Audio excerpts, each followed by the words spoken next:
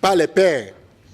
Monsieur le Président, j'ai eu l'avantage, au moment où mon pays devrait faire l'exercice d'auto-évaluation, ce qui a été soumis ensuite par le secrétariat continental, j'ai eu l'avantage d'être membre de ce gouvernement. Je voudrais dire que l'évaluation telle que c'est conçu, il faut une volonté politique parce que cela mobilise à travers les phases d'enquête, de restitution et de rédaction du rapport, beaucoup de moyens humains et nécessite des moyens financiers. Cela m'amène à demander s'il n'est pas aujourd'hui, après 17 ans de mise en œuvre, puisque cette cohorte date de 2007, si au niveau continental, il n'est pas nécessaire déjà d'imaginer ou de mettre en place un mécanisme de financement. Un mécanisme de financement parce que vous allez voir que s'il y a de nouvelles adhésions, ce n'est pas évident que les premières cohortes, les pays qui ont procédé à l'exercice depuis 2017 aient été en nombre suffisant, comme au cours de la première cohorte, à se livrer à l'exercice du second, à l'exercice de la deuxième cohorte. Monsieur le Président, c'est un document extrêmement important qui m'amène à faire des propositions. Premièrement, autant que le présentateur n'est pas le principal responsable, j'ai noté qu'il veut bien l'avis de notre Parlement. L'avis de notre Parlement est nécessaire. Et la première proposition, c'est de concevoir un programme de sensibilisation, un vaste programme de sensibilisation qui va se dérouler dans chaque région de nos COSCUS. Pourquoi? Parce qu'entre 2007 et aujourd'hui, il y a eu beaucoup d'acteurs qui ont eu connaissance de ce mécanisme, qui ne sont plus là, et il y a de nouveaux acteurs et il y a de nouveaux défis. Les changements climatiques ont pris d'ampleur, les questions de sécurité alimentaire et nutritionnelle se sont exacerbées, ponctuées par les questions liées à l'insécurité et la nécessité d'un système éducatif tel que l'agenda de l'Union africaine a mentionné l'année de l'éducation. Monsieur le Président, ma deuxième proposition va dans le sens de l'institutionnalisation de la question de planification du développement durable et de l'évaluation des politiques publiques de développement et à travers aussi le vote de loi cadre. Monsieur le Président, il est important justement que nous, parlementaires, nous soyons plus outillés. Et j'insiste sur la question de vulgarisation et je voudrais suggérer que la demande qui est formulée par le présentateur puisse donner un point d'ancrage à la collaboration que le secrétariat continental du MAEP devra avoir avec le pape que vous dirigez.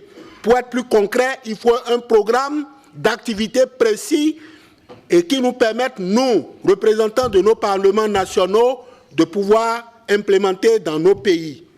Et je reviens pour rappeler la nécessité de la mise en place d'un mécanisme de financement pour que cette évaluation puisse se pérenniser. Parce qu'il faut d'abord l'auto-évaluation, sans laquelle le secrétariat continental ne peut pas aller à l'évaluation. Merci beaucoup. Thank you. Next on the list is Honorable Epmo Chidziva.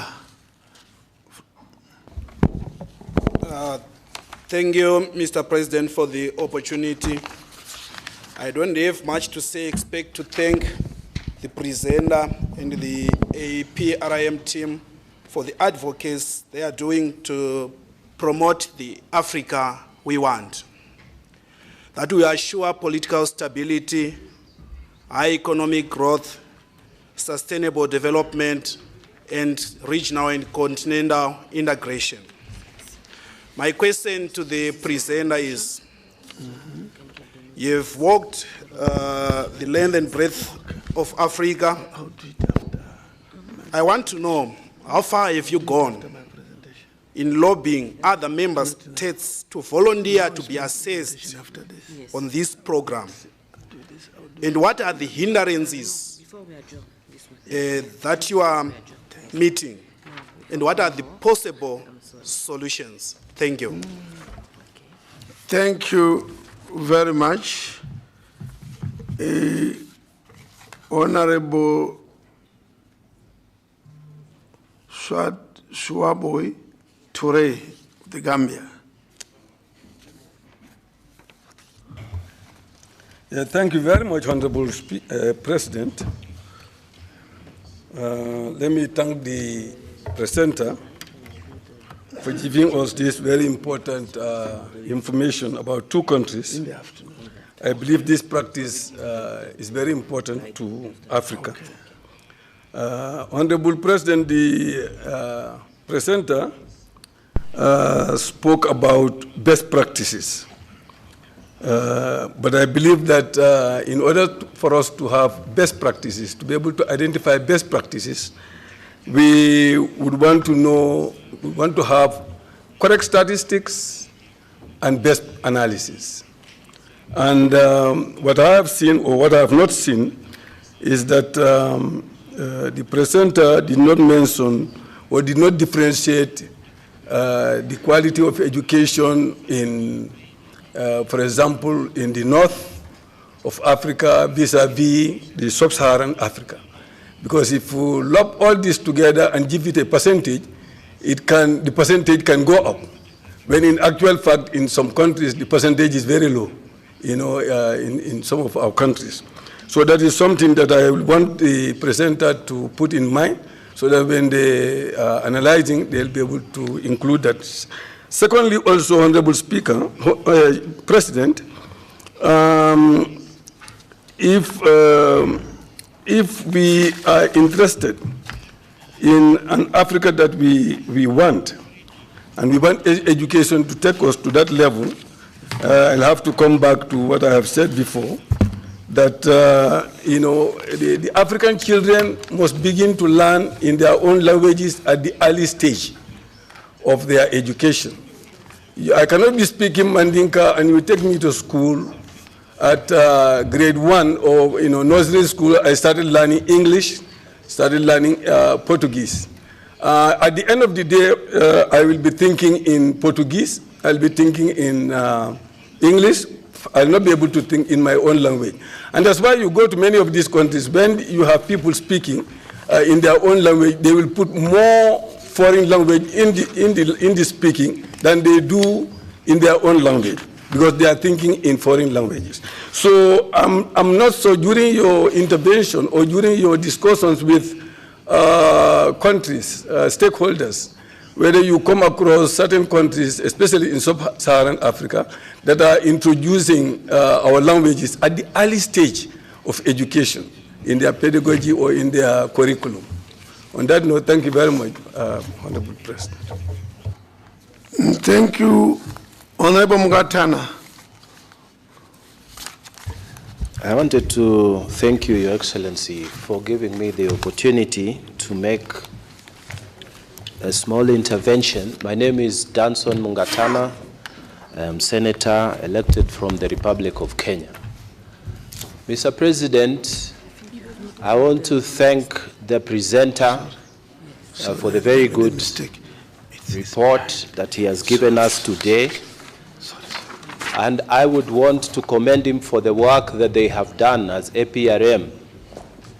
But my small contribution, I don't know whether he will have an opportunity to respond, is to look at the process and to ask whether the people in Kunene area, where they said they went, the actual population are aware that Namibia has undergone APRM review. I also want him to tell us whether the people in Polokwane or here in Umtata in South Africa are aware whether the country has undergone APRM review.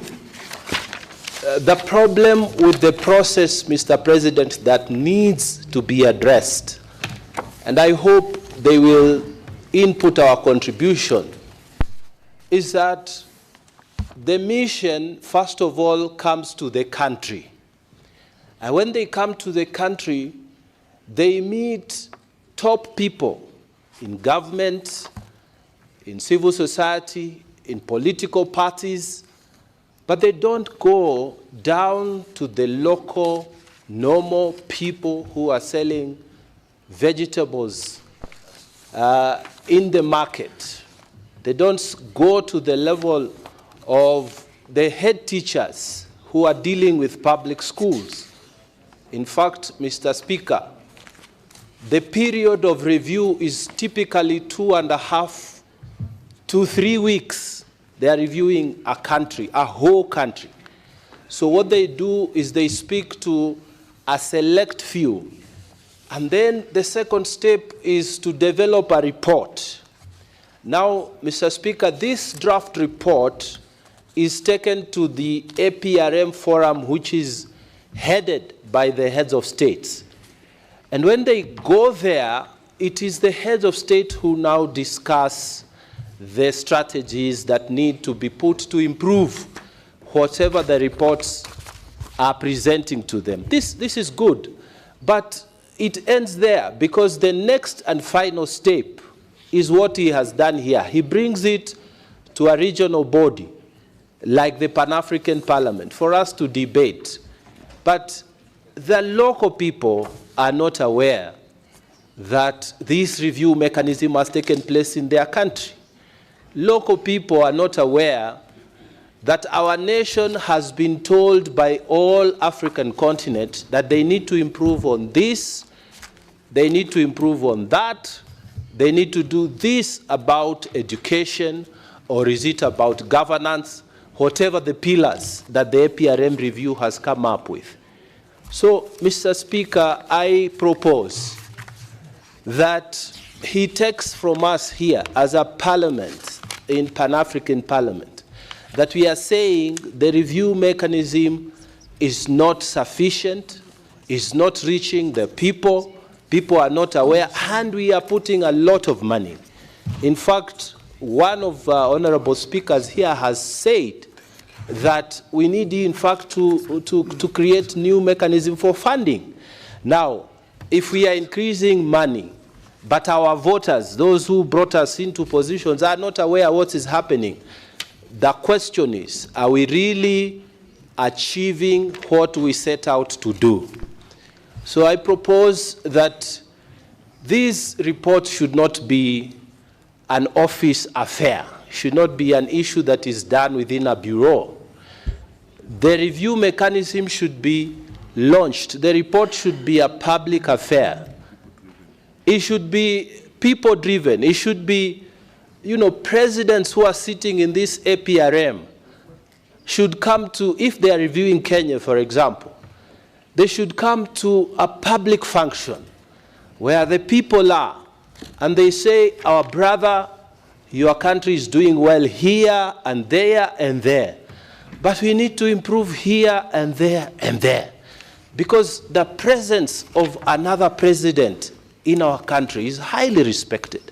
The president of another nation, the prime minister of another nation can speak as a brother to improve on us, and we would be more willing to listen to that person who is coming from the APRM review. So I am proposing, Mr. Speaker, that the honorable member who presented this report on behalf of the CEO to take it that we are saying if they can consider taking this recommendation, launching these reports to the people so that they can understand. Our brothers are saying, our brother countries, our sister countries are saying, we are lacking in this and we need to improve so that Africa can go forward as this review mechanism intended. I submit, Your Excellency, President. Thank you. Thank you very much. I think we have one. I should check my list. Yes, Honorable Esther Mtoni Passaris will be the last. Thank you, Mr. President, for giving me this opportunity to contribute. Mr. President, I think sometimes we complicate all the reports that we give out, and the basics of any report are supposed to basically show where have you come from year on year, and where, what are the improvements, and where have you failed.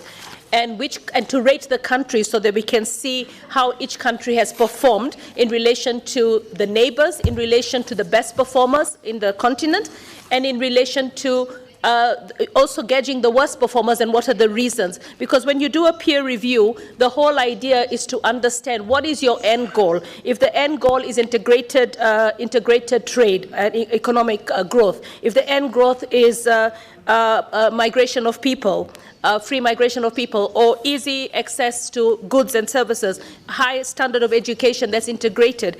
I mean, at the end of the day, most of Africa is signed up to the SDGs. So whenever you have an APRM, you also have to look at it in relation to the SDGs. You also have to look at it in relation to Agenda 2063. So when we come up with just one aspect and we don't look at the integration of all the performing indicators, then we're actually failing to understand where are we at that particular point in time and where have we failed.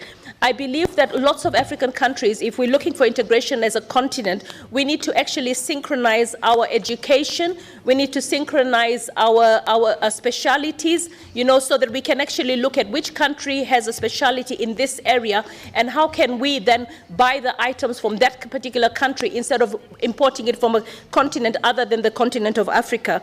I believe that when we come up with peer review mechanisms, we're looking at a way to, it's like an examination, and it's supposed to inform our performance in the past and inform the steps that we need to take as a continent, as a country, to actually improve. And one of the things that I've noticed, there's a lot of civil society involvement when it comes to peer reviews, but they very rarely involve parliamentarians who are the representatives of the people. And also the citizens. The citizens, as my colleague and leader of our delegation mentioned, do the people in the grassroots actually understand there's a peer review mechanism? And do they understand that this is how we're gauging performance of a country or a continent in totality? So I feel that there's a lot more need to make it more personal, more grassroots, and more vision-oriented, so that we can actually take the right steps to improve. You know, all in all, it's good to gauge ourselves, but are these reports then getting dust on the shelves? Are they actually informing the next point of agenda? Are we actually looking at how we're improving our universal health care, our education standards, our population growth, you know, our penetration in terms of, you know, vaccinations, in terms of absorption, in terms of trade with our neighbors, in terms of specialization? I think the review report has actually got to be able to touch lives and impact lives. It's not just about a report. It's actually about what is the impact of that report to the citizens of the continent. And I don't think we're there yet. And the civil society is very, very strong, but the involvement of representatives of the people as parliamentarians in these review processes are actually null and void. They're normally actually the executive. So as long as you don't have the involvement of the citizens themselves who are represented by parliamentarians, then you're obviously failing in understanding the pain points of the citizens of the country. And that's why you have uprisings in countries, and that's why poverty is no longer a thing of the past. It is growing every single day. Thank you.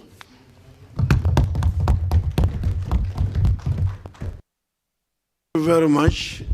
I think we've come to the close of the list. The presenter give us a response, but I want to emphasize, you may even respond from where you are sitting. It's not another second presentation. Just speak on those key points which have been raised so that we save on time. Thank you. 5 minutes at most would be expected.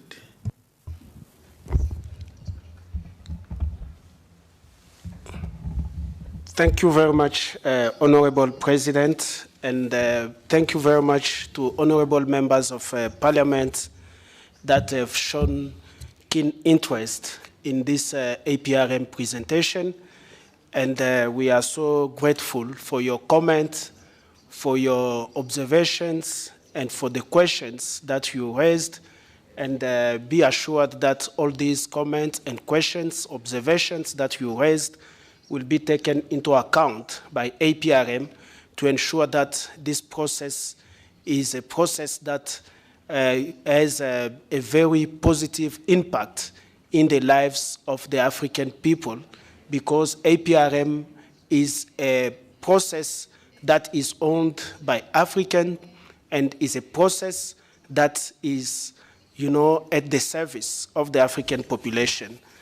There were some comments that were raised, and I'm quite happy with what was proposed by the honorable member from Benin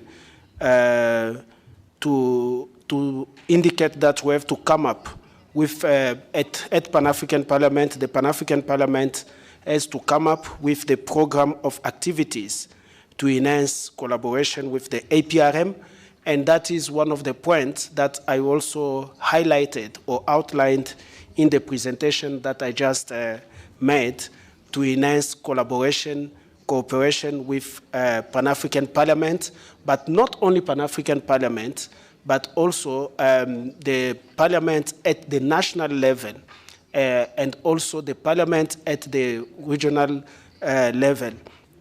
As you might know, honorable members of Parliament, on this issue of engaging national parliament, when we come or we are invited, as you said, the APRM is a voluntary mechanism that is acceded by member states, and when we are invited by a country to come and conduct either a country review report or a targeted review report, or any other type of report that the APRM does, we make sure that all the segments, all the stakeholders in that country are consulted.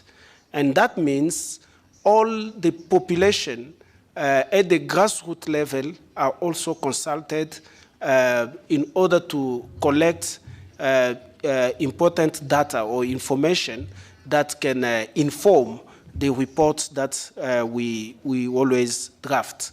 So we will try to do our best to ensure that we go a bit deeper again, because even when we go to the countries, we still go to the provinces, but we can still go further to ensure that we touch base with all the population of the African continent and ensure that we get their views and their opinions on the issues of governance in their respective countries. Honorable members, there was also a point that was raised by Zimbabwe, the honorable member from Zimbabwe, how far we've gone in convincing member states to accede to the APRM process. Honorable member, as I indicated, we are standing at 44 member states on the continent that are already members of the APRM. And in Africa, we have up to 54 or 55 member states. So we are left with close to 10 countries that have not yet acceded to the APRM. And we are assuring you that with the new CEO that has just assumed office from the 3rd of June last month, we are embarking on that route to ensure that the remaining members that are not yet members of the APRM accede, and all the actions are underway to ensure that these countries become member states and adhere to the African peer review mechanism, because this is our own tool, our African homegrown tool that we use as Africans to assess the level of governance in our continent.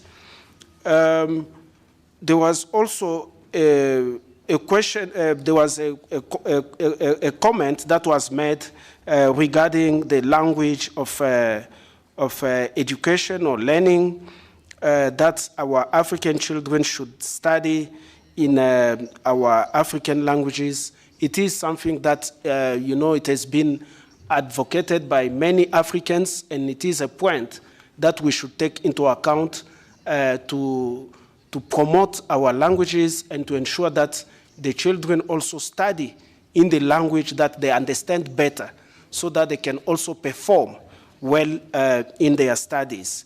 So the point is well taken, and in the recommendations of the reports, we will make sure that this issue is raised. But when it is raised in the recommendations, honorable members, you are the ones, as I said during my presentation, that the role of members of parliament is to ensure that the recommendations of the report are well implemented. That is why when we come to the countries, even to launch the report, we have to make sure we will go a step further to ensure that the report is also launched at the national parliament, so that members of that parliament can own the report and make sure that the recommendations in the report are implemented, and they can also follow up with the executive. If the executive is not implementing, they can follow up to see what the challenges are and ensure that these recommendations are implemented. And that is the reason why we also coming here at Pan-African Parliament to talk to you, and we will also be coming to the national parliament to do the same exercise, as well as to the regional parliament to also speak to you at regional communities, your respective regional communities. There was also an issue on correct statistics to help come up with the best practices. Yes, honorable member, this point is taken into account. We will do as you suggested. And Kenya raised a very important issue on launching the report to the people at all levels, and to ensure that the reports are, or the people at the grassroots level are aware of the APRM country review report. Yes, it is an area in which we have to work hard, and work hard with our communication team as well as with our national structures. You know that APRM has national structures in each and every country that has acceded to the APRM. And the role of the national structures is to sensitize the members of the communities about the APRM processes, so that they can be aware of these this process or this mechanism. So we will work again harder to ensure that this process is taken up to the grassroots level, and where people in Polokwane, Limpopo, in other remote areas like Kunene and so on are aware of the reports that we are producing. And this usually happens when we go for the launch of the report. When we go for the launch of the report in the country, like here in South Africa, we ensure that all the provinces are invited at that launch. But I still believe that we should not stop at that level at one launch. We should go further. When after doing that big launch, we should go to provincial headquarters, do the same, and also go to the national parliament and even provincial legislatures to do the same exercise, to ensure that the reports are owned by the people, because the reports are produced for them. Those are the few comments I could make on the observations that were raised, Honorable President. Thank you. Thank you very much. We should have a round of applause for the presenter, APRM. Thank you very much. I call upon the clerk to read the next order of the day.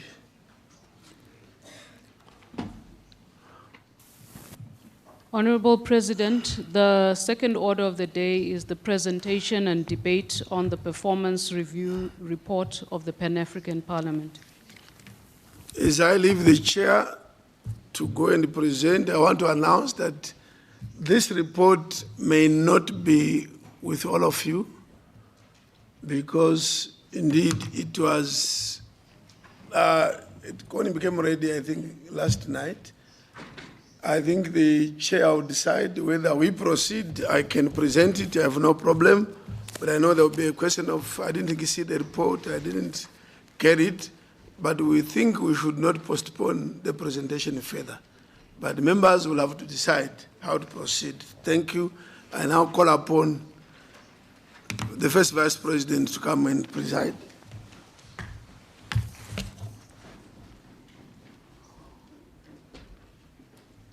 Honorable Masauda, come over here. Honorable Masauda, come over here. Yes. نعم سيد الرئيس، شكرا لكم على إعطاء هذه الكلمة والتي من خلالها سأترأس الجلسة لتقديمكم لتقريركم لأنشطتكم لمدة 4 أشهر بعد قرار المجلس التنفيذي، والآن لكم الكلمة. شكرا لكم سيد الرئيس. الآن يتقدم معالي الرئيس تشيف تشارومبيرا لتقديم تقريره عن أنشطة البرلمان بعد عودته إلى العمل بعد قرار المجلس التنفيذي للاتحاد الإفريقي. وهذا القرار طبعا سيتكلم عن تعزيز مهام البرلمان الإفريقي وتعزيز الشراكة والتنسيق والتواصل مع البرلمانات الوطنية وتعزيز حقوق الإنسان إلى غير ذلك. سيد الرئيس، أدعوكم إلى المنصة لتقديم تقريركم وشكرا. You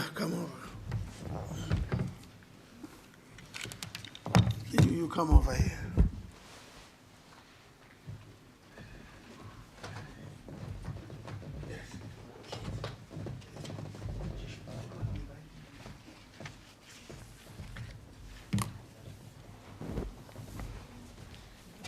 Est-ce que la liste est déjà préétablie?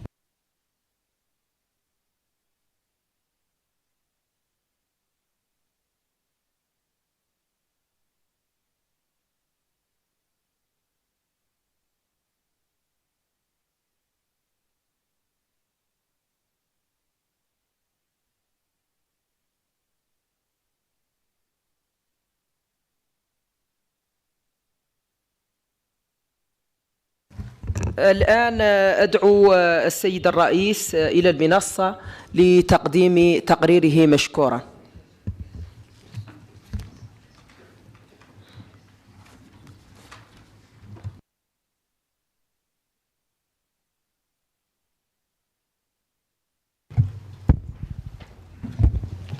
Madam President, I know in different countries people would salute you as Deputy President. Where I come from, once you sit in where you are, we address you as President in that seat. So I will say, thank you, Madam President. Madam President, to present the performance report of Pan-African Parliament. Honorable members of the Bureau, honorable members, as I say, I want to repeat, this report may not have been received by all of you in good time, but I'll be very slow and try to make issues well understood, And the purpose of this report is to tell us where we are as a parliament and where we are likely to go. First of all, I stand here as President, my first report after the elections in March 2024. And those elections were conducted following an Executive Council decision in February this year during the summit in February of the AU. And Spanish translation.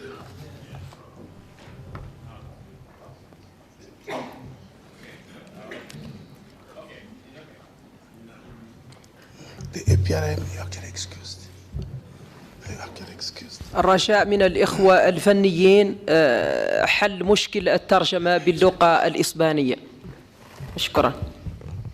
Is it okay now? Spanish? Thank you.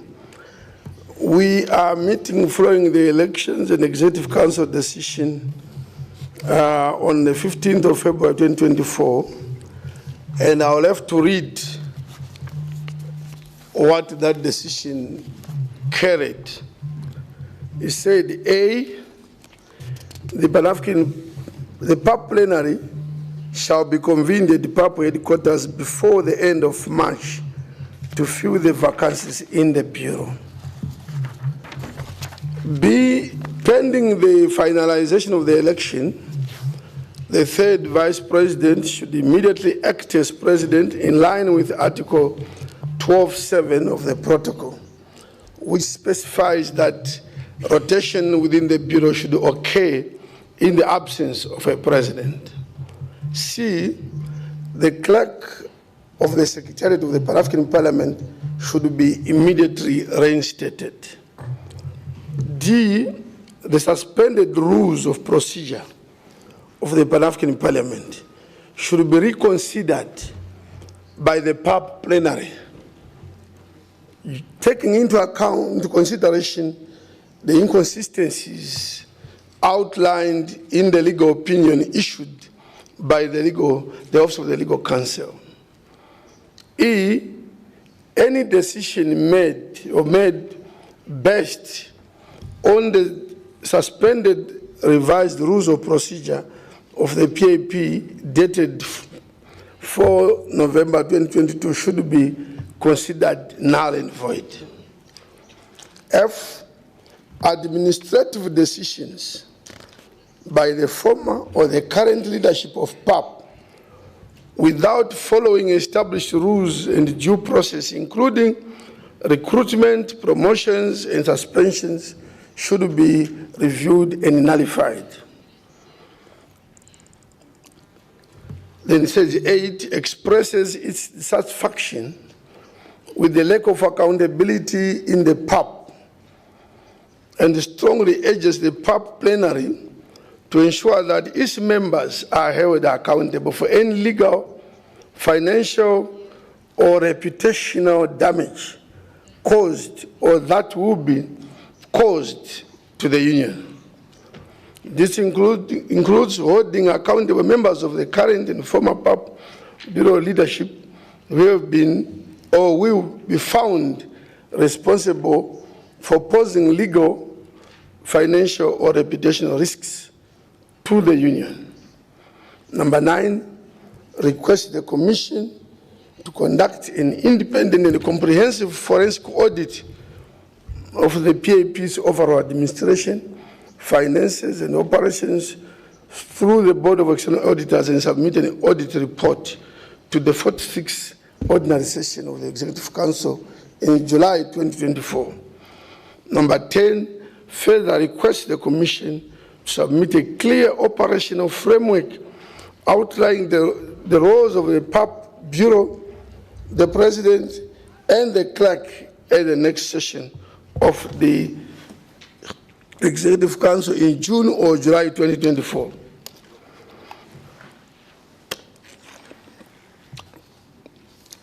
I would like to report that we are in the process of implementing the decisions.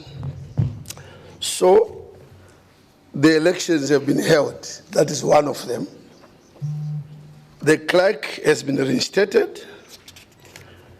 The review of the rules of procedure, I need to say something on this one.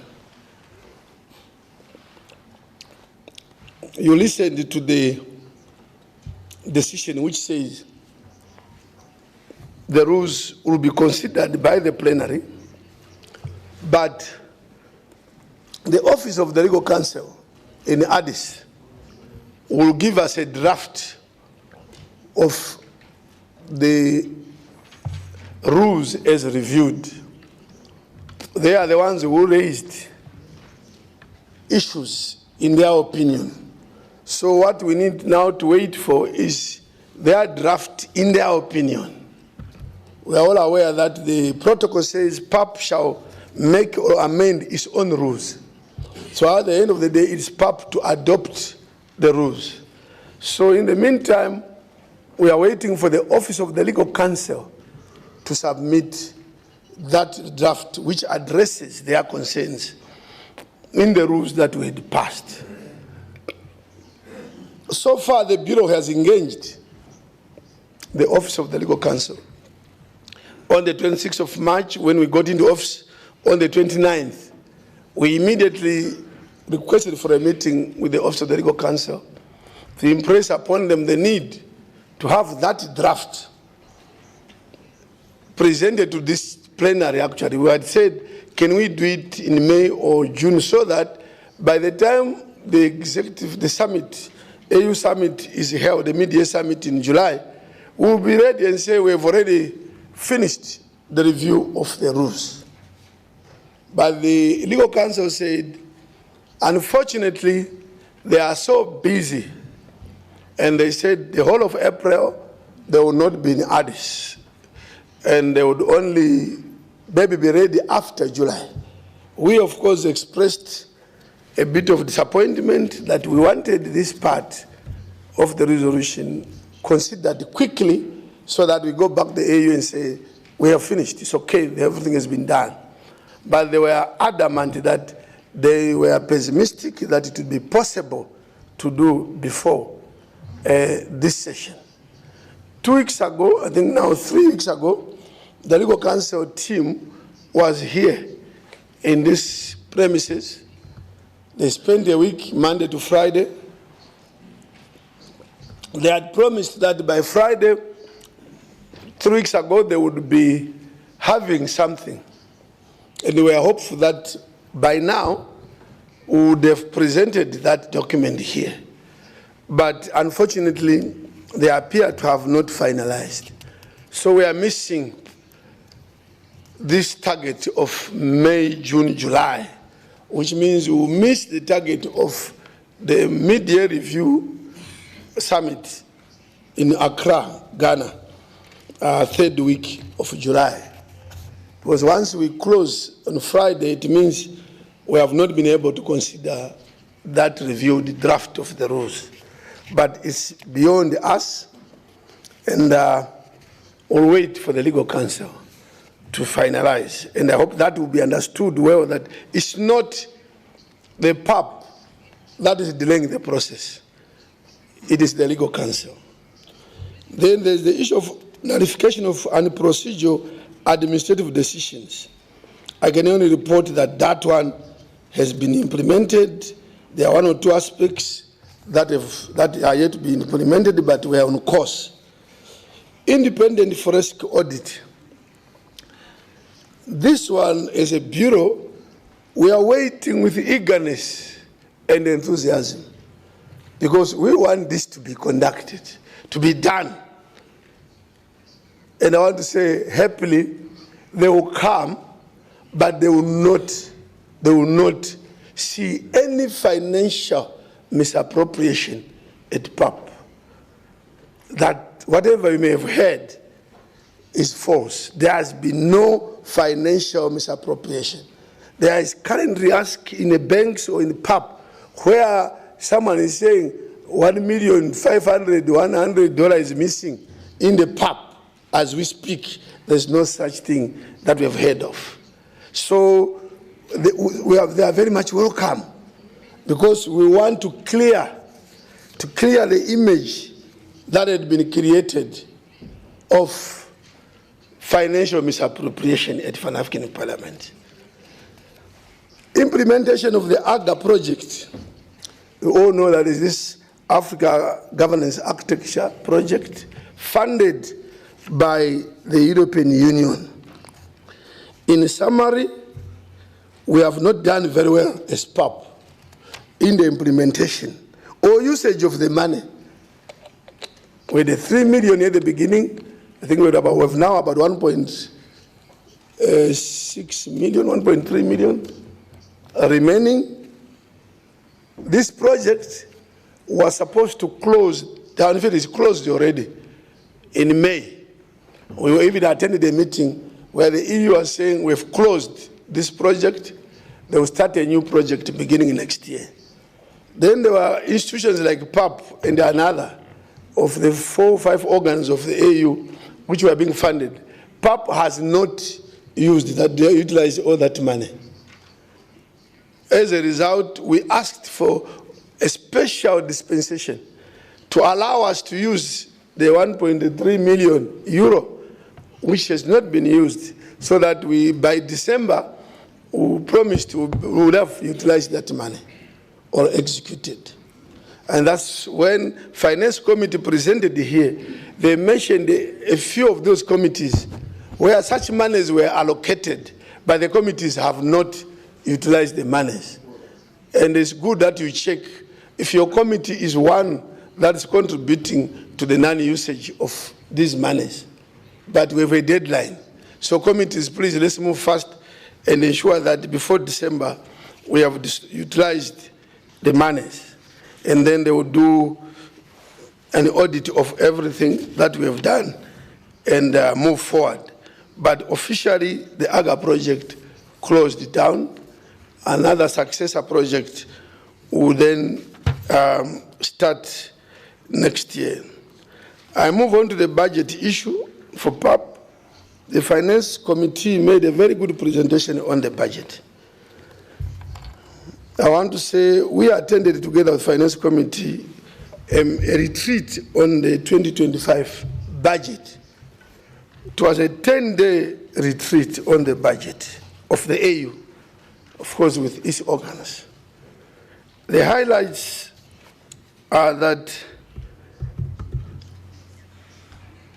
the PAP budget remains depressed. You heard from the finance chair that consistently they are reducing our budget. But in simple, you find that our budget up to 2019 was above 16 million. But 2020 came COVID. The budget was drastically reduced because they argued, there is COVID. What do you need the money for? You won't meet in chamber like this because of COVID. So all the money for the budget for convening statutory meetings was drastically cut. And I should say for March, statutory meeting, committee meetings, instead of 800,000, we are given 250, just for the translation during virtual meetings. So they took it that every meeting will be virtual. So they reduced. And then the July, sorry, the May, June, like this one, our usual budget is 1.3. They reduced to 450, again arguing that this is only money for interpreters. There will be no other services, there will be no people to receive the airport or whatever. So look, it's enough. And they again repeated for August back to 250, for November back to 450, instead of 1.3. That was 2020, 2021, that's the budget, 2022, 23, 24, and they are still what I may call the virtual COVID budget. We have reminded them, we have challenged them, but it has not taken place. You are all aware that in this particular session, the money allocated is 450. 450 for May, 450 for October, 900. And I'm repeating what Honorable Muntaka said. So we have 900 for the whole year instead of 1.3 per plenary session. So there were two options. One were to meet on the 24th, 25th, 26th. We go back on the 27th. So we should have gone back closed last Wednesday after 3 days because of the budget. I think meeting with the chairpersons and bureaus of committees, it was unanimously agreed that no, let's use the 900 for the 450 for October, November, so that we have a session at least. And if we don't receive any money, just like last year, it was the same situation. We used money for November and May in May, and it was not even enough. We are faced with a similar situation this year, that if there's no more money, we can't even come back again this year. So we did push and appeared in Addis, and the first chairperson's office, we did director of finance, audit, everyone said, no, we can't be like this. So we are aware now that after that lobbying, because we wouldn't wait for the supplementary budget. The supplementary budget of the AU comes, if you get anything, you get it around October, November. So it means we would have killed all this work. But we got something last week, not yet finalized, that they've said, no, I think let's give PAP a special consideration. Their situation is too critical. So I think unless they reduce it again, but we are aware of there's some 2.6 million that the office of the chairperson has asked the ambassadors to support Pan-African Parliament. And I believe we are getting that money. That means we are okay. If we get a 2.6 million, we are okay. We'll come back for committee session, and then we'll come back for the other session called the plenary session for the end of the year. And I want to comment on that one. When is the next committee session? When is the plenary session? We have not sat yet to agree on the appropriate, but I know you are keen, even before you leave, just to have an indication so that you also plan accordingly.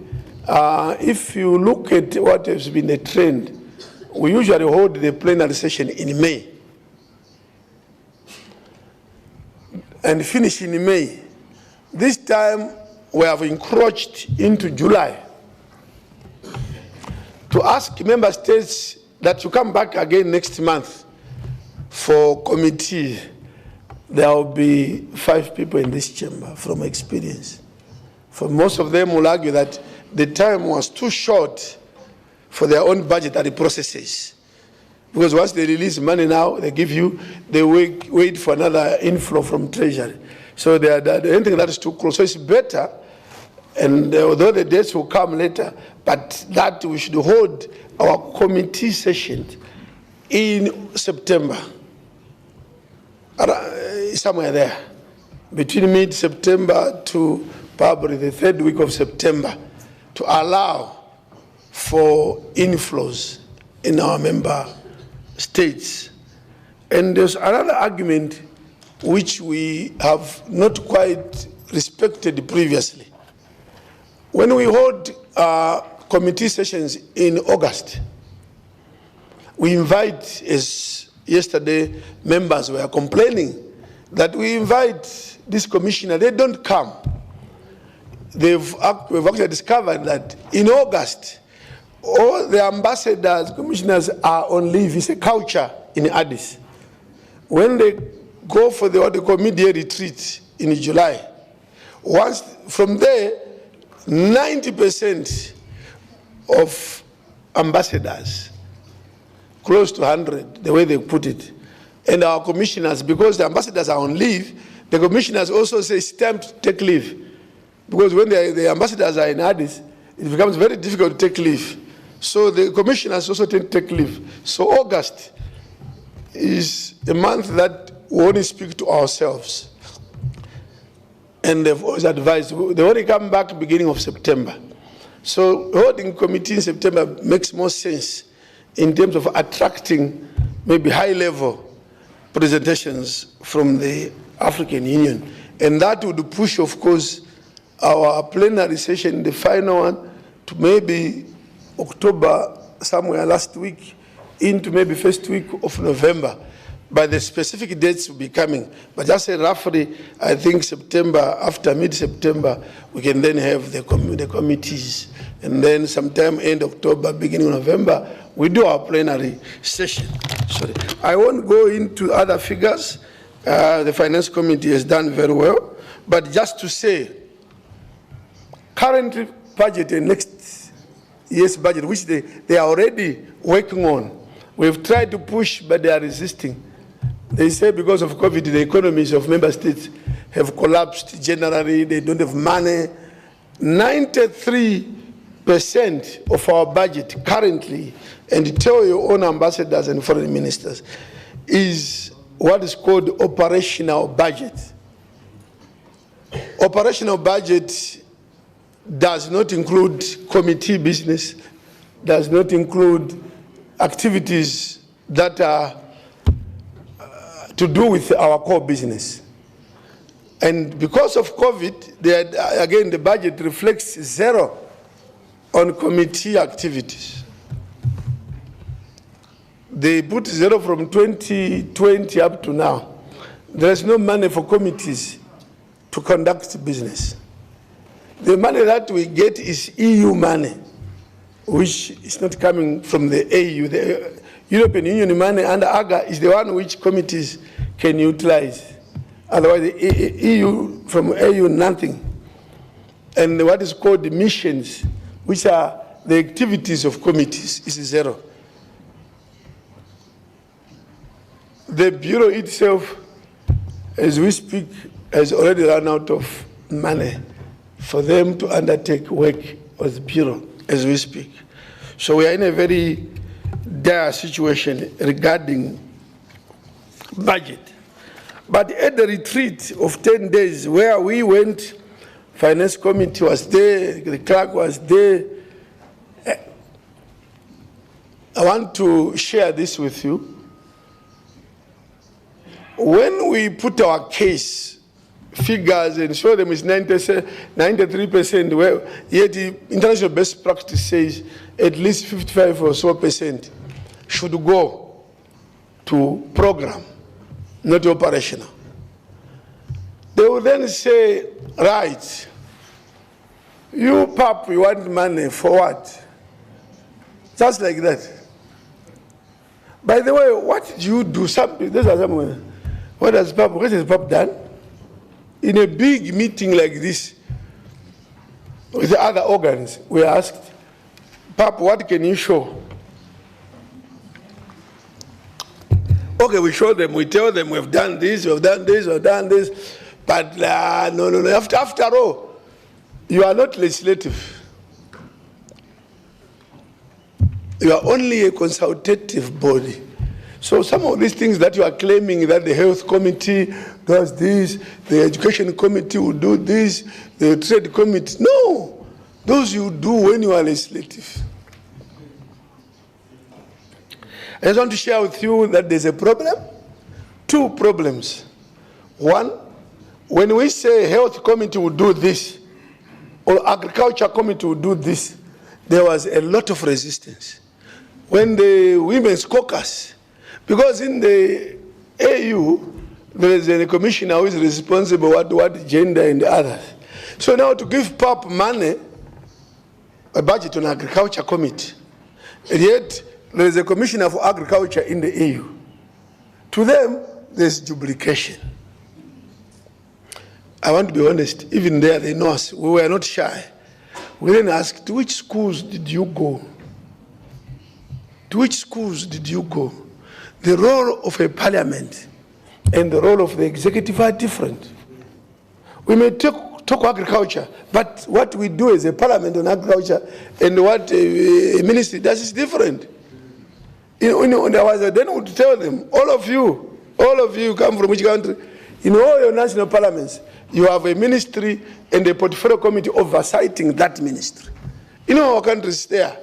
Why should we come to Addis and find something totally different? So when you say PAP. PAP is simply oversighting, and it is in the rules.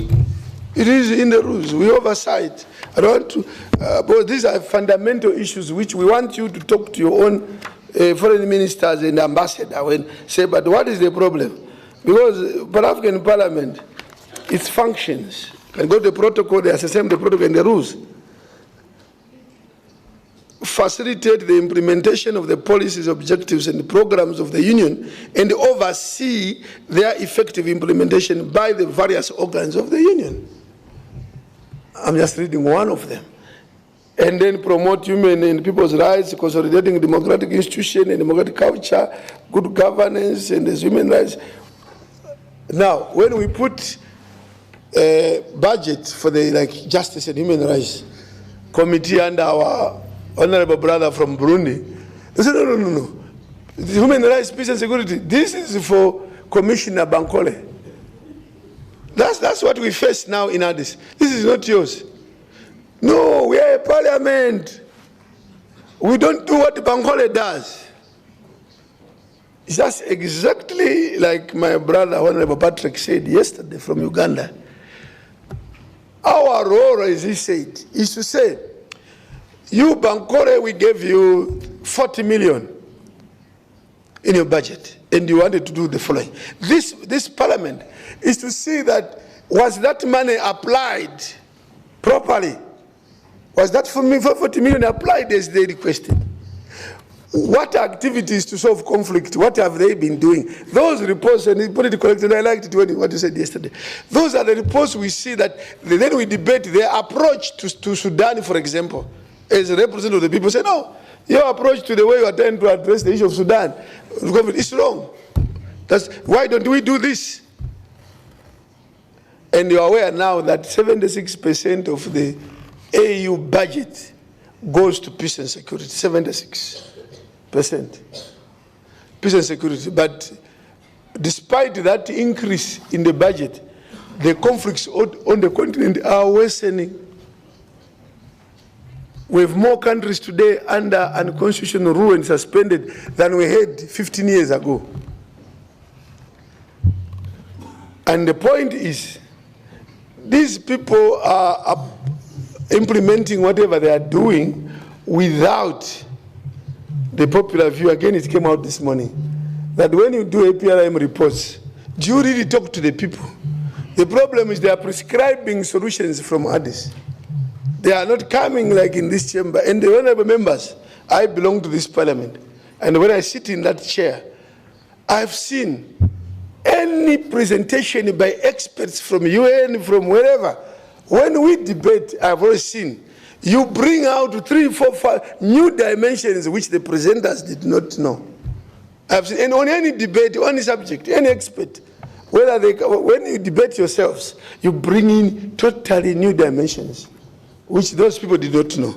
So the failure of what they are doing is because they are not coming to us. They are not coming to the representative of the people and the people. So, but we have a problem in our budget. They said there's duplication. This is duplication. Why Papa should talk about peace and security, yet it is in this book. Why Papa should talk about even agriculture, yet we are mandated.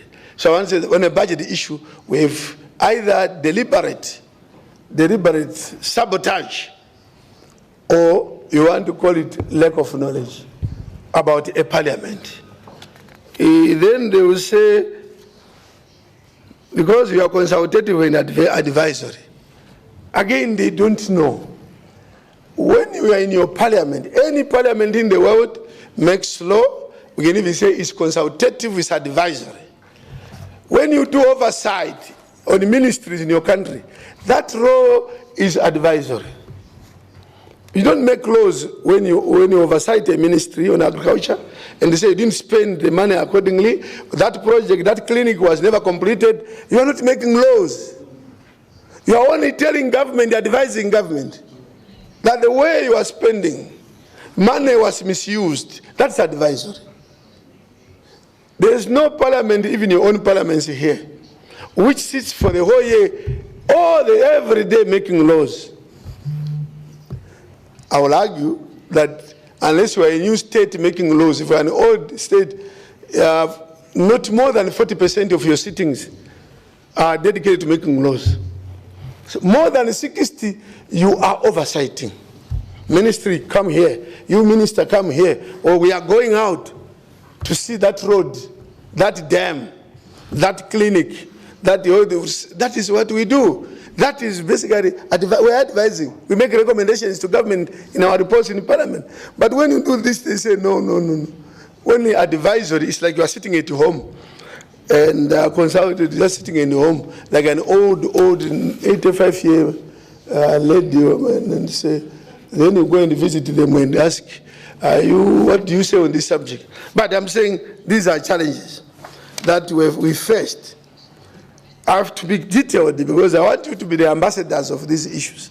Then there is something they call, and Muntaka mentioned it, moonshots. The whole budget of AU now is based on what they call moonshots. They fund moonshots. Money goes to moonshots. What are moonshots? In simple, these are just strategic or key result areas. I would put them like that. These are the areas that they want to see. For AU to succeed, it has to see results in these 7 areas. And one, Africa is more integrated and connected. Public institutions are more responsive. Africa resolves conflicts amicably. Africa values are explicitly promoted. Africa's citizens are more empowered and more productive. Africa is a strong and influential global player. Now, see again the problem that you are facing. They then say, you have to say which moonshot, when you are doing a budget and even the committees, which moonshot are you promoting? Are you supporting of the 7? Of the 7. And and again, the 7, look, think of your committee. When you do your work, is more integrated and connected, public institution responsive or conflicts, or promoting African values, or empowering, or being an influential global player. That's what they fund. So whatever you do as a committee, you have to say, speak to these 7. Right, then they said, PAP, you belong to moonshot number 2. Only out of the 7, which means, it's just number 1. There's one called, every AU member state attains at least middle income status. So, the PAP, you belong, yours, in everything, all committees, what you are doing, you belong to Africa, is more integrated and connected. That's where you belong. And the budget that we give you is only for those activities that you, PAP, undertake, which integrate and connect Africa. And then we say, no ways. We are a parliament. If you want, these 7 are ministries. If we were in a government, you see, these areas that you've told us, 7, are ministries. And the parliament oversees all the ministries. So we belong to all the 7. Look, they don't understand that.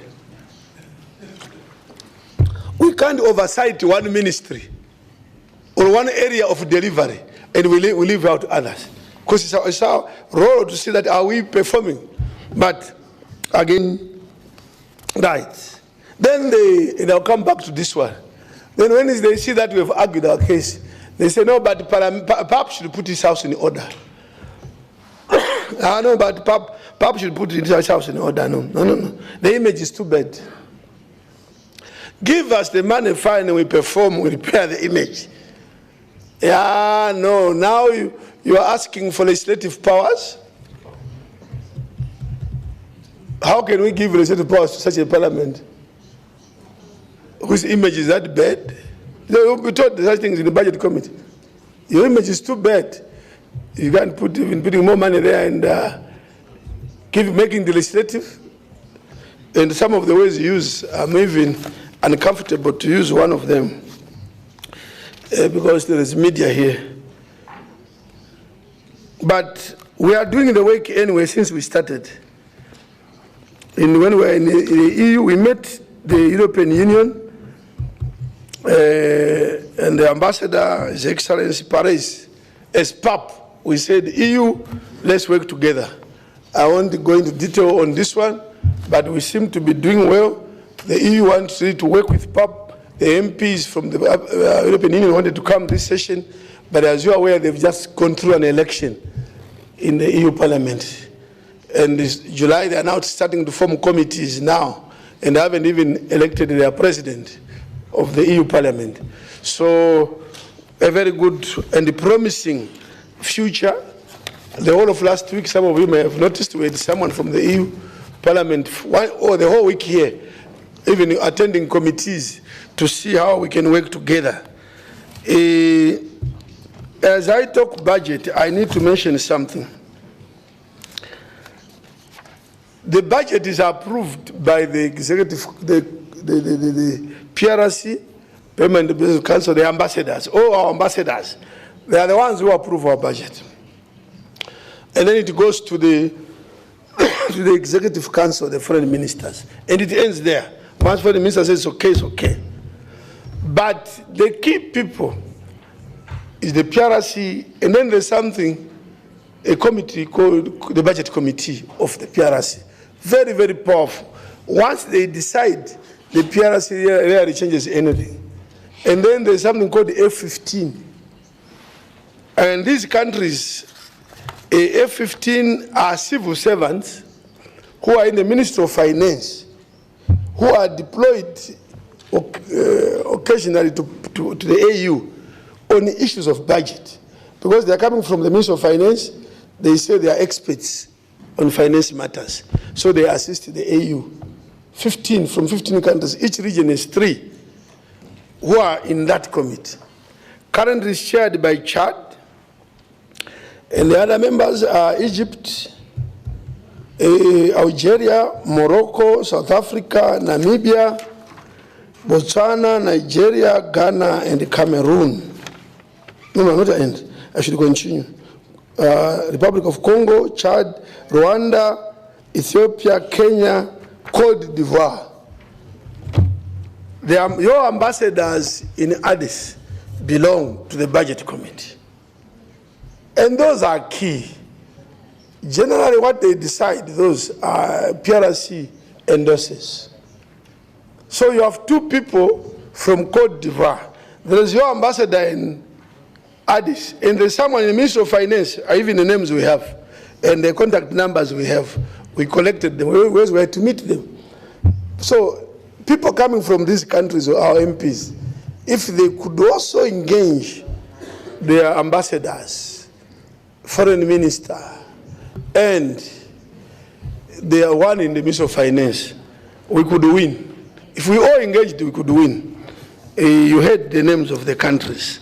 We met them, but when they are in Addis, they also talk of duplication. Say, but in your country, you have a portfolio committee on agriculture. You come to Addis, you say it's duplication. So maybe you may have to work with these people to right. In addition to all this, I want to say there was a meeting in Cameroon, and I need to report on the Francophone parliamentarians. Unfortunately, I couldn't attend that meeting, but we were represented by about 3 MPs, and they did well. Then I should talk of the United Arab Emirates meeting, the ambassador. We met. The United Arab Emirates have committed to revamping the IT technology in this chamber. They've provided $500,000 US.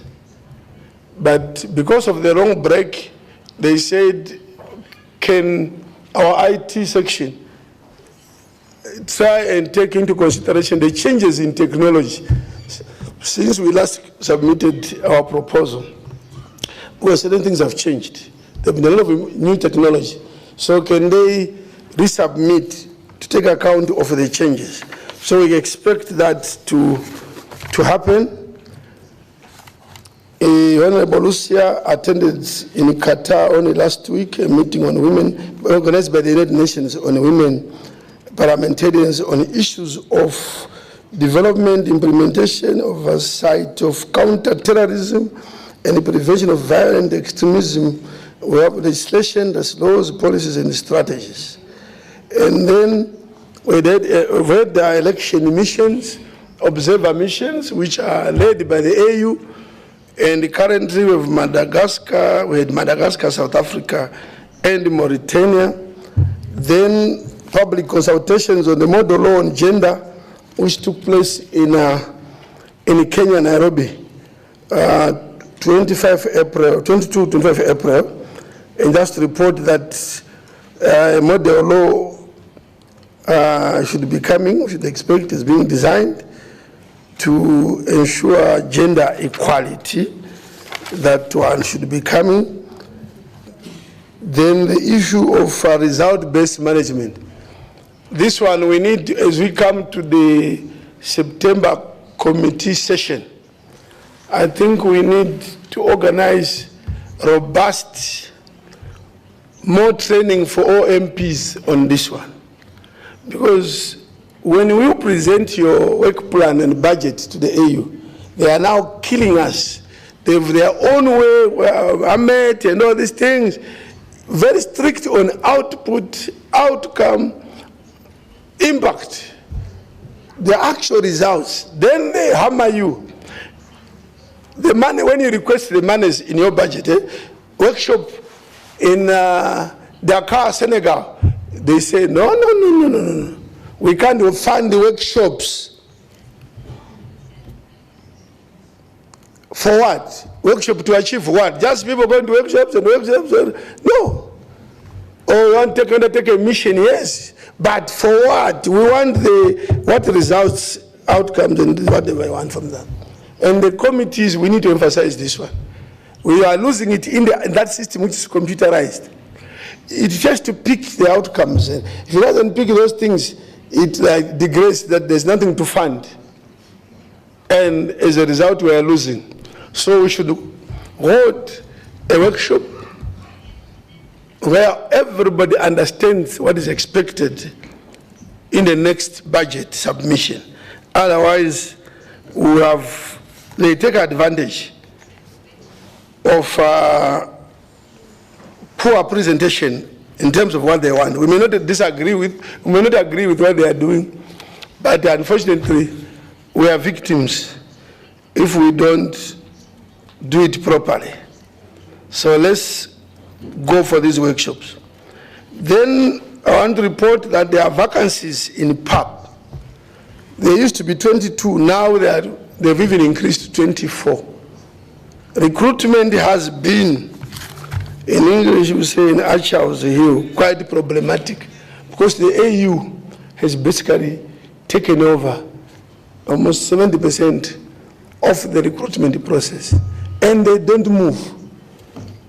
I don't want to go into detail, but just know that we have a serious gap of vacancies in PAP, 24.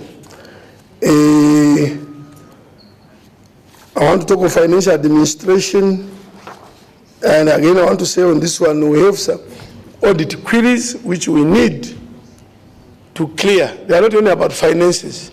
No, there are sometimes just some procedures here and there. We need to work on those and clear them so that we work on a very clean slate. As I say this, I want to make an appeal to you that your bureau, you may raise questions about the bureau and high expectations. But I think sometimes also think of the working environment of your own bureau members. It's only fair that we don't only look at things that we can attack the bureau for, but also look at things that can make the bureau work more effectively. And I know we have a lot of fighting over staff, especially support staff, but I will not hesitate to say this is the only organ of all the AU organs, this is the only organ where the leadership do not have full-time staff. In the office of the Bureau, currently, in terms of administration secretarial work, I have one secretary who is still temporary. The other Bureau members only get secretaries or support during a session. When we leave over the weekend, the offices are basically locked. And there's no such organ in the whole AU that works under those conditions. And I agree you should have a lot of expectations from the Bureau, but this is an absent Bureau. We operate from our countries. So the secretary clerk will say, there is this letter, there is this thing, this decision. You operate from your own phone and whatever, WhatsApp and Wi-Fi from your country. Yes, and I think these issues, even members should also say no. Surely there's no organ in the each organ. So you got the head of organ in the AU. They have a whole staff, permanent, with benefits, car loans, education, in the office of the head of the organ. We don't have such things here at PAP. So whilst, yes, PAP, the Bureau should improve, and they want to improve, but I also took it what may be weakening your own Bureau in terms of performing. We want to hear MPs saying no, at least the vice president should have one or two permanent in the office. The president should have such structure around him, permanent, from yourselves, because it's a reality that apart from being looked upon as if we are not important by others, we are also denigrating ourselves by even not saying, but let's demand for this. We should also be treated like other organs and have such stuff. So with vacancies of 24, and I don't want to go into other details, it will come later again, but we are aware that there have been falsifying of some financial support staff figures, basically maybe to just raise. And sometimes people add permanent staff, 50-something, with support staff and give you a figure and say, look at the number. We have that evidence now where people add the permanent and the support and then present it as the number is for such things. But ultimately, let's all be a bit restrained in projecting a picture of PAP that creates a negative image, but at the end of the day, the facts are not even correct. But the PAP is tarnished, the image is gone, yet we'll have no opportunity to go back to the people and say, no, this was incorrect, this was not correct. So let's be jealous in also protecting our image. Not that you should conceal the truth, but let's make sure that before we tarnish the image, are we sure that such things happen? I want to move to the entitlements for MPs and the way forward. In the protocol, Article 10 of the PAP protocol, it says you should be paid allowances. It's in the protocol. And then you see the double standards in the AU. They will say, oh, you violated the protocol. You violate here, so we are punishing you, you violate the protocol. There's, in some cases, the same protocol is violated, they keep quiet. Even the legal counsel does not raise those issues. For example, I want to say Article 10. This is the protocol that I'm holding. Article 10 says allowance. This is a protocol for PAP. The Pan-African parliamentarians shall be paid in allowance to meet expenses in their discharge of their duties. So we have to be paid in allowance in the protocol. But this has been violated. We are not being paid the allowance. So double standards in application of the same protocol. Sometimes when it's violated, they become violent. In this case, nobody says a thing. and they are making some decisions which violate the protocol, and then they leave it like that. And even the legal counsel expect them to be writing these issues to say no. But let's learn from the court. The court, African court, was in a similar situation. They challenged these issues, and now they have allowances. I want to talk of another issue, special allowance. Okay, when I said entitlements, I just said allowance. But I know there is the issue of medical benefit to MPs when they are in Midland or South Africa. Very, very, very important. Since I came, I've seen 2 or 3 MPs saying, I have to go to the hospital to see a medical doctor. Then you wonder, so who is paying the medical fees? You are sick because you flew here to perform your duties. If maybe you remained in your country, it would have been okay. But then who pays? And I think, again, all of us, this message should go to also to our own countries. Our own people making these decisions are our own people. There are 3 people. There is your PRC member, there is the foreign minister, and of course the head of state. So, wherever you have chance, please raise these issues to them, that we have no medical, we have lost it, we have no sitting allowance. It used to be there, long back it was taken out. I won't go into major details, but again, those are challenges. The other is we have a high turnover at PAP of MPs. In every session, other MPs have left. Some have left for good cause, like Major Dina, Pemi Major Dina being now a minister in South Africa. That's okay. It's not negative. We can actually clap for her. Say congratulations to Major Dina. And all others that have become ministers or whatever other positions. So the turnover is very high, and that also affects us. Then the issue of course,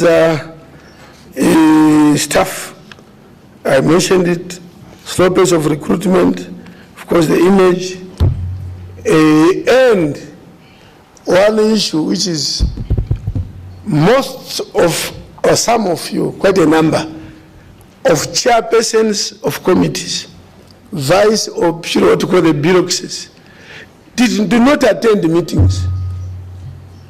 And I think this is a serious issue for PAP.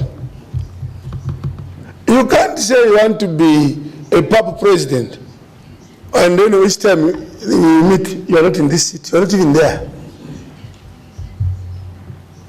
You have no time for PAP. And when you want to be a chair or a vice chair or a bureau member of a committee, I think in all fairness, tell your committee, say, look, I have these responsibilities back home. I don't think I will be available when you did me. Are we together? Are we together? Yes. Don't take these positions if you have no time for them. It's unfair to the institution. We meet as bureaucracies, you find if several people are not even there. And they are not where the workshop on is house based, they are not there. No, I think we need to consider that as a very serious issue that we've encountered. I think I'm getting to almost now concluding. Let me take this opportunity to talk about the issue of the swearing in of members from DRC. And I want to thank you that you debated this issue among yourselves. And the chair of rules, I'm happy is now here. We have also interacted a lot on this issue about the DRC swearing in. I want to start by saying, yesterday I listened, a number of you talking of rule of law, rule of law, rule of law. Yeah, it should also apply to us. Not rule of law when you are criticizing heads of state in the other governments, human rights, rule of law.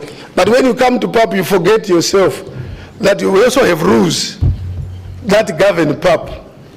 And rule of law goes that far. There are two issues about DRC. One, the legal counsel, those who suspended, who said no, suspend the rules. Usually what they say in the AU is like written in the Bible. It may be wrong, but it seems to be followed.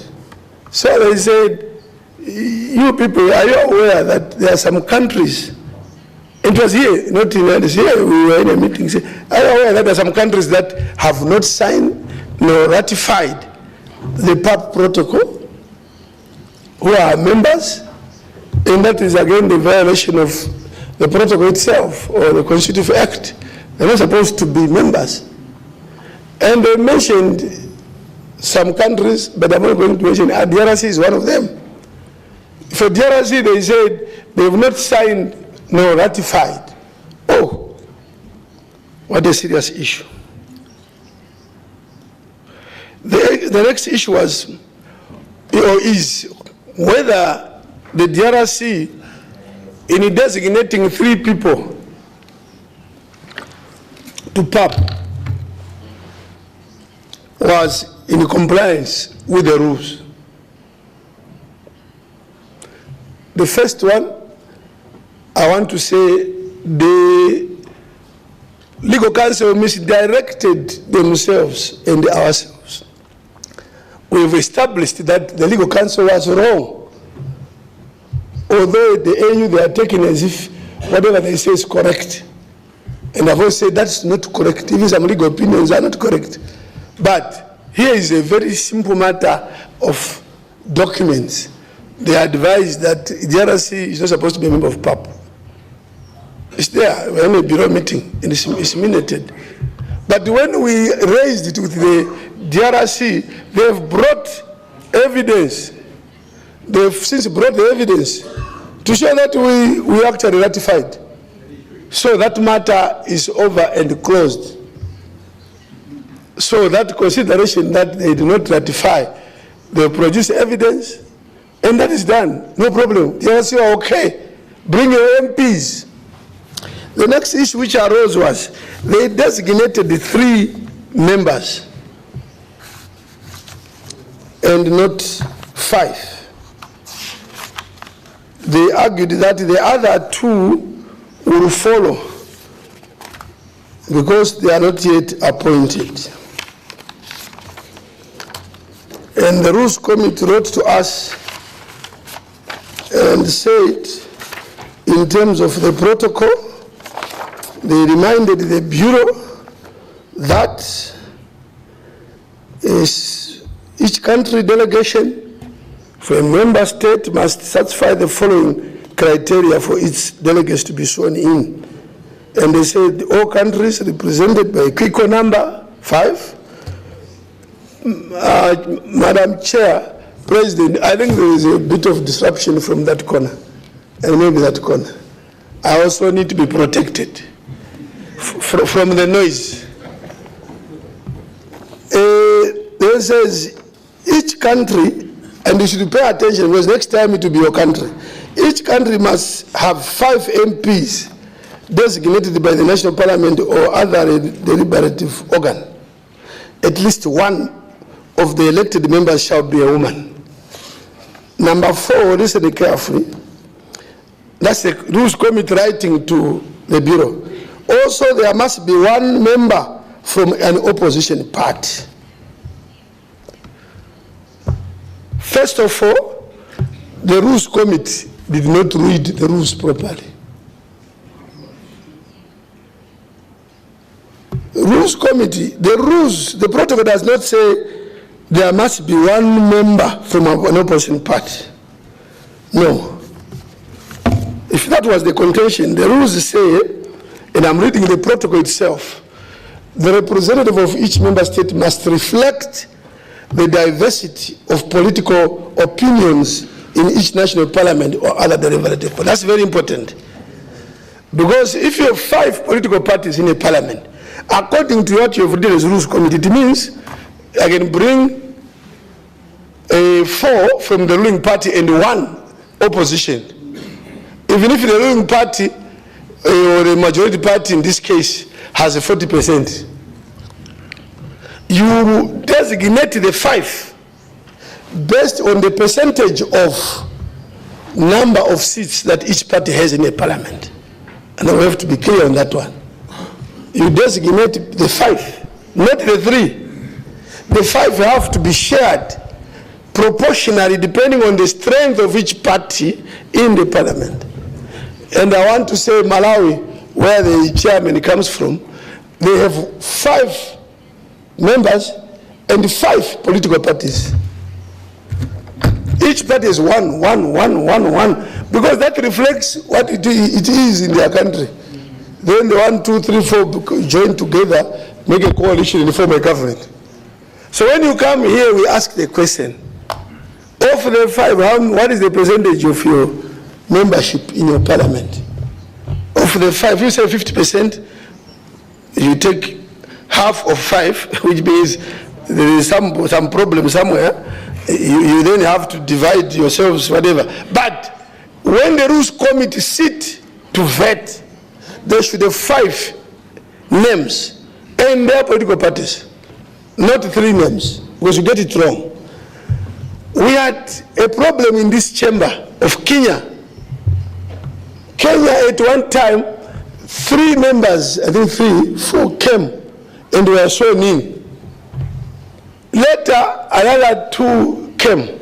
Actually 5 were sworn in. Then the Senate brought another to the now 7. And there was an argument in this chamber. Say, no, these people, where did you swear them in? It's because we had not respected the issue of 5 diversity. We should have waited for 5 names. So unless you submit 5 names at the beginning, you cannot swear them in because they don't comply. And these things, I want to be, because sometimes you criticize us in corridors without doing research. So I have to be very clear. It says the representation of each member state must, that, and this other one, each member state shall be represented in the parliament by 5 members. It says it shall. It's not optional, which means if this thing had said each country shall have at least 5, that's not a problem. You can bring 1. You can bring 2, swear them in, because at least 5. No, up to a maximum of 5, not at least. If the law says up to a maximum of 5, then we can take 2 or 3 or 4, but not more than 5. But this saying shall be 5. It's a shall, it's the word shall be 5. So you cannot bring 3. This is rule of law, we are a law-based organization. So those, why? No, read the law. The law said there shall be 5. And those 5, we have to make sure they represent the diversity of political parties in the parliament. So when we bring 3, we can't, how do we determine that the diversity is okay? Please, we had Kenya here thrown out. We ended up saying, even those who are, who were sworn in out in this chamber, we threw out even those that we sworn in and say, please, in Kenya, give us a proper list. And so we cannot do something that we know sometimes. I know there was an issue in Cote d'Ivoire sometime, a smaller issue, but we did have a Cote d'Ivoire issue again about this issue of Senate. And so we are within the law. There is nothing. If they bring 5 now, this afternoon, we will swear the DRC today here. We are ready to swear them in. But don't say, we saw them swearing in 2 members from this country. Yesterday we saw in, was it yesterday or the other day, 1 member from Zambia, for example. But we refused the 3 from DRC. Is it not confusing? Is it because Zambia has given us 5? If we see the names 5, we are okay. Then even if 2 come, but we're 5 already, and they are divided according to their parties. So if one of the 5 cannot travel, maybe they fall sick at the airport, they go back. The other 4 came. We cannot say, no, you go back. No, they've satisfied the requirements. Whoever is delaying to come, no business with us. We stay in the 2 who are available. There's no problem. We have a list of 5, vetted 5. So I just want to say, please, this matter now is clarified, and I want to say, as I finish, we now want to pray. We should pray for the improvement of the image of PAP. We should all pray. And let's all conduct ourselves in a manner that is consistent with the decorum of a parliament. I told you that some people watch the way we do business in this parliament, live sometimes, and they pick it. These things are not taking, the cameras are not for nothing. These things end up somewhere. And people are saying, is this the Continental Parliament really? Right. Can we prove to everybody that we are a reformed parliament and we try to reposition and make sure we do things well? Please, let's not go back to previous politics. We know things that divide us. We know things that have divided us. We should remind each other that no, I see you are still fighting old wars. You know what? Someone supported me or not support me.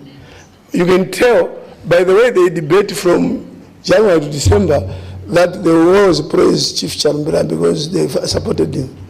Then there were those who probably don't support me from January to December. You can tell that each time he speaks is to attack. He just attacks. It means we are failing. We are failing to come together to unite. Let's forget what happened and we move according to law. We all boast about democracy, and let's respect that democracy, which we are always preaching on others. No, heads of state, they are not democratic, they do this, they don't respect the law. So in our case also, please, can we rebuild our image? Please, I appeal to you. I know there is Quran, there is this, and the Muslim, and the Christianity, Hindu, and all this. We pray in different ways, but the heaven is one. I think we need to pray for this parliament, to pray for peace,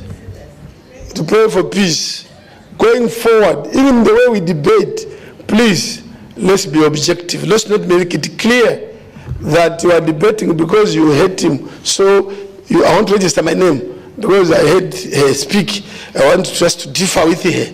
That type of politics, grandstanding politics, let's forget about it. I'll be a different chair this time.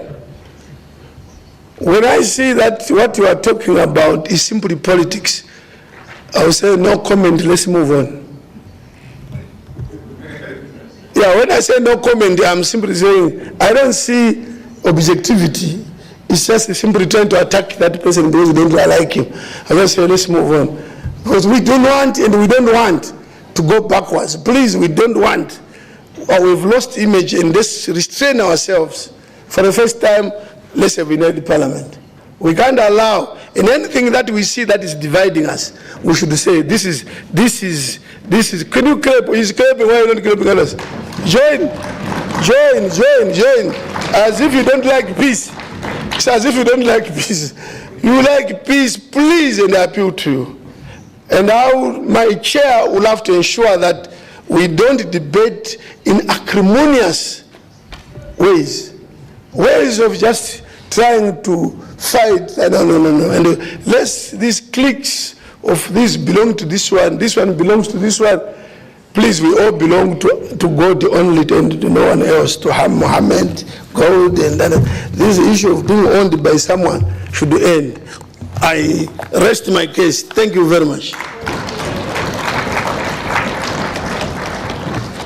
شكرا لكم سيد الرئيس على هذا العرض القيم. والآن سنفتح الباب للمداخلات ونقاش هذا العرض. نستمع لأسئلتكم وتعليقاتكم، وبعدها مباشرة سيقوم السيد الرئيس بالرد على هذه الأسئلة. الآن لدي قائمة طويلة شيئا ما، لذا سأطلب من السادة المتدخلين الالتزام بالوقت، وسيكون لكل متدخل 3 دقائق. المتدخل الأول هو الموقر عبدو كاتونتا من لوغندا، فليتفضل مشكورا.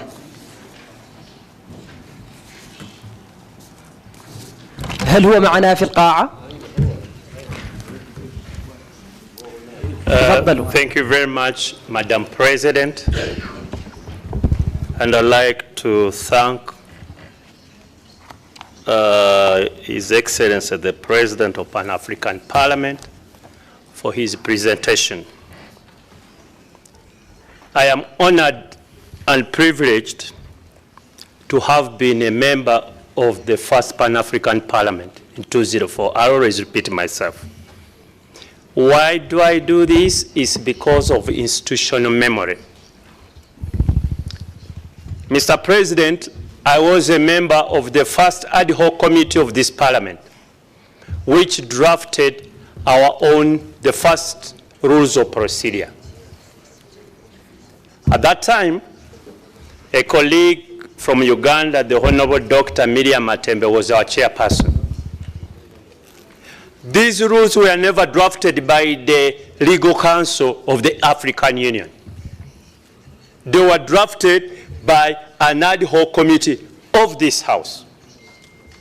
I have been looking at the Constitutive Act. I have been looking at the protocol. I have been looking at the rules.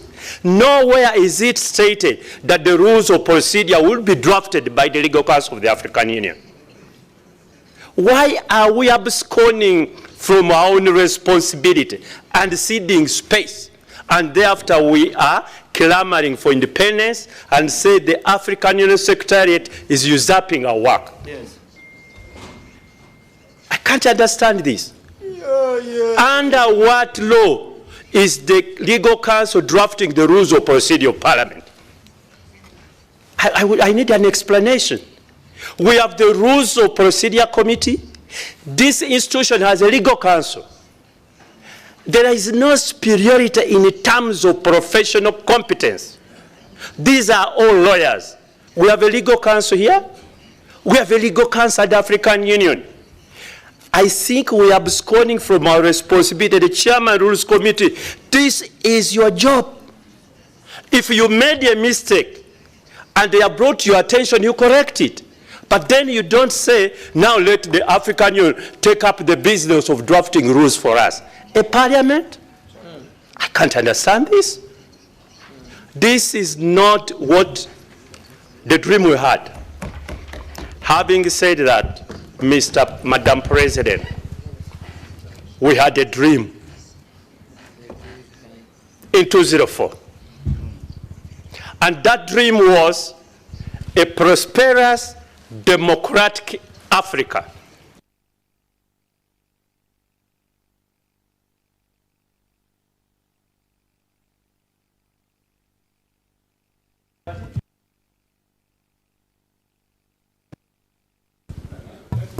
أعتذر منكم السيد النائب الموقر، لكن الأجهزة الفنية مبرمجة على 3 دقائق فقط. عفوا. المتدخل الثاني هو يوسف محمد الفخري من ليبيا، فليتفضل مشكورا.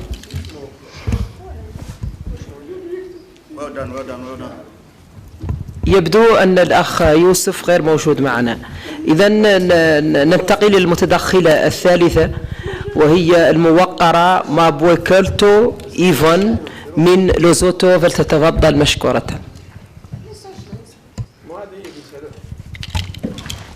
Thank you, Honorable President, and I also thank you for giving me this opportunity to speak in this August House.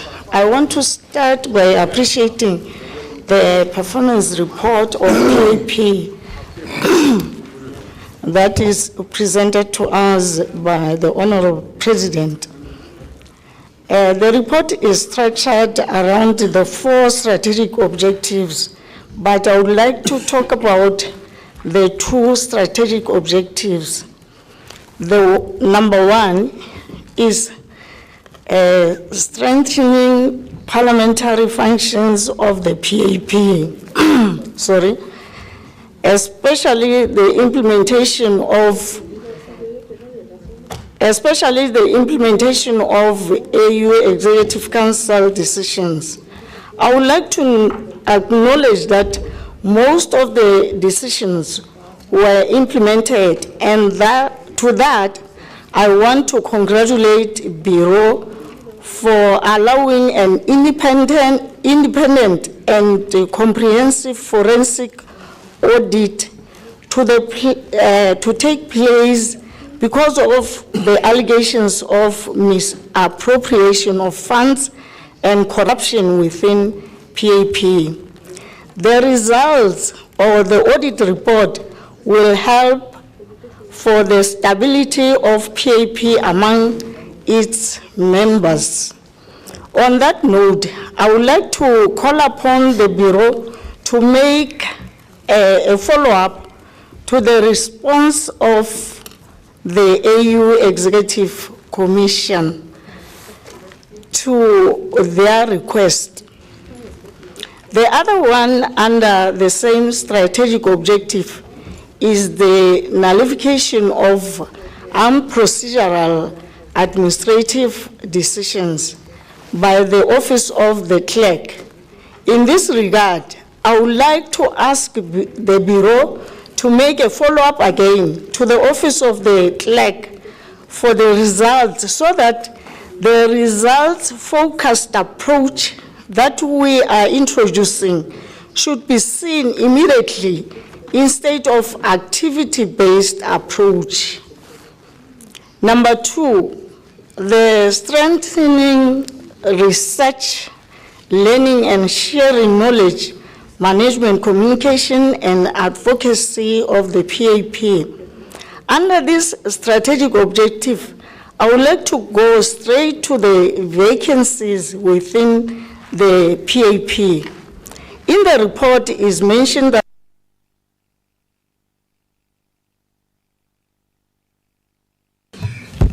عفوا سيدتي النائب، إذا ننتقل إلى المتدخل الرابع، وهي السيدة ماريا ساندرا مونيا مايوت من موريشيس، فلتتفضل. غير موجودة.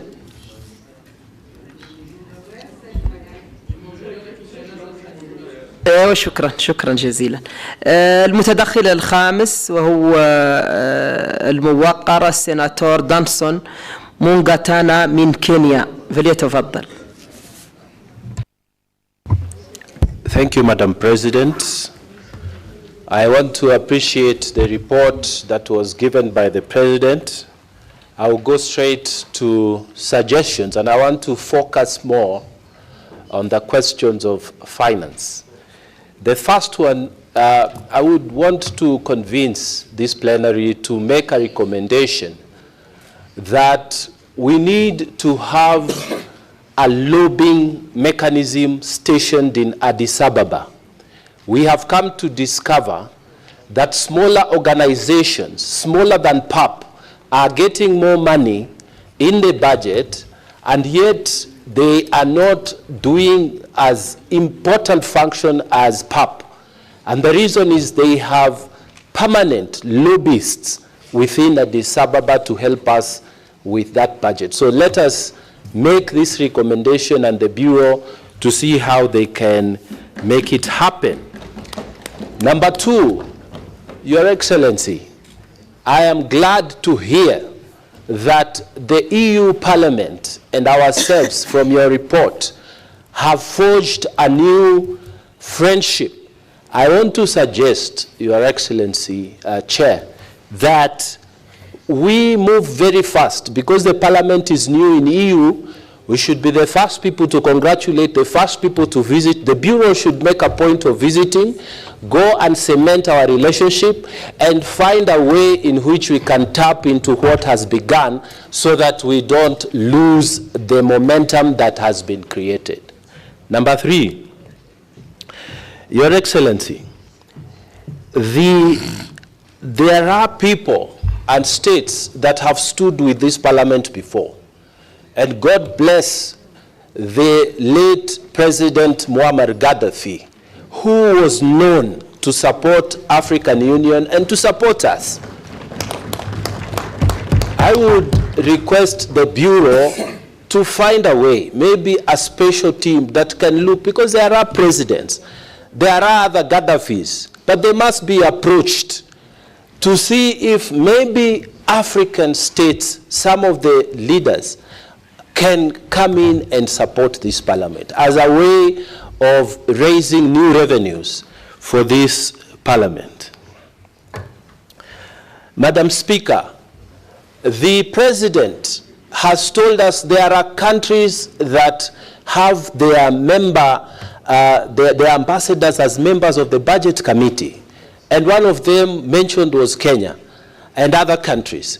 We would request that a proper letter or information on what we should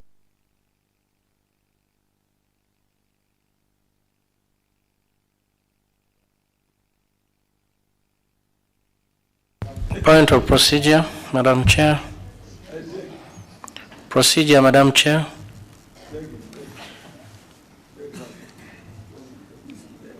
Oui, vous avez une motion d'ordre. A point of procedure, Madam Chair. We are debating matters relating to our parliament. These are matters that are very true to us. The President took almost an hour trying to explain to us. Now you're giving members only 3 minutes. Are we true to ourselves? Do we want to talk about these things? Can we give more time to members so that at least they can push forward? Because every member cannot even raise more than 3 points. Madam Chair, kindly reconsider that position. شكرا جزيلا على مقترحكم المهم. ولكن المتدخلين، لائحة المتدخلين طويلة جدا، ولدينا الوقت لنقاش ذلك فيما بعد، ويمكنكم كذلك اللقاء بالرئيس للنقاش معه في هذه المسألة. وأشكركم. الآن المتدخل الموالي هي أونورابل الموقرة لوسيا باسوس من مكتب البرلمان، فلتتفضل مشكور.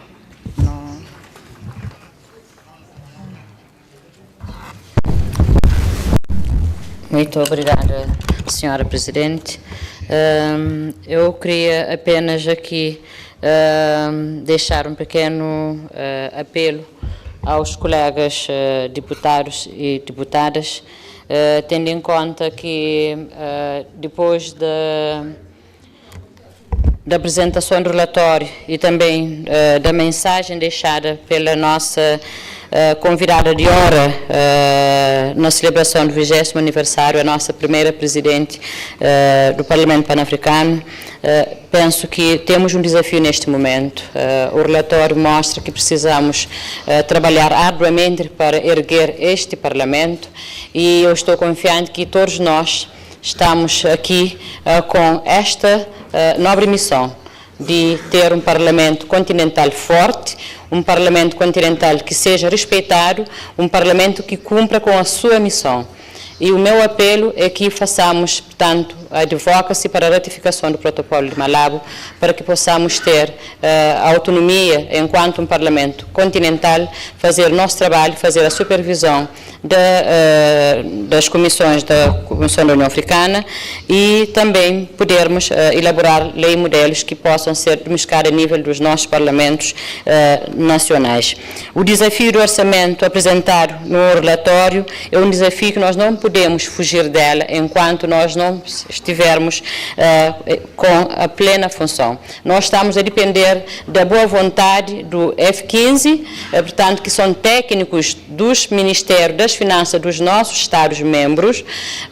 Estamos a depender dos embaixadores, que também são funcionários dos Ministérios dos Negócios Estrangeiros dos nossos Estados-membros, que nos nossos países, enquanto parlamentares, somos nós a aprovar o orçamento dos parlamentos nacionais.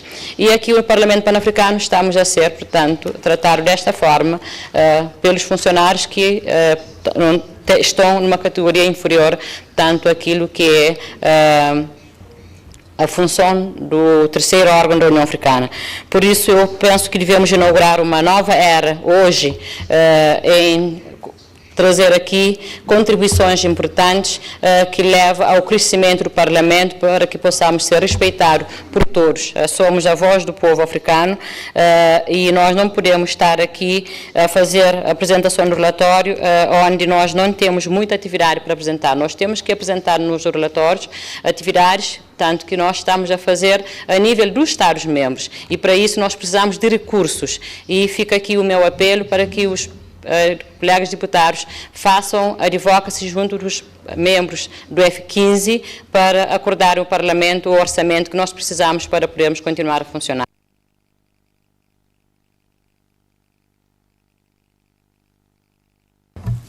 شكرا سيدة الرئيسة. المتدخل الموالي هي الموقرة ماميلو فوكو من لوزوتو، فلتتفضل.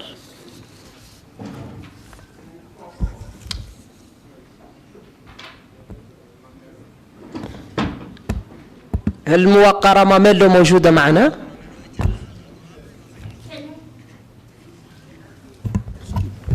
Please skip me. I didn't register for this one.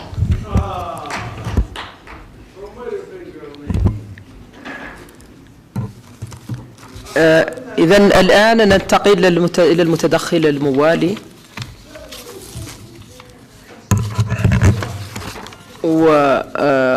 هو الموقر إكليدس جورج فاريلا من كابو فيردي، فليتفضل. Muito obrigado, senhora Presidente. E eu queria intervir neste debate para trazer 3 pontos que eu considero extremamente importantes para compreendermos o nosso papel aqui enquanto Parlamento Pan-Africano. Senhor Presidente, e reza alguma doutrina que os ditadores em todas as partes do mundo e em todos os períodos históricos detestaram sempre o Parlamento. Por quê? Porque o Parlamento é casa da democracia, o Parlamento é casa da diversidade. E o que nós estamos a constatar em relação da União Africana com o Parlamento Pan-Africano demonstra alguma degradação da democracia institucional aqui na União. Se o Parlamento é o órgão da União, criado pelos tratados, eu acho que só os tratados têm a competência para rever os poderes do Parlamento Pan-Africano, nomeadamente no que diz respeito ao regimento. O colega do Uganda disse que foram os deputados a elaboraram o primeiro regimento. Por que agora esta competência é subtraída dos deputados para passar para os burocratas da União Africana? Eu acho que nas negociações temos que ser firmes e dizer aos burocratas da União que a nossa legitimidade não vem da União Africana. A nossa legitimidade vem da eleição direta por parte dos povos que nós estamos aqui a representar. Daí que não podemos estar a permitir interferências do tipo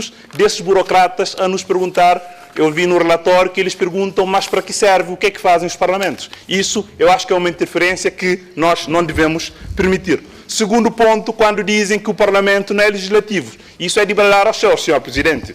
Hoje é consensual no mundo inteiro que o maior órgão legislativo de qualquer país democrático é o governo. São os governos quem fazem as legislações e depois levam para o Parlamento aprovar. Por quê? Porque são os governos que têm legitimidades para implementar as reformas nos seus países. Daí que Se a União tem parte da competência que pode ser partilhada com o Parlamento, por exemplo, no domínio da juventude, da agricultura, nos desportos, etc., isso não invalida que o Parlamento Pan-Africano possa ter o mesmo tipo de iniciativas. Como foi dito, nos Parlamentos Nacionais também há a Comissão da Juventude, a Comissão dos Desportos, mas os Parlamentos não são executivos. Nós propomos medidas, nós fiscalizamos o seu cumprimento. Daí que isso é um não argumento. Daí que, se revisitarmos também os tratados fundadores do Parlamento Pan-Africano, que atribuem essas competências ao Parlamento, e só os tratados, através das cimeiras dos chefes de Estados, através de um processo próprio, podem alterar.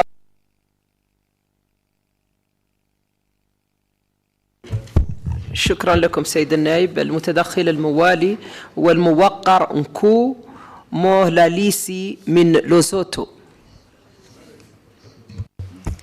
Thank you, Honorable Chair, for giving me the opportunity to talk about the report from the President. In actual fact, I heard a lot of things, but the fact that the President, when he was presenting his report, he elaborated on a lot of issues where I had questions.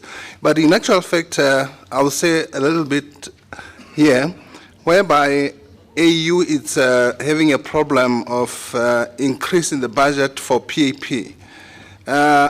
My learned friend here from Kenya, he said maybe after the parliament, new parliament for European Union has been raised, maybe as PAP we should go and congratulate. I really support that issue, so that maybe European Union will help PAP to grow, so that a PEP will have to maybe increase its overseer policy like it's doing now.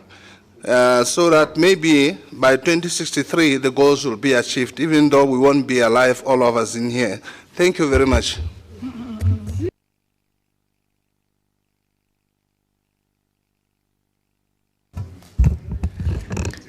شكرا لكم النائب الموقر على احترام الوقت.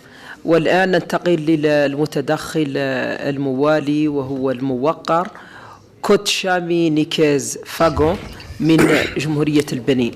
فليتفضل. Merci beaucoup. Monsieur le Président, Madame la Présidente, chers collègues, malheureusement, nous n'avons que 3 minutes, mais je vais pouvoir d'abord commencer par remercier le bureau, le président de notre Parlement, à travers les services techniques qui ont présenté un rapport structuré. Cependant, je voudrais suggérer qu'à l'avenir, avant l'introduction, il va falloir prévoir ce que nous appelons sommaire, ce n'est pas sommaire, ce que nous appelons sommaire ou table des matières, pour guider le lecteur dans la lecture du document.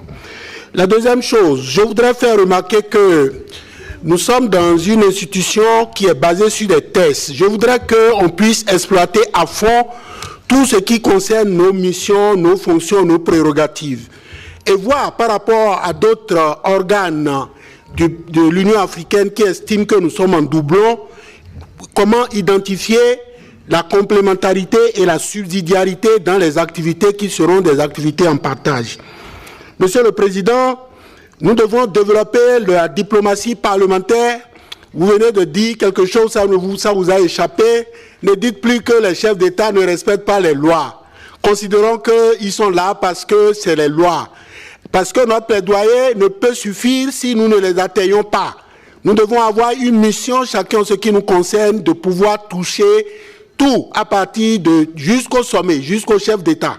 Le ministre des Affaires étrangères ne peut rien faire sans avoir soumis au chef d'État quel est l'objet de son intervention au cours des instances de l'Union africaine. Monsieur le Président, relancez le bureau de contrôle d'audit de l'Union africaine tous les mois. Relancez-les tous les mois et intégrez dans le protocole de leur intervention la question relative aux ressources humaines. Je vais m'en arrêter là. Merci beaucoup. شكرا لكم النائب الموقر على احترامكم للوقت. والآن ننتقل إلى المتدخل الموالي وهي الموقرة إستور موتوني باساريس من كينيا، فلتتفضل.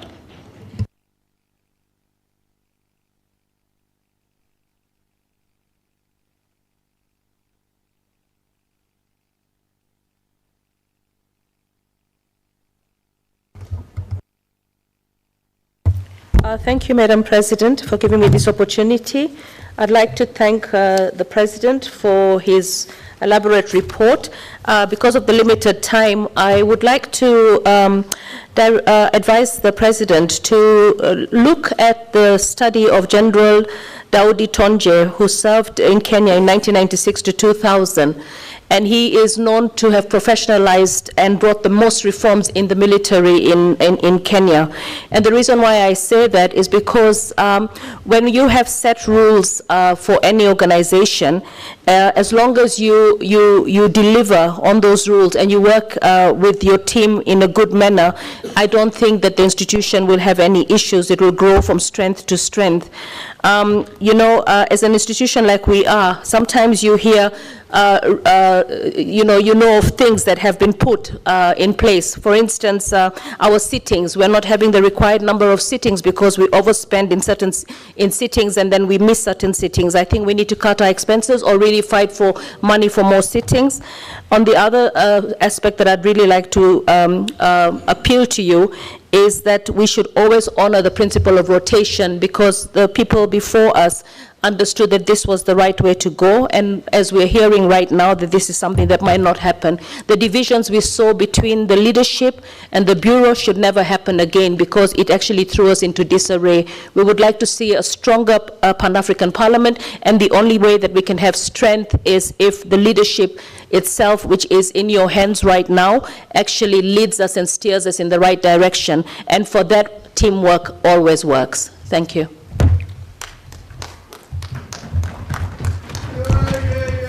شكرا لكم سيدة النائب الموقرة. الآن ننتقل إلى المتدخلة الموالية وهي فاطمة تنجاي من جمهورية غامبيا. بل تتفضل. Thank you very much, Madam Speaker. I will join my colleagues to applaud the President for a brilliant presentation. I think he's been quite persistent, and that is why we are here today, having this session actually. Congratulations, Mr. President. But I think we still have to go a long way. Looking at page 6, it's quite sad to see the AU Commission asking the Parliament what impact PAP has done. I think PAP has done a great impact, and a greater impact would have been done had they been given more resources to do the work. Because if you look at the composition of the Pan-African Parliament, we represent every corner in Africa. We don't only sit as executive in a little corner in Addis and get paid millions of dollars for nothing. I think we should ask ourselves, why not? Why don't we have what we deserve from the African Union? I think it's our fault. Irrespective of how much they give us, we should insist. We should send them a budget, send them the plans that we plan to do, insist that this is what we have to do, and demand for the resources to be given so we can serve our continent better. Thank you very much, Madam President. Thank you.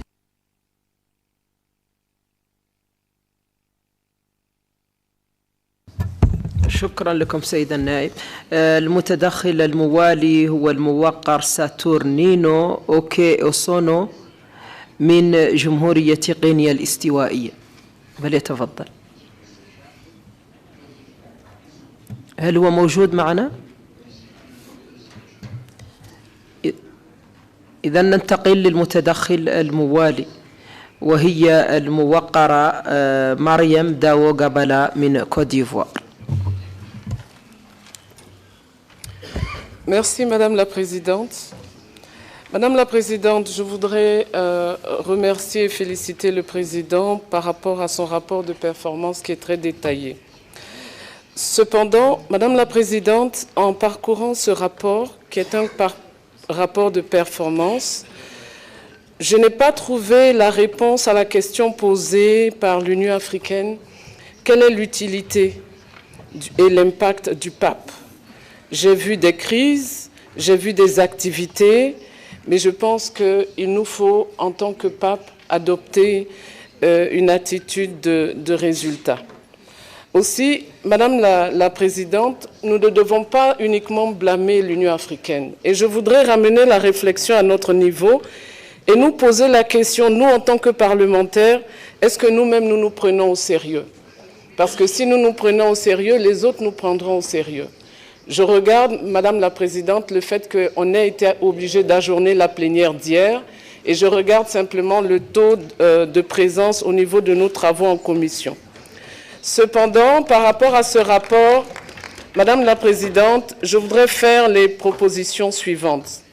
Le Président a parlé dans ses conclusions d'une réflexion sur la culture du résultat. Et je voudrais demander que nous ayons une retraite, pas seulement le bureau, mais avec aussi les membres du bureau, pour que nous nous posions la question de savoir quels sont les résultats concrets que nous, en tant que pape, nous pouvons apporter pour répondre aux 7 priorités de l'Union africaine. C'est une manière d'ouvrir la voie à l'écoute. Ma deuxième proposition, pour renforcer la démocratie, je pense qu'en tant que Parlement, il nous faudrait inviter une fois par an soit le président de la Commission européenne, soit le président de l'Union africaine, pour nous faire le point, comme on le fait dans nos parlements, sur l'état de ce continent, ce qui nous permettrait de nous rapprocher. Troisième proposition, Madame la Présidente, c'est que nous puissions réorganiser nos sessions, que les plénières soient faites avant et les travaux en commission après, pour que le niveau de présence dans cette Assemblée soit plus important. Quatrième proposition, Madame la Présidente, nous devons compléter et mettre en vigueur nos statuts, ne serait-ce que par respect pour le travail de la Commission et par respect pour le travail qui a été fait par cette Chambre. Enfin, pour impacter encore plus, je voulais faire la proposition que le Bureau puisse remettre un mandat formel aux membres du pape qui ont un mandat de plaidoyer auprès de leur pays pour faire le plaidoyer sur des points bien précis.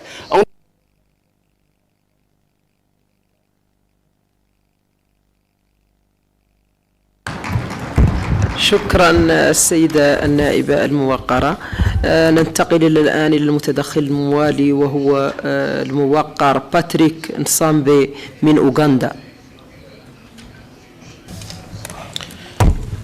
Thank you very much, Madam President, and thank you very much, Mr. President, for the performance review. I often hear you, Mr. President, and I often pity you as a president of this institution, because most of the time you end up crying and lamenting about the poor finances of this institution. How I wish we change strategy.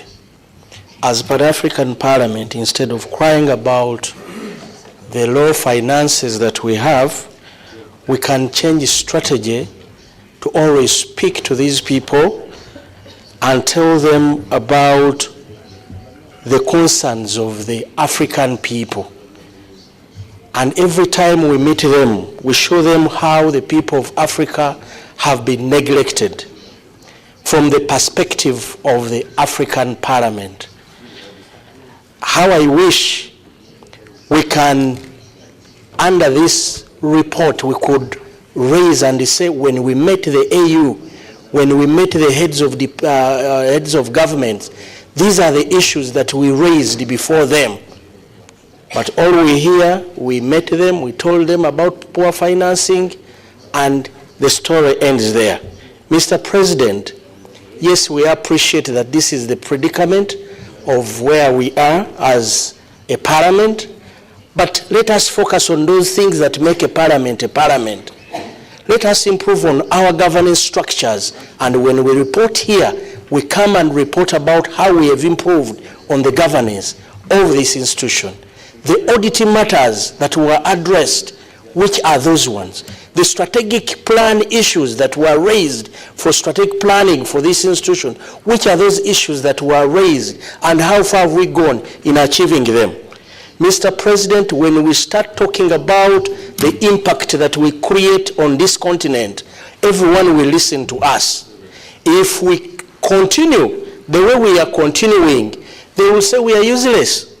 They will say, what do you do? They don't know what we do, because we always forget to advocate for the people of Africa every time we get an opportunity.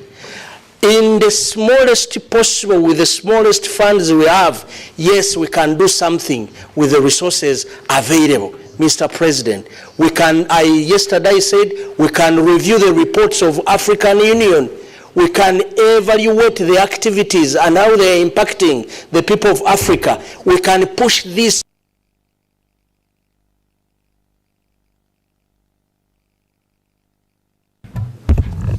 شكرا لكم. الآن ننتقل إلى الموقر كواديو برتا من كوديفوار.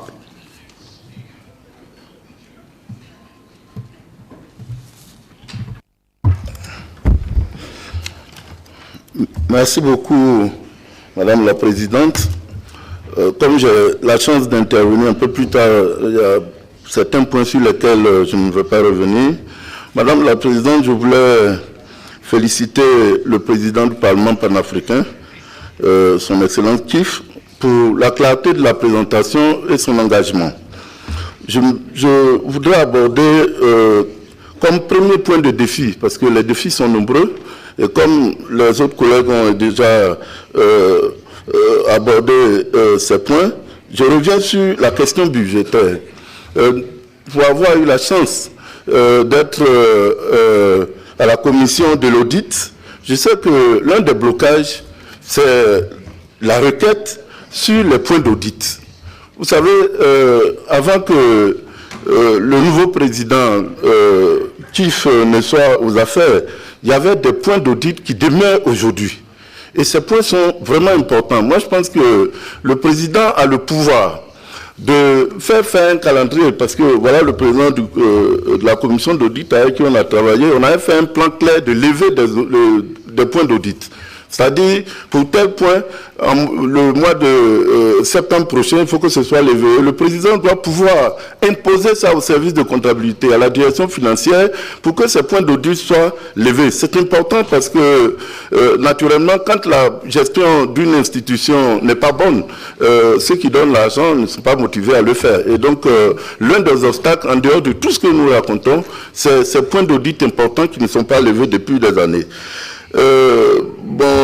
Deuxième point, c'est justement, en plus de lever des points d'audit, il faut vraiment essayer de couvrir le recrutement du personnel.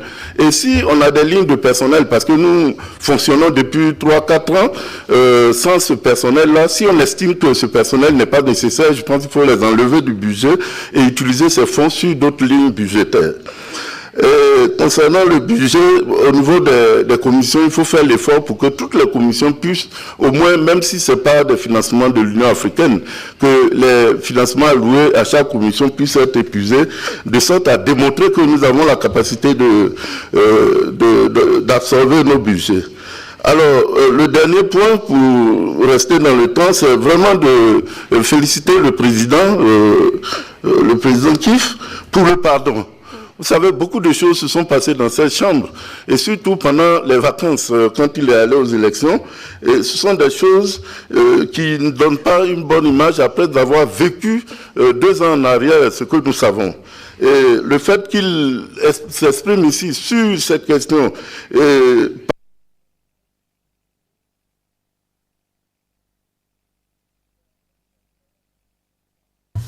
عفوا على انقطاع فانتهى الوقت. نتحول إلى المتدخل الموالي وهو الموقر الدكتور كيسي تيجيل كوبوتسوار، وأعتذر إن كنت قد قرأت الاسم بصفة خاطئة، وهو من بوتسوانا. دكتور كيسي تيجيل يبدو أنه غير موجود. ننتقل إلى المتدخل الموالي وهو الموقر منياني زولو من زامبيا. Thank you, Madam President. Thank you, Mr. President. Mr. President, I hear you. Your words have been very important, and I would like to contribute a few words. Mr. President, I agree with you, Pan-Africa is not well respected, and respect is not given its end. So if we are going to expect people to respect us as a continent, we have to earn it. Then they are going to respect us. If we don't earn that, if we don't earn it, they will never give us that respect. In addition to that, to the Bureau, action speaks louder than words. Whatever we speak here might not be as much, they might not as being much as the impact, but the action we do here, the impact is so much that it leaves the trail other than the words, because words can be forgotten. The action cannot be forgotten. Mr. President, you agree with me that during elections, we had the issue of audit issues. Today was the best day, or this session was supposed to be the best day for us to present the budget. I mean, the audit report from your committee, which you head, the committee of CAPA.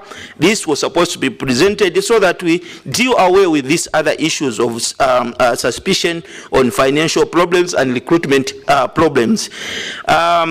The sittings, Mr. President, we cry every day about money. We need to look at the way also we are managing our parliament.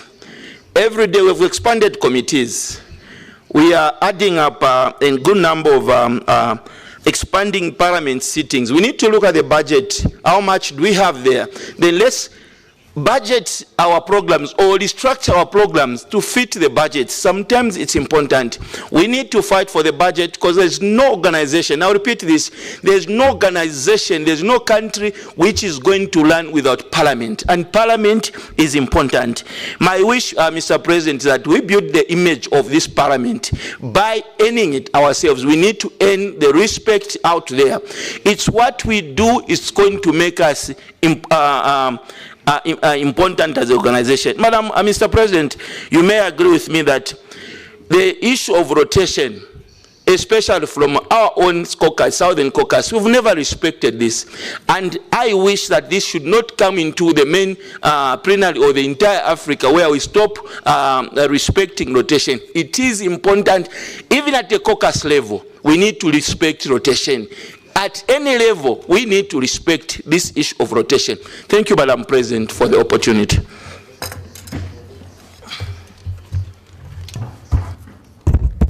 شكرا. الآن ننتقل إلى المتدخل الموالي وهو الموقر نيوتن ساماكاي من زامبيا.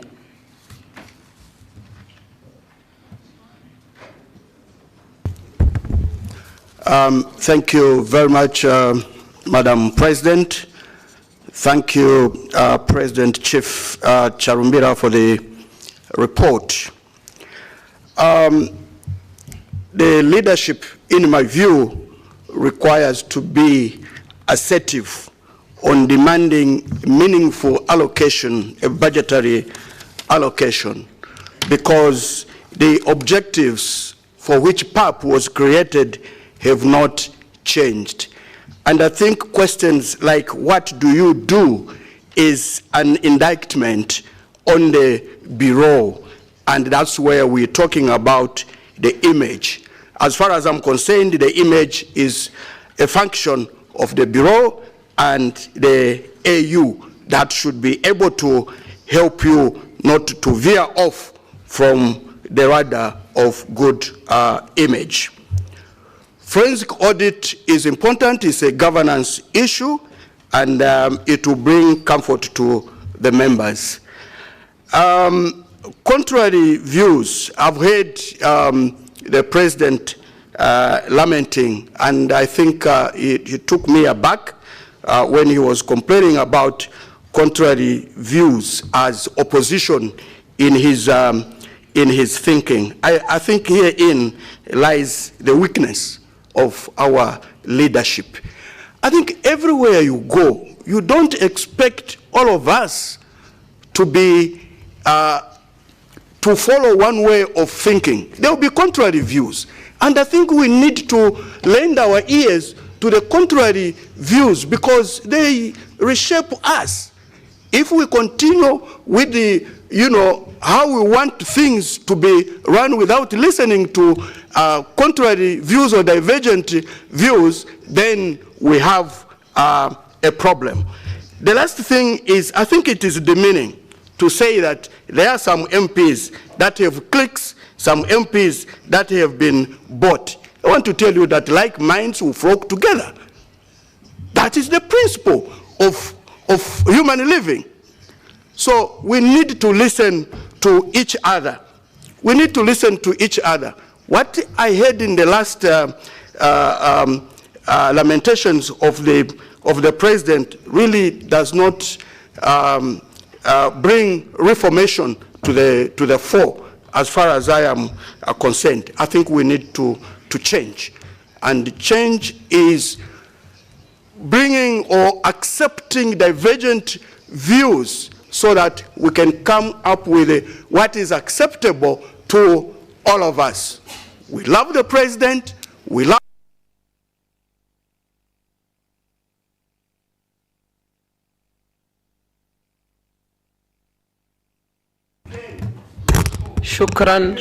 شكرا لكم سيد النائب، شكرا.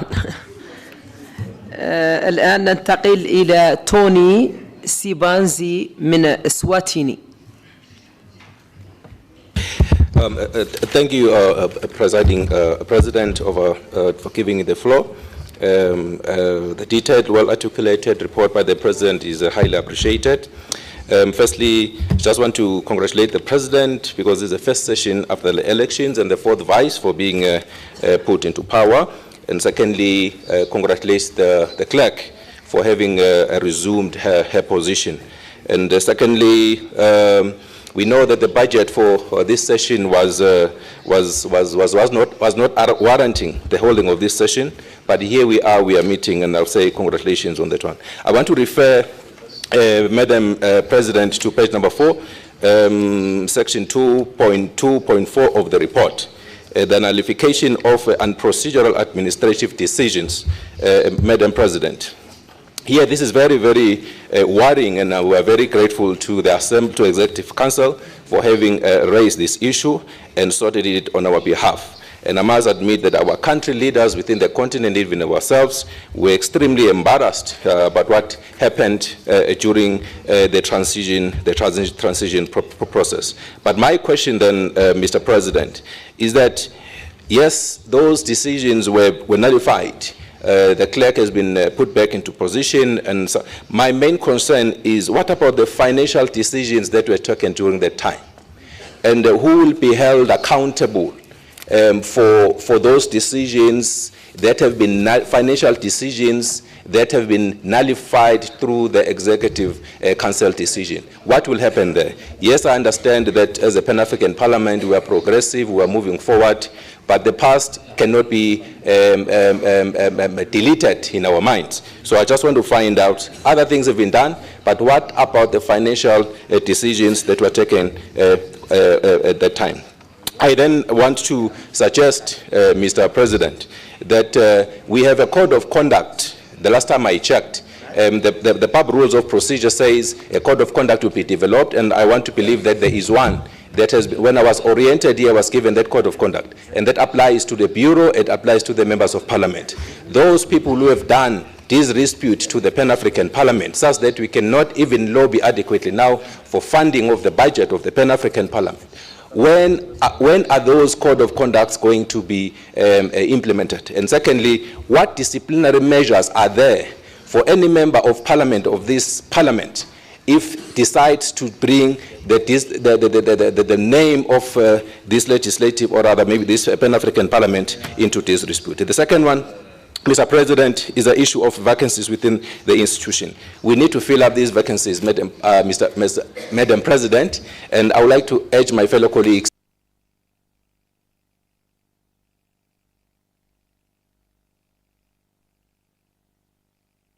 شكرا لكم سيد النائب. الآن المتدخل الموالي هو الموقر أيمن بن صلاح من تونس.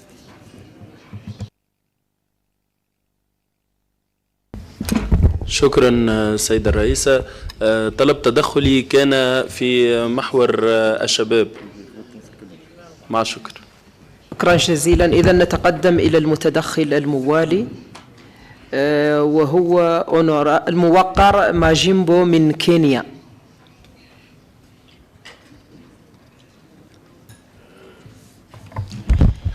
Thank you very much, Madam President. I would wish also, Madam President, to give my comments on this very honorable and good speech of the President, Madam President. And this is what I mean. Madam President, to be brief because time is limited. You know, image is everything, Madam President. And for one to go somewhere and earn something very good, Madam President, we must have a good image. And what is image, Madam President? Image is what we say, what we do, and what others think about us. And Madam President, as PAP, I want to thank the President, because this is not the PAP I knew when I was in Kenya before I was elected. I was told if you have to join PAP, you must be masculine. It was a parliament of war and fights. Madam President, if we carry on this image for a little bit higher, we are making our parliament reasonable. And Madam President, when someone asks, when AU asks this PAP, that what have you done? That person asking in that seat must first know that he's enjoying the peace in Africa because of PAP. When you see a country like Kenya and a country like Uganda at peace, it's because of this PAP. So whoever asks that question should be thrown the same question back to him. That actually we are peaceful in Africa because of this very good parliament. Madam President, I've listened to this. And also as Parliament PAP, we must know one thing, that power is taken, is not given. We must demand our Parliament back from AU. We must demand our Parliament back in this form, that what we deserve that is ours. We are not going to beg for what is given to us constitutionally. So if this is the case, Madam President, we must tell AU clearly in the eyes, today and now, that what belongs to us is legislation and oversight and is ours. We cannot be given on spoons of what we deserve personally to us. Madam Speaker, again, finally, you know, image also is on our leaders, the President and the 4 Vice Presidents. Madam President, the world watches the 4 or the 5. If something small is picked on us all ahead of them, when they are working together and united, Madam President, that's how the image of PAP looks like. It's very dangerous and worse. If we can play good cards.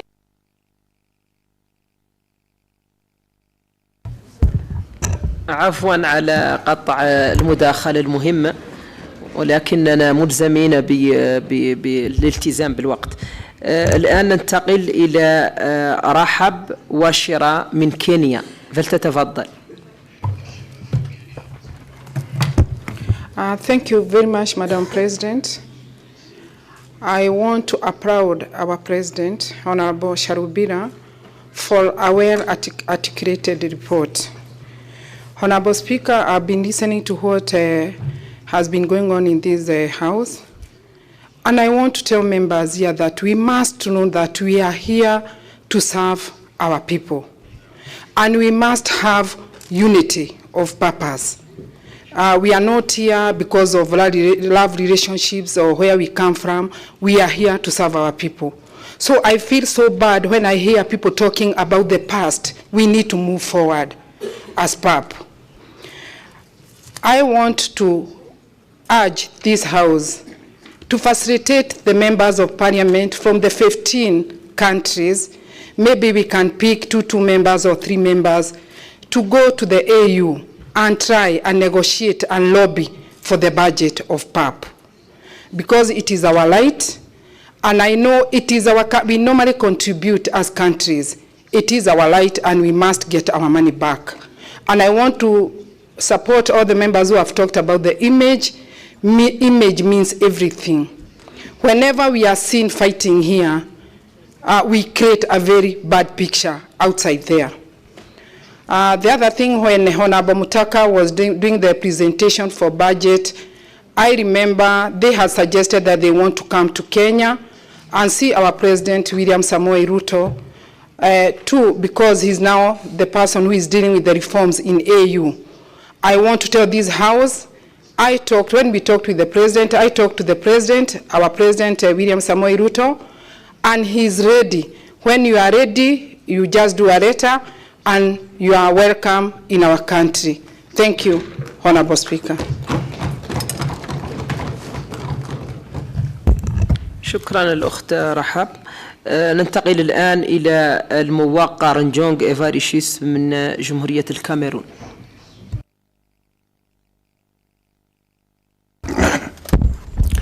Thank you, Mr. Speaker, and I want to appreciate the report from the President of Pan-African Parliament, and I have one or two things to talk about. I'm a member of the Finance Committee. I remember that before that report was written here, we read out here, we spent time to reconcile, to talk, and I believe that it's in that spirit that the President presented that report. Because we were to start digging into so many things. If we go down to the report of the AU, we look at point number 8 and point number 9. Those points are not yet dealt with. The forensic report is still to come. And one of the things that we condemn very strongly in the Finance Committee was the fact that some PAP members, they would like to use their offices, to abuse their offices for whatever reason, which is not proper. I say it because a member here spoke of Kappa. When we hear of Kappa, I think about what happened in Chad, in my own area. In that particular meeting, where I had to talk, and I was very, very firm on that, was the Kappa president presenting a negative picture about PAP. I don't want to say that we're presenting a picture against the president, because the president is all of us here seated. Before we broke here last year, and we didn't have any other sitting, we got a finance report. And that finance report, I was not a member. And there was nothing challenging the governance of the Bureau. But when I got to Chad, in our own committee, in our own caucus, I got a nasty report from the president of Kappa, who eventually became the contestant for the position of president. And I now started understanding too many things. I just want to plead with this House. Let the forensic report come. Let us know who is who and who did what. Point number 1. Point number 2. We mentioned here and stated that whosoever did whatsoever thing before and during the crisis period, we cannot impute it on PAP. Because we may be forced to pay in so much money to individuals who have been aggrieved and many others. I'm sure since the issue of Kappa came up, and people are like challenging what the president right here, or what we did in finance.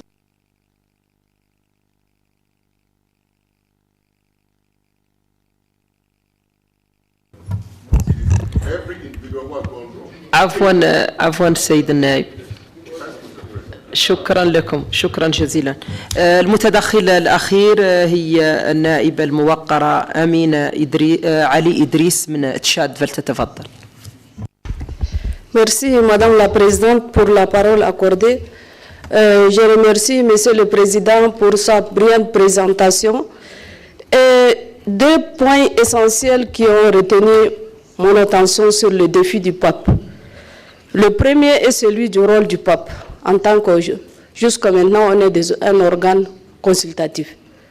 Madame la Présidente, nous avons discuté sur ce point, ici en plénière et en caucus. Mais jusqu'à là, qu'est-ce qui nous empêche d'être un organe législateur? Si les stratégies ou bien ce qui a été adopté ne marche pas, changeons de stratégie. Et même organisons, soit créons un comité qui va faire le suivi et évaluation des pays membres qui n'ont pas encore ratifié le protocole de Malabo. Tant qu'on n'est pas un organe législateur, on ne peut pas jouer pleinement notre rôle. Et je voudrais rappeler, un législateur doit modifier, ratifier, voter même des lois et contrôler l'action de l'exécutif. Mais malheureusement, nous, on ne peut pas contrôler l'action de l'Union africaine. Et ça, vraiment, je le déplore. Comment on peut accepter, laisser nos peuples africains continuer de se massacrer? Monsieur le Président, vous avez soulevé que 16% du budget a été alloué au département de paix et sécurité. Et vous avez souligné aussi que ces 15 dernières années, on a plus de conflits. Le plus pur, c'est de laisser nos peuples africains de se massacrer, que ce soit naturel ou des calamités naturelles ou bien le conflit armé.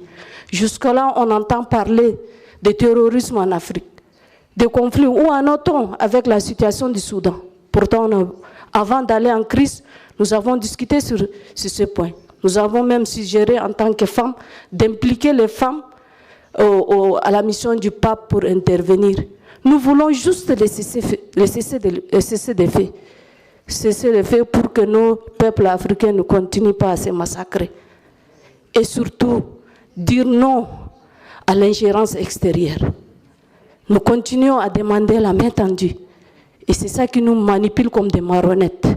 Excusez-moi le terme. Le deuxième point, c'est par rapport au budget. Au budget, bien sûr, tant qu'on n'a pas... Vous êtes le bureau en train de se battre pour avoir le budget adéquat pour le fonctionnement du pape. Mais malheureusement, jusqu'à là, on l'espère en 2005, on l'espère l'avoir. Mais en attendant, on ne peut pas annuler certaines sessions.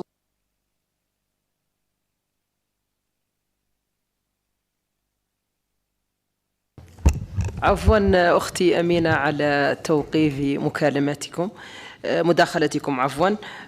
والآن أعطي الكلمة للنائب الثاني لرئيس البرلمان الدكتور أشبير غايو، وهي المداخلة الأخيرة بإذن الله، فليتفضل.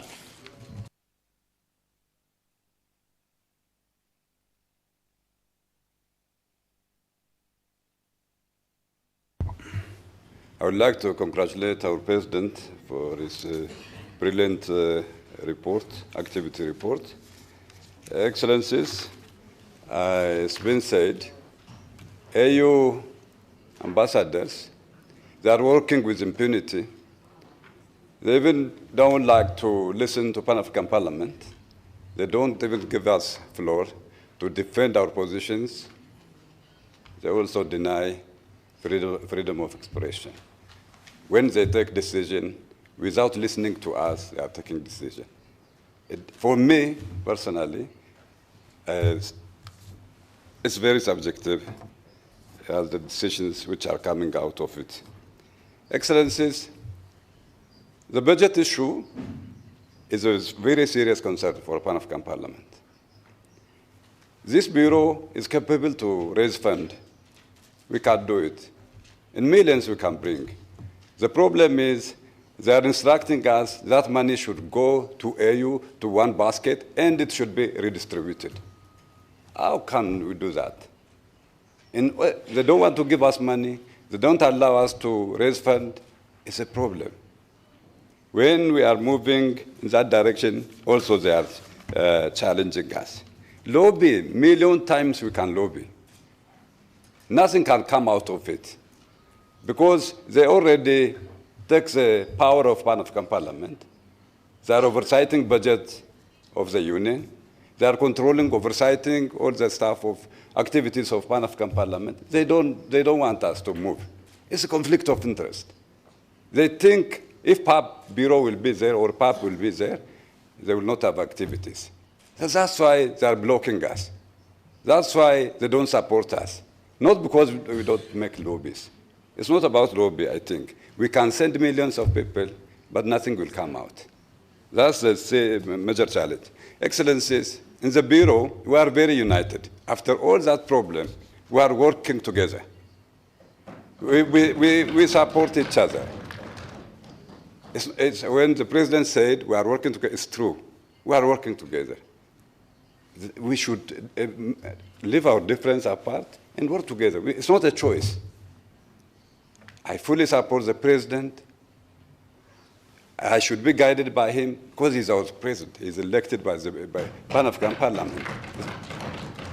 Excellencies, you can count on us. You can instruct us how to move. Excellent. You can also task us what to do, how to move. Excellencies, there is no other choice. Let's be united. Let's work together. Let's move forward. I thank you.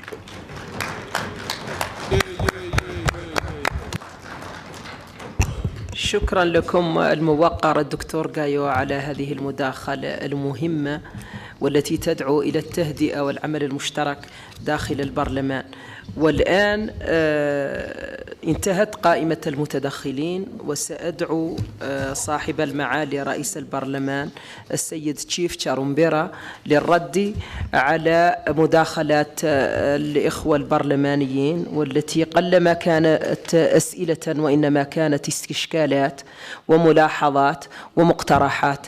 لكم الكلمة الآن سيد الرئيس للرد على استشكالات الإخوة البرلمانيين.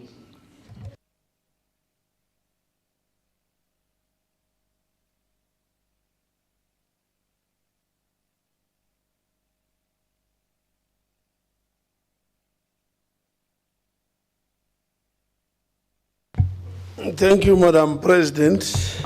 It was quite a long list, and I think appropriately so. First of all, I want to say the spirit in this chamber has improved a lot.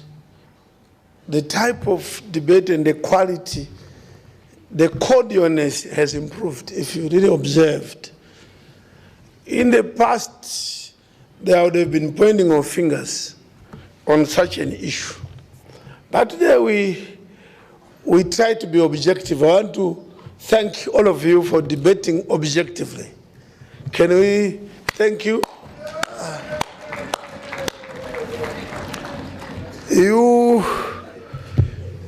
Yes, I'm very, and the ending, of course, by Honorable Vice President, closing the debate. The spirit is that of civilized way of doing things, unity. Now, I'll try to be very fast. It's lunchtime. The issue of the Office of the Legal Counsel, writing the rules for PAP, indeed, you don't find that in any protocol. It's not in any protocol. But the same people who say you violated, they also violate again. So then it's more of power.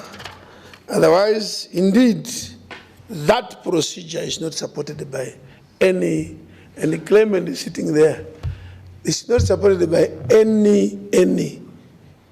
In any parliament, Honorable Kantutu, if parliament passes a law sometimes which violates the constitution in any country, the president of the country or chairman of the Public Service Commission is not the one to correct the situation. It's only that Parliament, on your own, go back.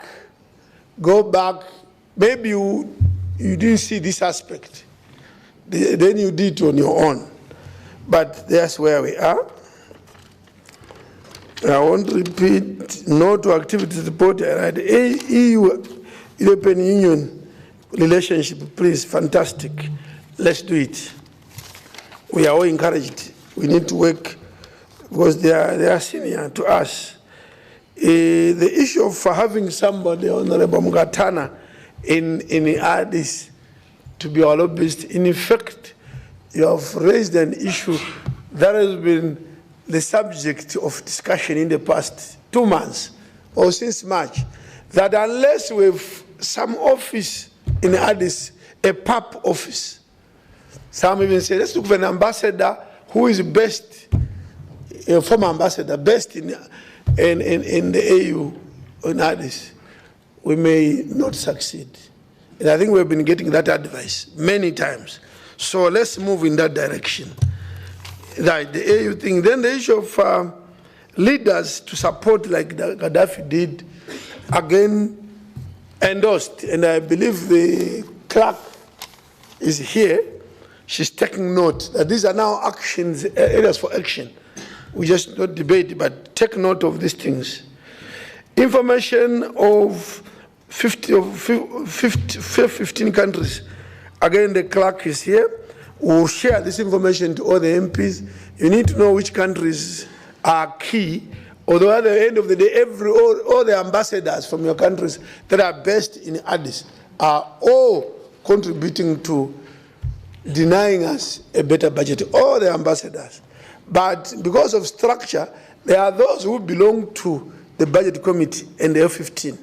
They tend to have finalized everything. And others, in a diplomatic way, they just say, okay, I think it's a good report. Then they proceed. So all of us, led by F-15, and we'll give you the list of F-15. Yes, Cape Verde, and it is true. Strange, when you go to the AU, they'll talk as if PAP is some strange thing which doesn't exist. Yet there is a protocol. Whoever is in the AU in Addis today is a result of some protocol. But and they respect those other protocols. But when it comes to PAP protocol, they are like, what are your functions?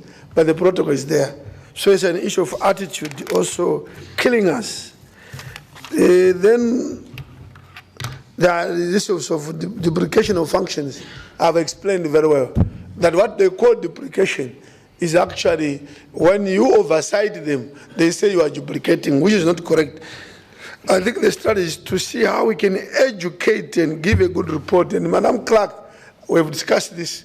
We need to write an expose, some paper, not too long, short, 2-3 pages, shared by all MPs when they go back. Then it's also share with the ambassadors and say, real people, why are you saying when the PAP oversights agriculture is duplication? Where on earth? I think they will start agreeing with us. There is this general in Kenya who said, when you set your rules, work as a team, we agree. I mentioned it, we're a rule-based organization, rule of law. And when I talked about the RC, I think I took a lead and say, look, let's be a rule-based organization. And we are like, and wherever we're out of the rules, please remind us. And remind us also nicely. There is some author who has written several books. You know what he says? I don't know if you want to apply it on.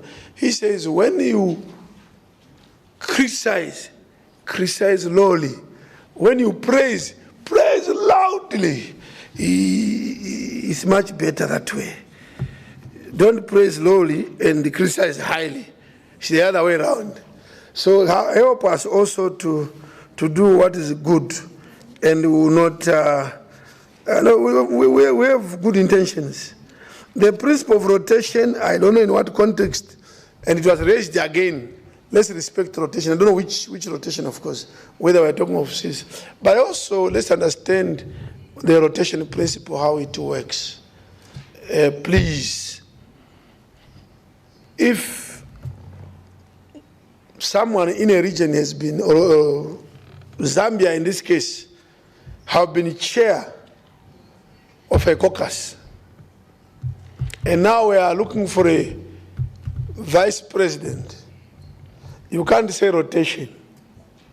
Zambia has never been vice president. So you cannot say, no, because you have chaired the caucus.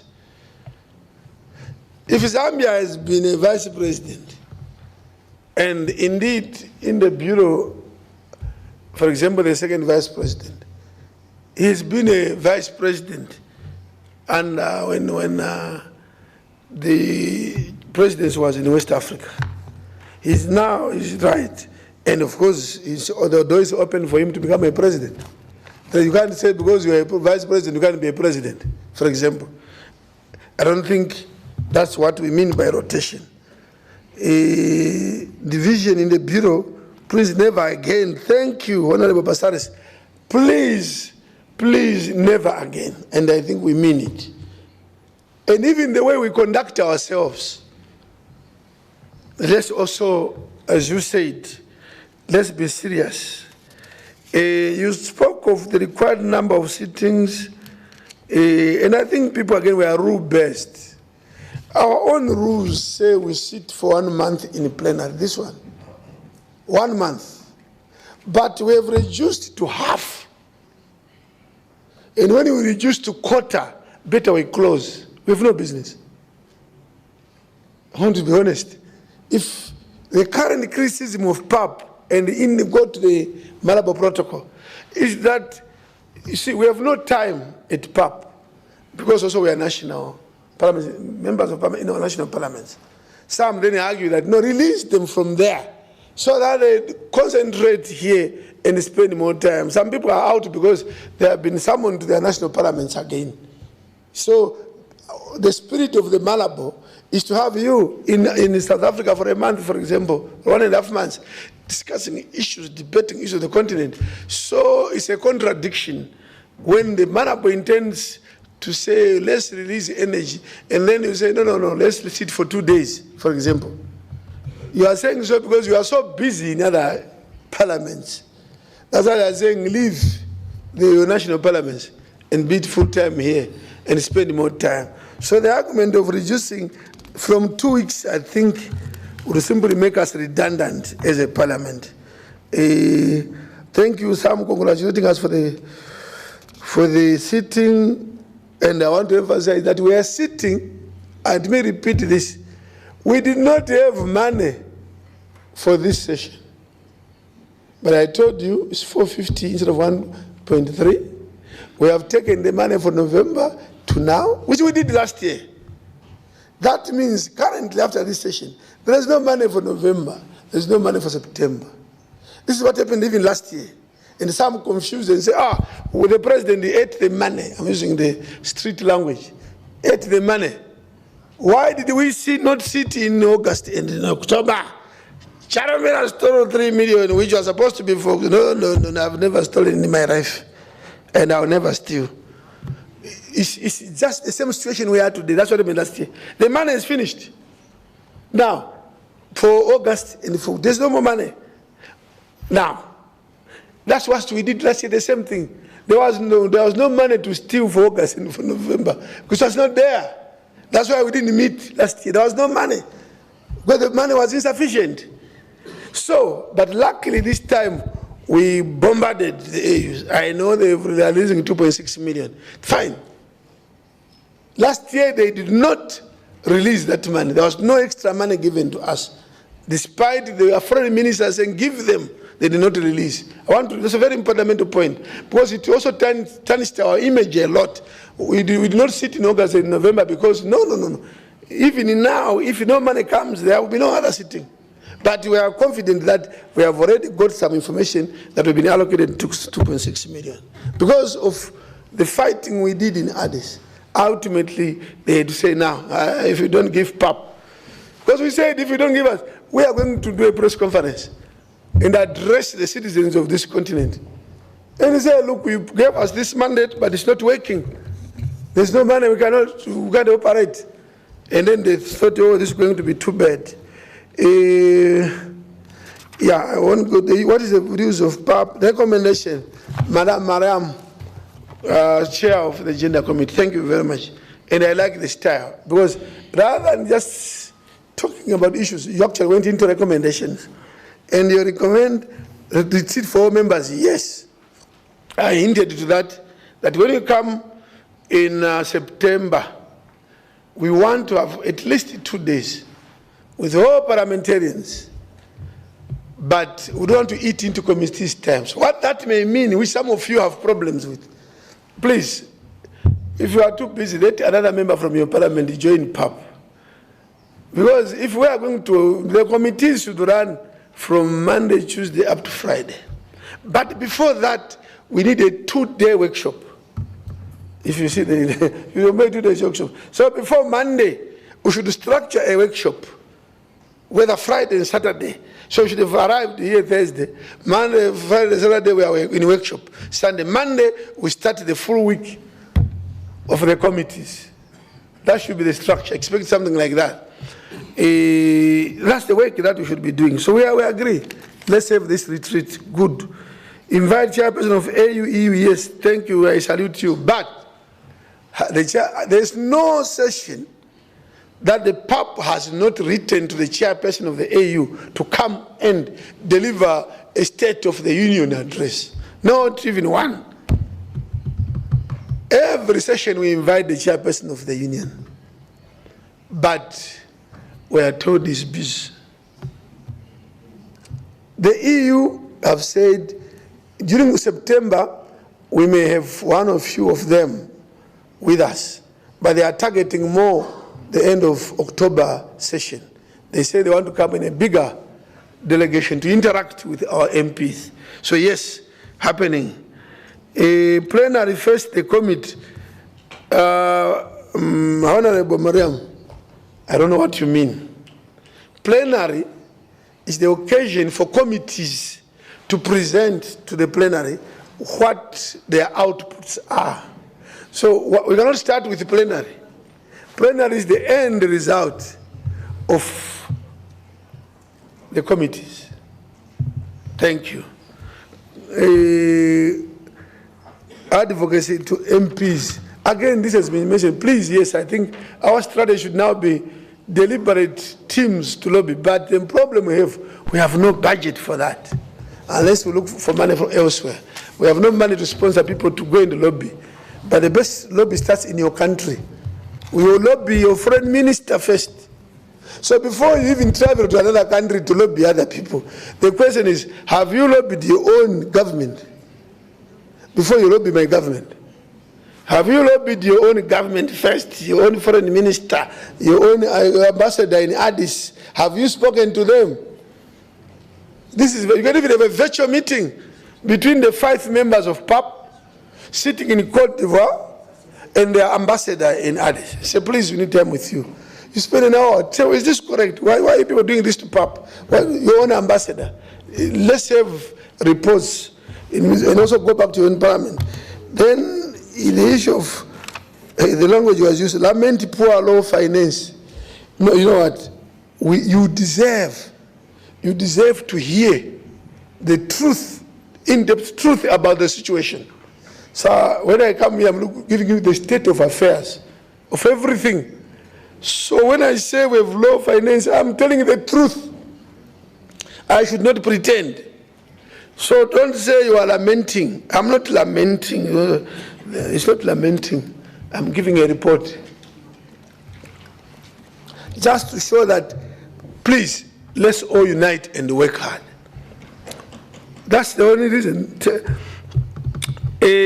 Governance structures, yes, PAP, the AU is undergoing reforms right now, led by Professor Mokoko from Cameroon.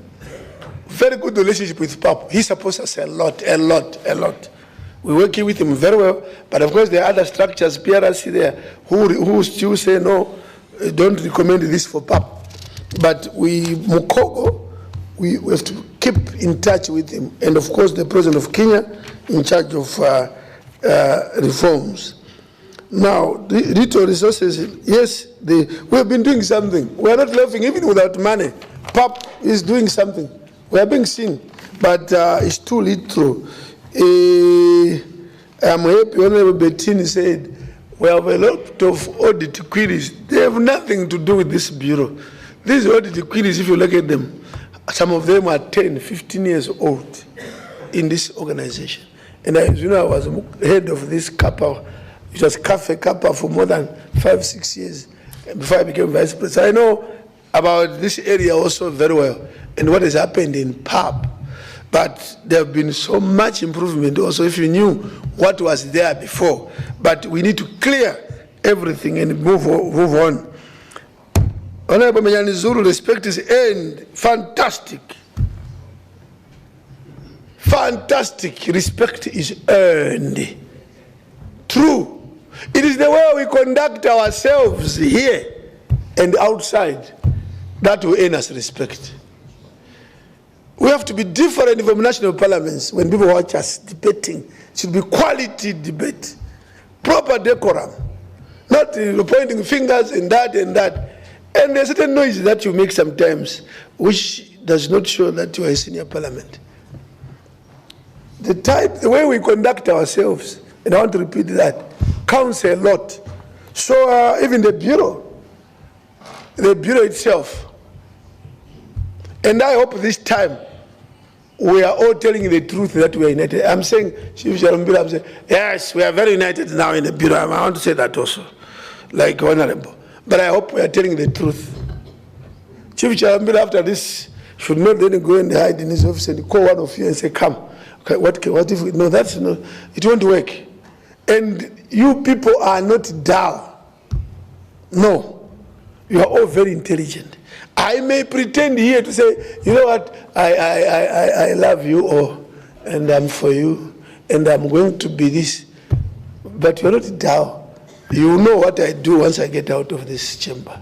So it's about action speaks louder than words, and I support that. So let's, yes, action speaks louder than words, and let's move on. The issue of expanding sittings, more committees. Look, the issue of more committees should not scare anyone. We need to be more focused. Some of our committees don't make sense in terms of focus. You see, I think PAP is going to trim. You take out all the branches from yourself.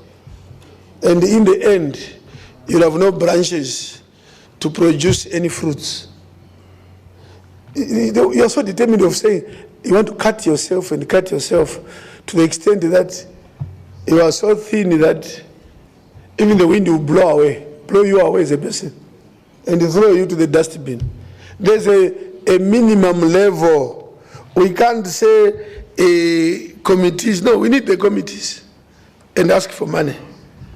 Yes. Issue of rotation, no. Question, what do you do?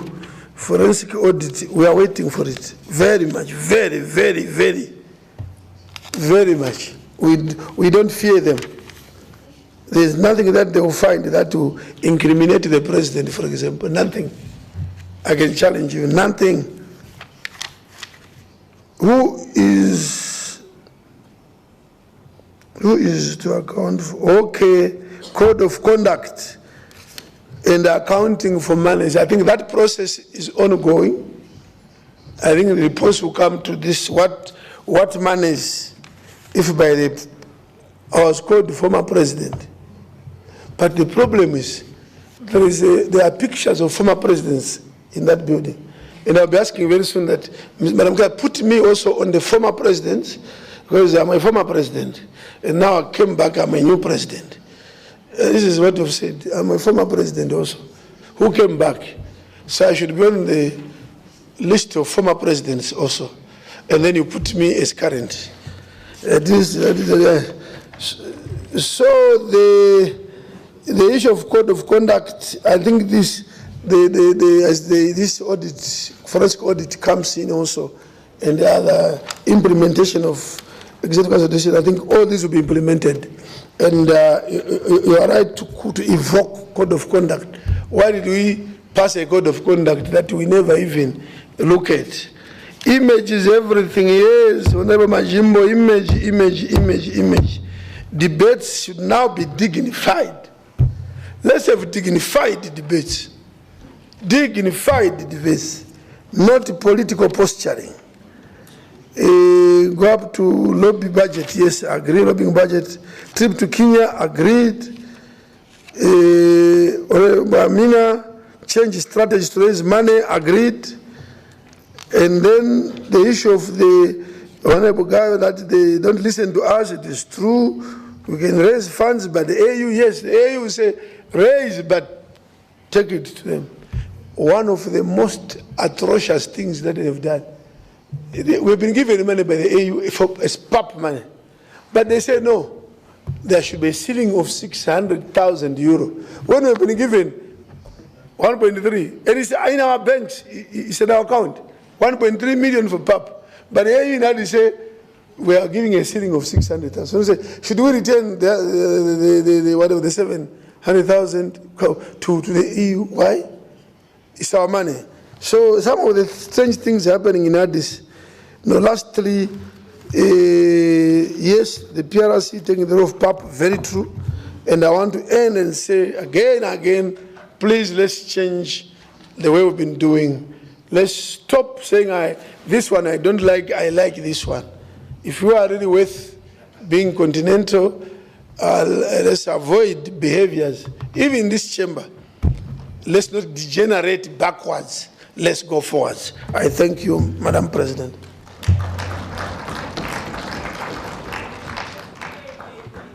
شكرا لكم سيد الرئيس على هذه الردود الشافية الكافية، وأتمنى أن تكون الأسئلة قد وجدت إجابات من طرف السيد الرئيس. والآن سأتقدم بالعرض لاعتماد مقترح اعتماد التقرير المقدم من طرف الرئيس. لذا سأطلب من 2 من الإخوة البرلمانيين رفع أيديهم أو 3 لدعم هذا المقترح. إذن لكم الكلمة فاتح لدعم هذا المقترح. شكرا سيدة الرئيسة. أنا كذلك بدوري باسم الجزائر أطلب اعتماد تقرير السيد المحترم رئيس البرلمان الأفريقي تشيف شرمبير. Point of order. There's no English interpretation. الترجمة بالإنجليزية غير موجودة. الرجاء الترجمة بالإنجليزية. نعم لكم الكلمة، لا أعرف الاسم للأسف.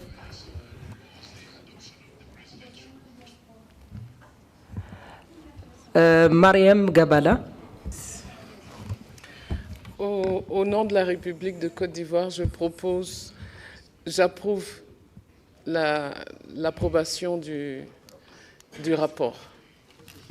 إذن الآن سأطلب من الجماعة اعتماد التقرير بالتصفيق. التصفيق لو سمحتوا.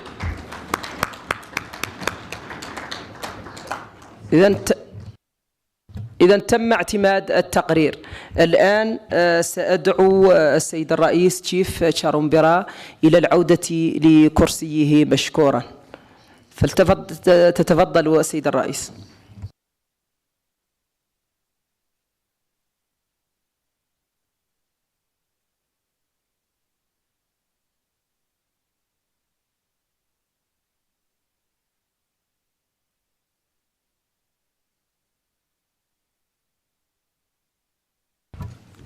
Thank you, First Vice President. Any announcements before we break for lunch? I'll do it at 2. Any announcements? No announcements. So we break for lunch. It's now 2:06. Let's try and be back by 2:45. Sorry, I'll do it. 3 o'clock, fine. We come, but please, members. Yesterday, most of you never came back after lunch. Today, please come back. We meet at 3. Thank you.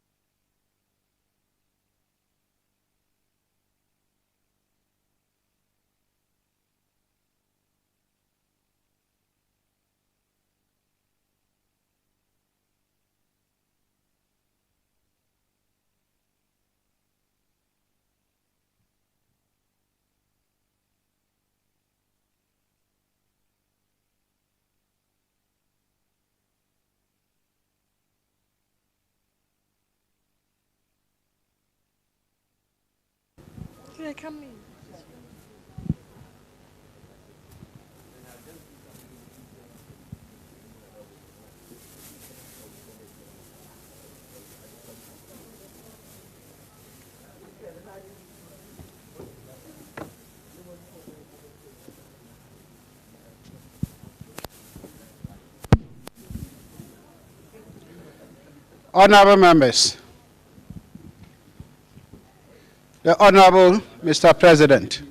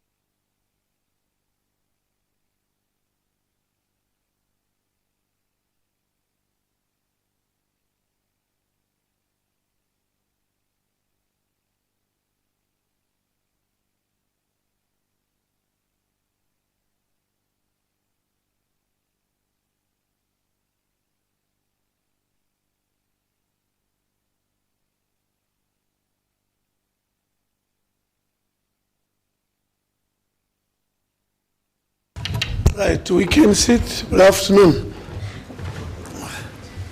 Now,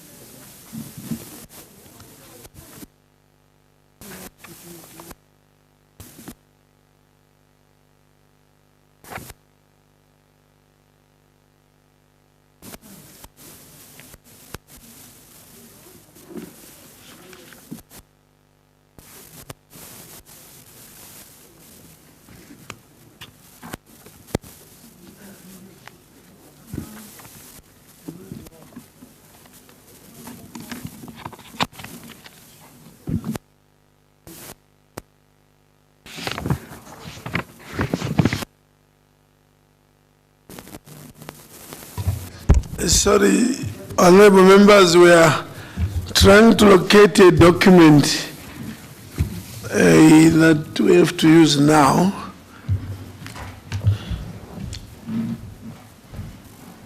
I see. Yes. Thank you, honorable members, and good afternoon. May I announce that there is a motion on the funding of regional caucuses. Now, in terms of the rules, the president can decide whether it is better now or tomorrow or after 3 days. My decision is that we place it on the order paper tomorrow, Thursday, as the first item for 1 hour as per the rules to be debated for. As a motion on the funding of regional caucuses of PAP, and it will be debated tomorrow first thing. Thank you. The clerk will read the third order of the day. Honorable President, the third order for the day is presentation and debates on the draft report of the 14th Conference on Women's Rights held on the 28th and 29th of December 2023 in Addis Ababa, Ethiopia. I shall now invite Honorable Amina Tijani Yahya, chairperson of the Women's Caucus, to make her presentation.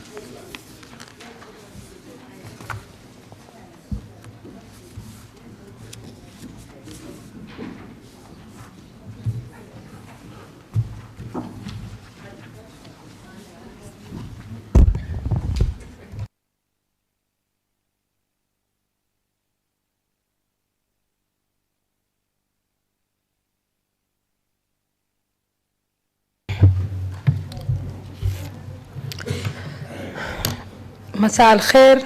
في البداية أشكر الرئيس لإعطائي هذه الفرصة، وأيضا من دواعي سروري أن أتقدم لحضراتكم مشروع تقرير المؤتمر الأفريقي الرابع عشر حول حقوق المرأة الذي تم انعقاده في دولة أثيوبيا تحت إشراف الرئيس بالعنابة أشبير غايو.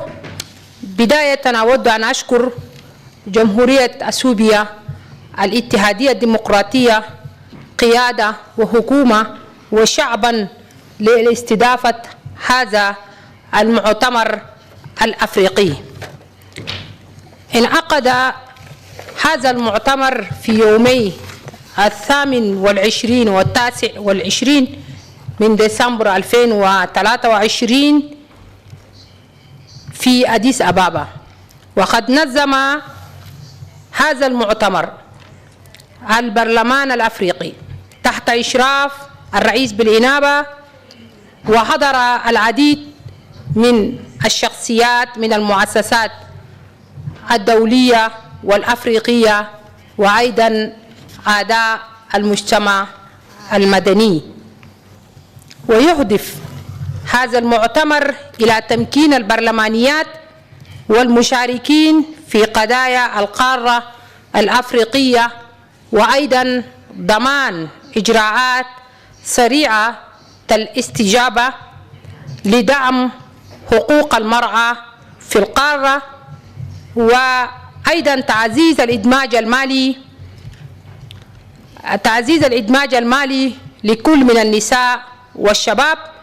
وإضافة إلى ذلك قد وفر المؤتمر منصة للإشراف على إقرار وتكييف وتنفيذ بروتوكولات حقوق الإنسان الخاصة بالمرأة، بعد تركيز بشكل خاص على بروتوكول مابوتو، وهو إضافة إلى الميثاق الأفريقي لحقوق الإنسان والشعوب، وتأكيدا أيضا على مسؤوليات الدول الأعضاء الأفريقية.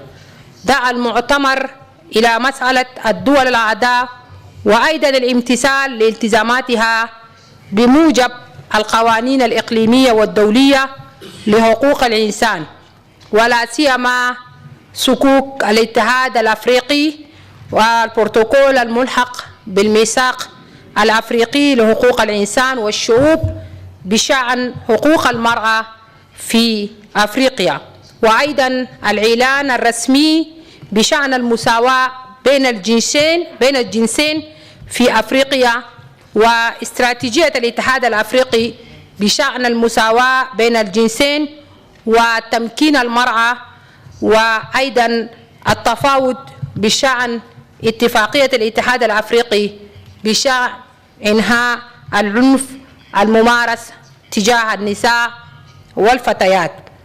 إضافة على ذلك سهل المؤتمر ودمج وجهات نظر متنوعة للنساء والفتيات في سياقة السياسات وتنفيذها على جميع مستويات الحكم، بما في ذلك مبادرات السلام والأمن في القارة الأفريقية. وتعرف المشاركون على الدور الأساسي أو المهم للبرلمانيات والمشروعات الأفريقية، بالإضافة إلى تسليط الضوء على أدوارهم في تقليص الفجوات القائمة بين الأطر القانونية والسياسية المتعلقة بحقوق المرأة والواقع في البلدان الأفريقية.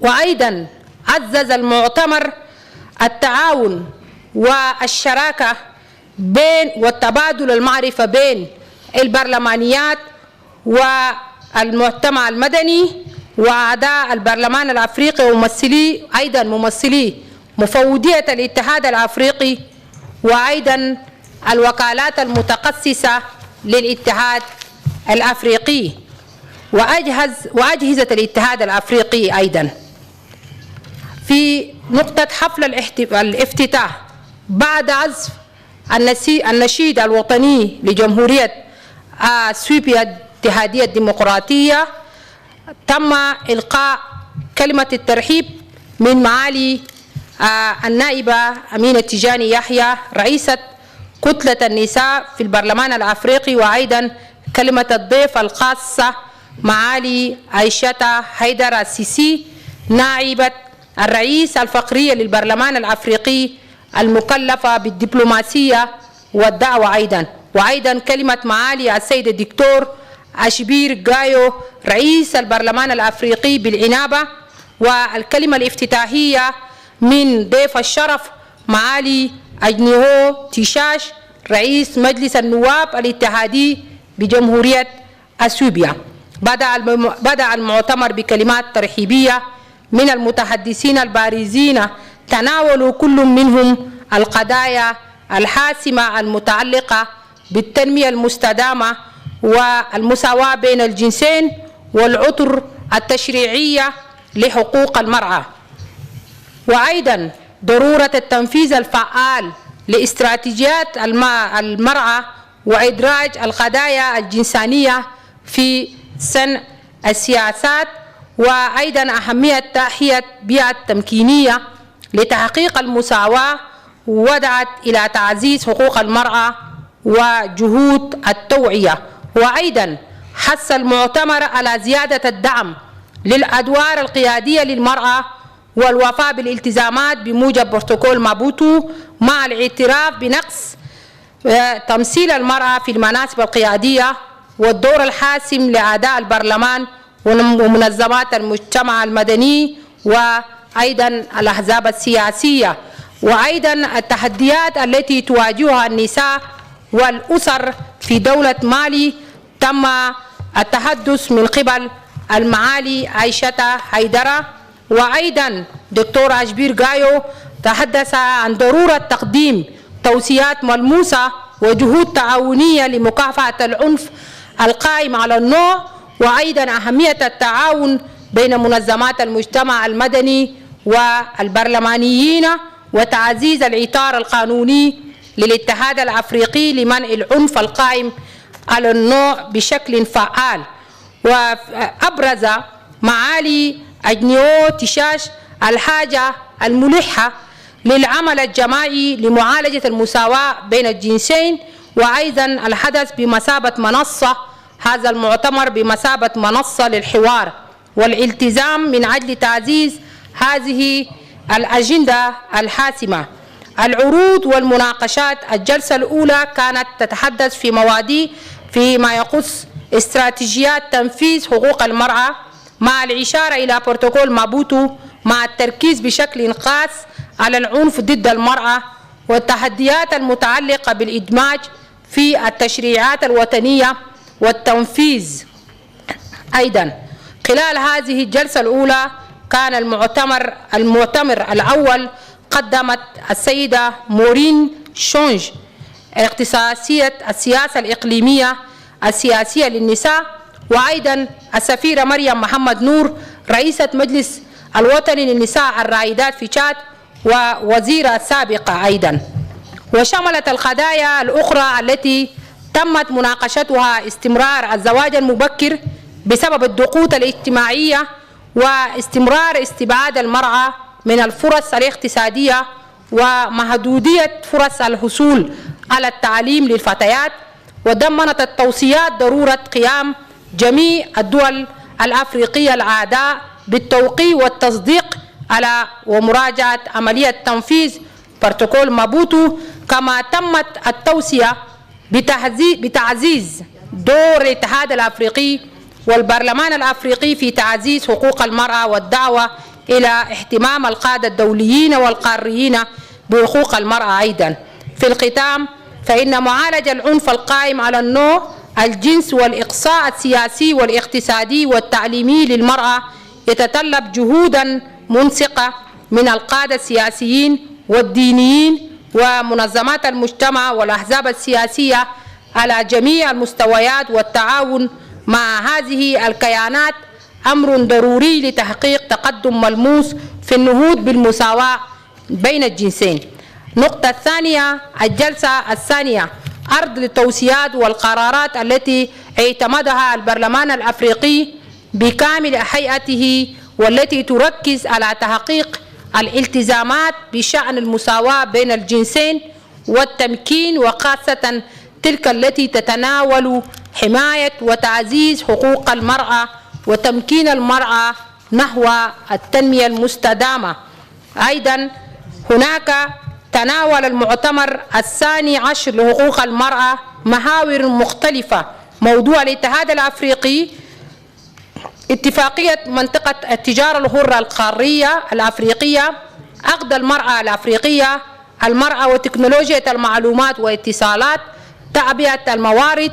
ركز أيضا المؤتمر الثالث عشر على موضوع الاتحاد الأفريقي لعام 2022، تعزيز القدرة التقوية في أفريقيا، وأيضا تسريع التنمية الاجتماعية والاقتصادية ورأس المال البشري. واختتم حديثها بالإبلاغ بأن المناقشة المحيطة بهذه التوصيات ضرورة ليس فقط لإنعاش ذاكرتنا فيما يتعلق بالالتزامات التي تم التعهد بها، ولكن أيضا لتسهيل تقييم الإجراءات التي اتخذتها المجموعة النسائية في البرلمان الأفريقي. تعتبر هذه العملية التعميلية محورية في ضمان التزامنا المستمر بالنهوض بحقوق المرأة داخل القارة الأفريقية. وأيضا الجلسة الثالثة والأخيرة تحدثت عن مراجعة وتقييم برامج مجموعة المرأة المتضمنة في الخطة الاستراتيجية 2019-2023،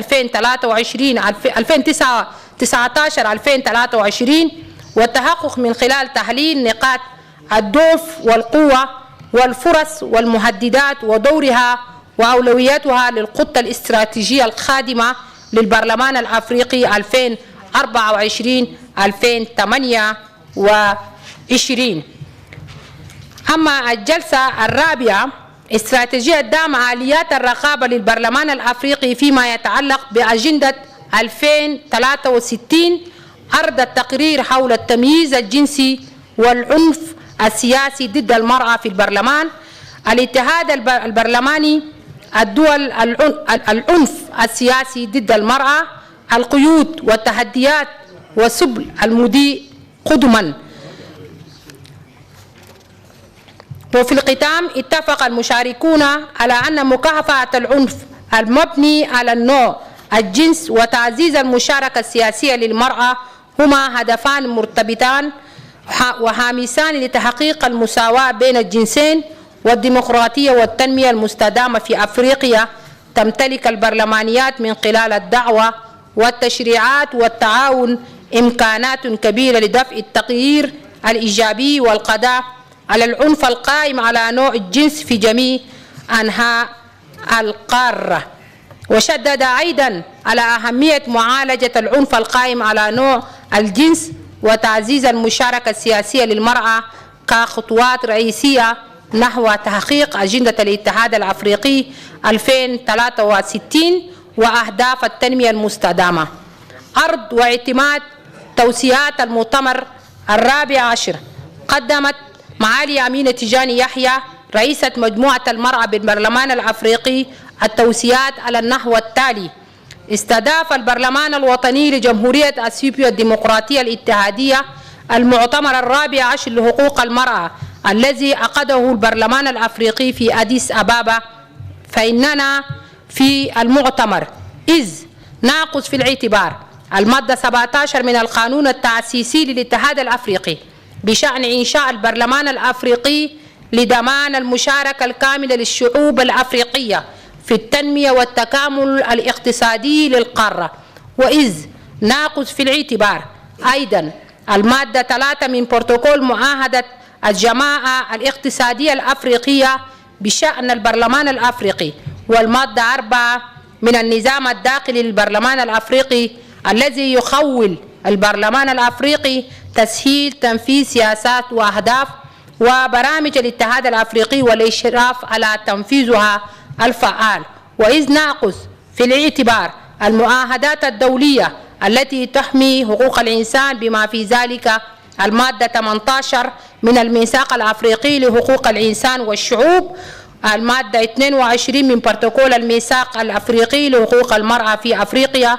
وبروتوكول الميثاق الأفريقي لحقوق الإنسان والشعوب للمرأة في أفريقيا، وإذ نسترشد أجندة الاتحاد الأفريقي 2063 والأطر القانونية والإطار المعياري الأخرى المعيارية الأخرى المتعلقة بنوع الجنس، مثل الإعلان الرسمي بشأن المساواة بين الجنسين في أفريقيا، اتفاقية القضاء على جميع أشكال العنف ضد المرأة، إعلان بجين ومناهج العمل وأهداف الأمم المتحدة للتنمية المستدامة، وأيضا استراتيجية الاتحاد الأفريقي للمساواة بين الجنسين وتمكين المرأة. وإذ نأخذ في الاعتبار الوضع الاقتصادي والسياسي والأمني في بلدان الساحل الذي يضع ساكنها في أوضاع محفوفة بالمخاطر للغاية، وإذ نأخذ في الاعتبار أن مجموعة المرأة في البرلمان الأفريقي ينقصها إلى الوسائل المالية الكافية لتنفيذ خطة عملها، نوصي بما يلي: يدعو البرلمانيون حكوماتهم إلى تسريع عملية التوقيع والتصديق على وتنفيذ آليات إدماج بروتوكول مابوتو في التشريعات الوطنية والدعوة إلى التصديق العالمي عليه مع الدول التي لم تصدق عليه بعد. يجب على البرلمانات وكذلك الحكومات الوطنية دعم المرأة ووضع أو تعديل قوانينها لتعزيز المشاركة السياسية للمرأة من أجل ضمان المشاركة المتساوية بين الرجل والمرأة، وكذلك عملية صنع القرار من خلال خلق ظروف مواتية للمرأة من خلال تعزيز حقوقهم السياسية والاجتماعية والاقتصادية. يقوم البرلمان الأفريقي أيضا بإنشاء مرصد أفريقي معني بالمرأة لرصد وتنفيذ مؤشر لقياس مستوى الالتزام ومكافحة أفضل ممثلين من خلال منح جائزة، وكذلك ضمان تنفيذ الالتزامات التي تم التعهد بها للقضاء على العنف ضد النساء والفتيات. وأيضا ينظم البرلمان الأفريقي من خلال مجموعة المرأة في عام 2024 الاحتفال باليوم ب16 يوم من المناهضة ضد العنف القائم على النوع، وعلى مستوى جميع البرلمانات الوطنية بمناسبة أيام النضال الحاشدة ضد العنف القائم على النوع. أيضا الحفل الختامي تم اختتام المؤتمر رسميا من قبل رئيس البرلمان الأفريقي بالإنابة دكتور جايو والمشاركين، مشيرا أيضا أن القرارات والتوصيات التي خرج بها المؤتمر تمثل التزاما سياسيا من قبل نواب القارة للمساهمة في تحسين وضع المرأة والمواطنين في القارة. وأيضا لديكم قائمة المشاركين في هذا المؤتمر سواء كان من البرلمانيين وأيضا من الجهات الأخرى والمؤتمر أو المجتمع المدني. شكرا لحسن انتباهكم.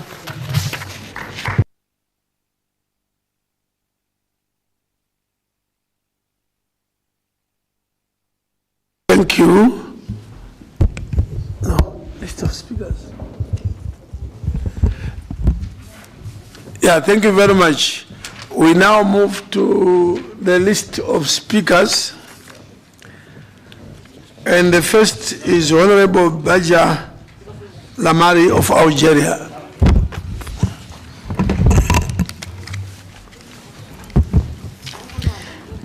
شكرا السيدة الرئيسة أمينة التيجاني على العرض القيم حول المؤتمر الإفريقي حول المرأة المنعقد في أديس أبابا لدعم حقوق المرأة وإدماجها في المجتمع. بصفتي مسلمة من الجزائر، الإسلام عزز حقوق المرأة في القرآن وكان أول وحي رباني يحفظ حقوقها.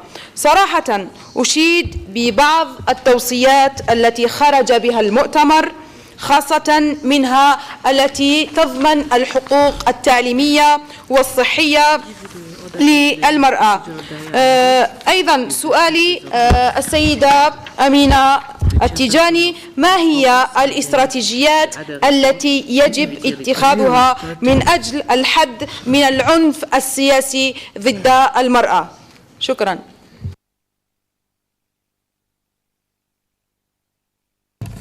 Thank you. The next speaker is Honorable Nikoisa Faglon, Benin. Merci beaucoup, Monsieur le Président, chers collègues. Mon intervention va être très succincte. Cette année, c'est l'année de la pertinence du système éducatif. Je voudrais faire remarquer que, avant de parler des droits des femmes, il faut s'occuper de la jeune fille.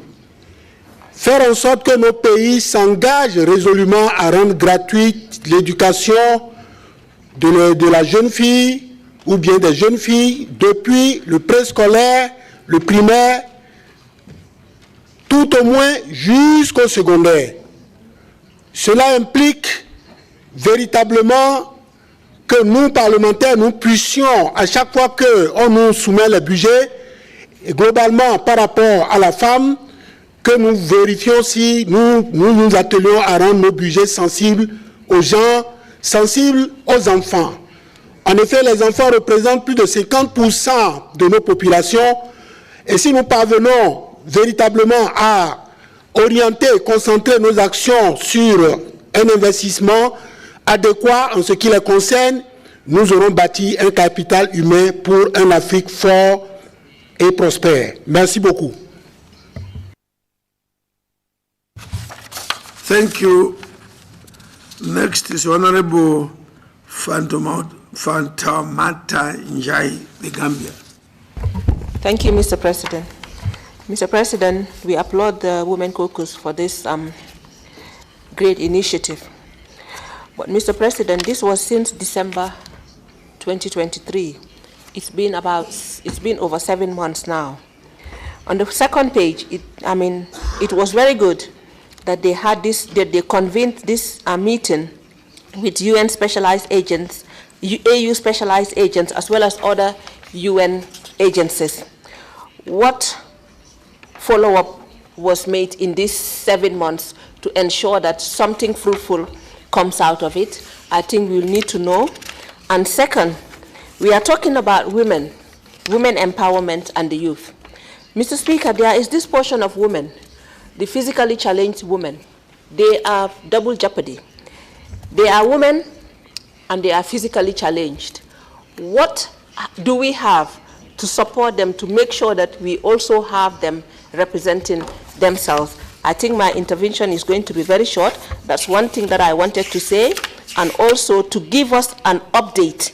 The recommendations says that the parliamentarians call on their respective governments to speed up the process of signing and ratifying, implementing. We are our respective countries.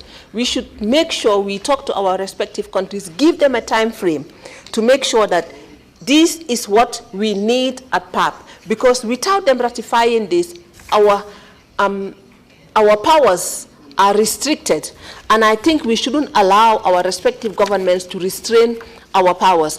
I think we should give them a time frame, give each country a time frame, member country a time frame, and tell them that before you come to PAP, you should at least tell us why your countries haven't ratified this and this and this, so that we can continue with our work. Thank you very much, Mr. President.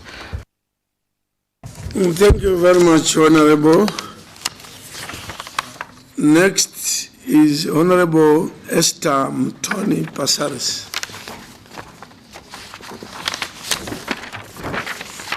Not in the chamber. Next is Honorable Samuel Koga, Liberia. Mr. Presiding, fellow colleagues, let me firstly extend my thanks and appreciation to the presenter of this all-important communication which has to do with women's rights.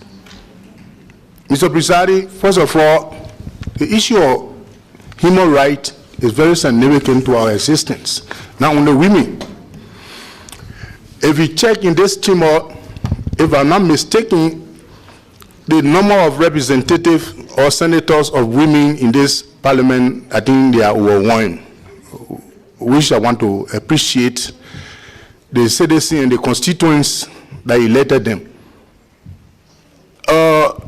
When it comes to the women's rights, I believe the issue of early marriage that she talked about is somehow read, R-A-R-E, in this modern Iraq, on grounds that there are health centers in every locality in Africa as I speak, that people no more have giving birth to child in the butchers, and birthdays are all calculated and well cataloged.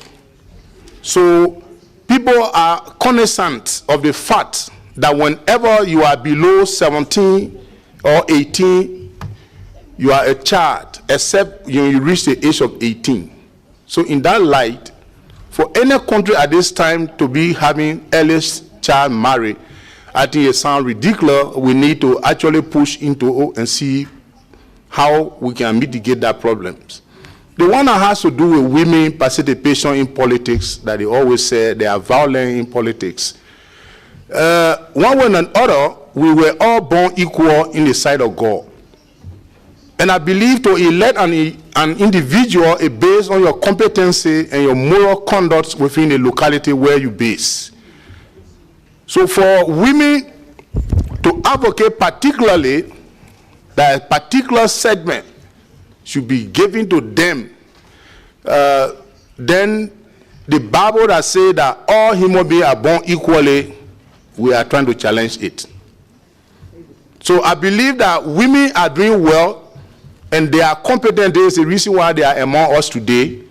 And we must applaud them to encourage them that they also should encourage their colleagues, sisters and daughters, that they should be far-sighted and ensure that they go to school and they have good moral conduct. They will join them as well to increase their population. So I think that the aspect that has to do with politics, even though in my country, the National Election Commission has timeline and limitation given to all political parties that 30% should be preserved for women.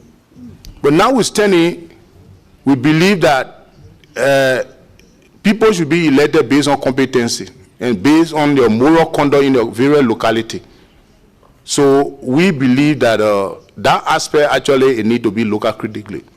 If women also want to be respected, the moral conduct, the value system, if you go, for example, to Johannesburg, the dress code of women of current and the dress code of boys or youth of current, do comparative analysis and see how does it look and how does it reflect on women. The women have serious challenges.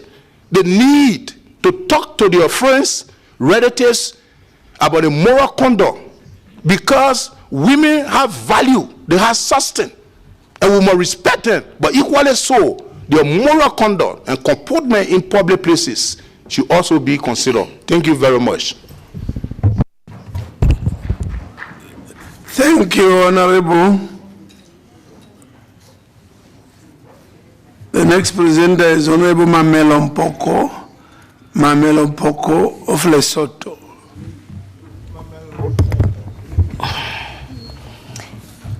Good afternoon, and thank you, His Excellency. I don't really have much to say. I would like to applaud PAP for making sure that women are well presented in Parliament. And as a woman from the Mountain Kingdom, Lesotho, I also applaud my government for making sure that women are well presented in most spheres. Talking about gender equality, I think as women we have to remember that gender equality is about all of us. It's about men, it's about boys, it's about girls, and all minority population of disability, equities, and all others. We are only in crisis as women of men who does not respect women and continue to undermine and kill them. We are only under attack, I can say, by men who have decided that because they are masculine, they will continue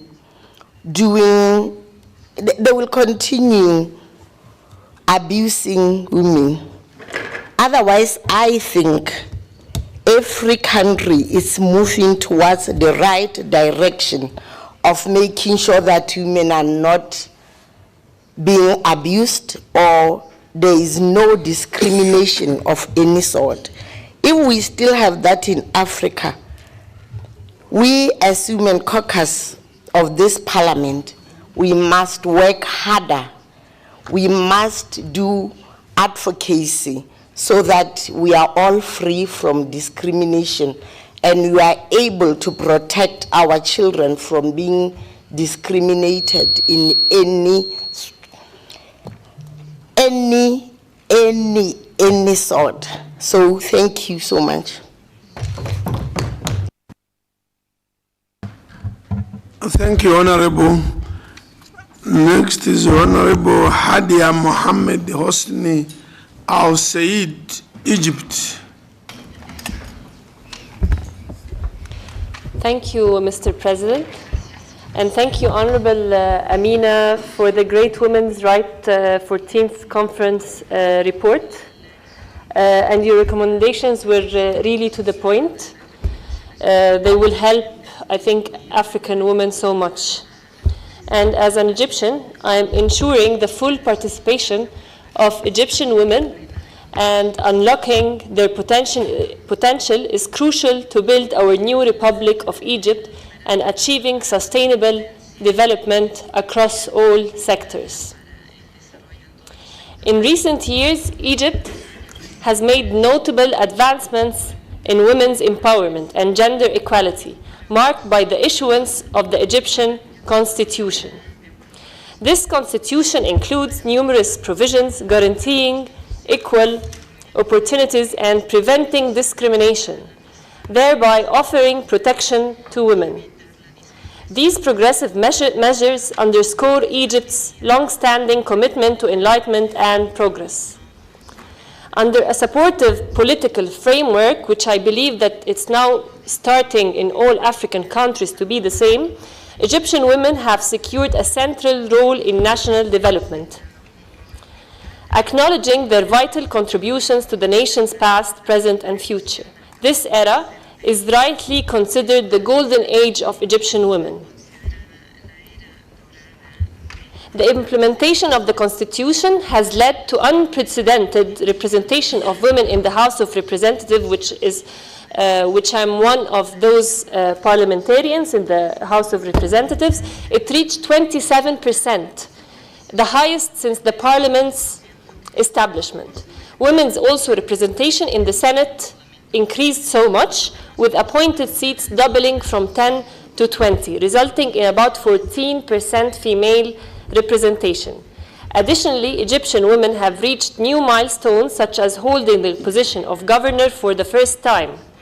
We have a number of Egyptian women as ministers as well, and like we heard this week also, our colleague here from the parliament was also appointed as minister in South Africa. So it's the era of women. I think women are not standing still. They are moving forward, also of course with the support of men. They are the ones pushing them. And as an Egyptian, I think we have a president pushing women forward. I hope that all presidents in all of the African countries will be the same like ours. And I will thank very much also Amina for her recommendations in the past report in the 14th conference report, which was held in Addis Ababa. Thank you very much. Thank you, Honorable Adia. Next is Honorable Marie Sandra Monia Mayot of Mauritius. Mr. President, members of Parliament, please allow me to congratulate the Honorable Chair of Gender Caucus, Mrs. Amina Tijani Yahya. It is with a profound sense of hope and determination that I speak today after having had the opportunity to participate in the 14th Pan-African Parliament Conference on Women's Rights held in Addis Ababa. As a representative of the voices of millions of African women, it is crucial for us to highlight the importance of these recommendations and explore how we, as Parliament, can effectively integrate them into our national and regional policies. One of the key recommendations is the acceleration of the ratification and implementation of the Maputo Protocol. This protocol is a fundamental pillar for the protection of our rights. It not only guarantees equality before the law, but also essential rights such as reproductive health. It is imperative that every African nation takes concrete steps to integrate the provision of this protocol into their national legislation. We must commit to transforming these promises into tangible realities, which to this day represents one of the greatest challenges on the continent. Mr. Speaker, what strategy to encourage the ratification and implementation of the Maputo Protocol is, first of all, to inform the public and policymakers about the benefits and implications of the Maputo Protocol for women's rights and the fight against gender-based violence. Engage in an open and inclusive dialogue with all stakeholders, including religious groups, community leaders, and civil society organizers, to discuss the implication and necessity to adopt and ratify this protocol, to support countries in the ratification process by providing technical and financial assistance, as well as facilitating the sharing of experiences and best practices among countries that have already ratified this protocol.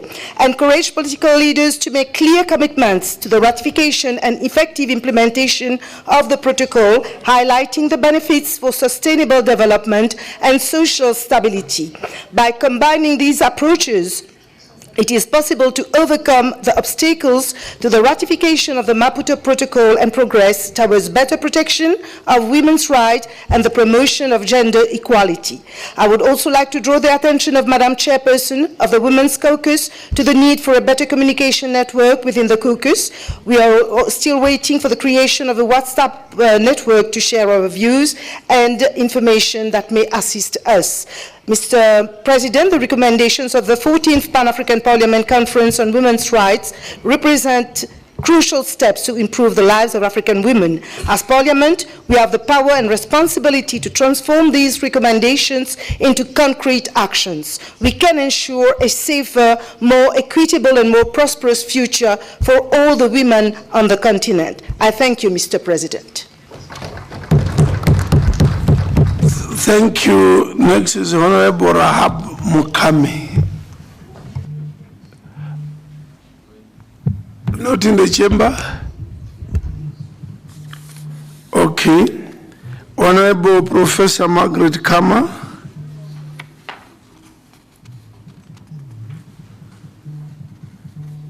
Next, Honorable Yosri Bao. Baob, Tunisia. شكرا سيد الرئيس. بعد شكر اللجنة وبعد شكر معالي السيدة أمينة تيجاني يايا رئيسة اللجنة على هذا العرض المحترم، أود أن أتحدث عن التجربة التونسية بكل فخر في هذا المجال، وأقول أن تونس تضمنت قوانينها وخاصة دستورها المؤرخ في 25 جويلية 2022 لكل هذه التوصيات تقريبا. فالفصل 51 ينص على أنه تلتزم الدولة بحماية الحقوق المكتسبة للمرأة وتعمل على دعمها وتطويرها. تضمن الدولة تكافؤ الفرص بين الرجل والمرأة في تحمل مختلف المسؤوليات وفي جميع المجالات. كما تسعى الدولة إلى تحقيق التناصف بين المرأة والرجل في المجالس المنتخبة. تتخذ الدولة التدابير الكفيلة بالقضاء على العنف ضد المرأة. والفصل 23 من الدستور ينص على أن المواطنون والمواطنات متساوون في الحقوق والواجبات وهم سواء أمام القانون دون تمييز.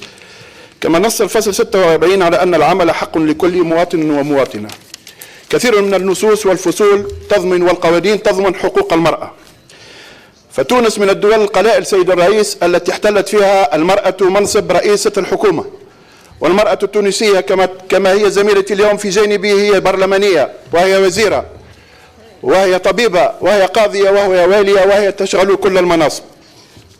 سيد الرئيس، المحتوى جيد للتقرير، لكن ألم يحن الوقت بعد إلى التفكير في المرأة كأم؟ المرأة كأم العمود الأساسي للأسرة. فلو تفحصنا تقريبا أغلب المواضيع التي تعرضنا إليها في هذه الدورة النيابية لوجدنا أن أنفسنا نرجع حتما لدور المرأة كل مرة فيها.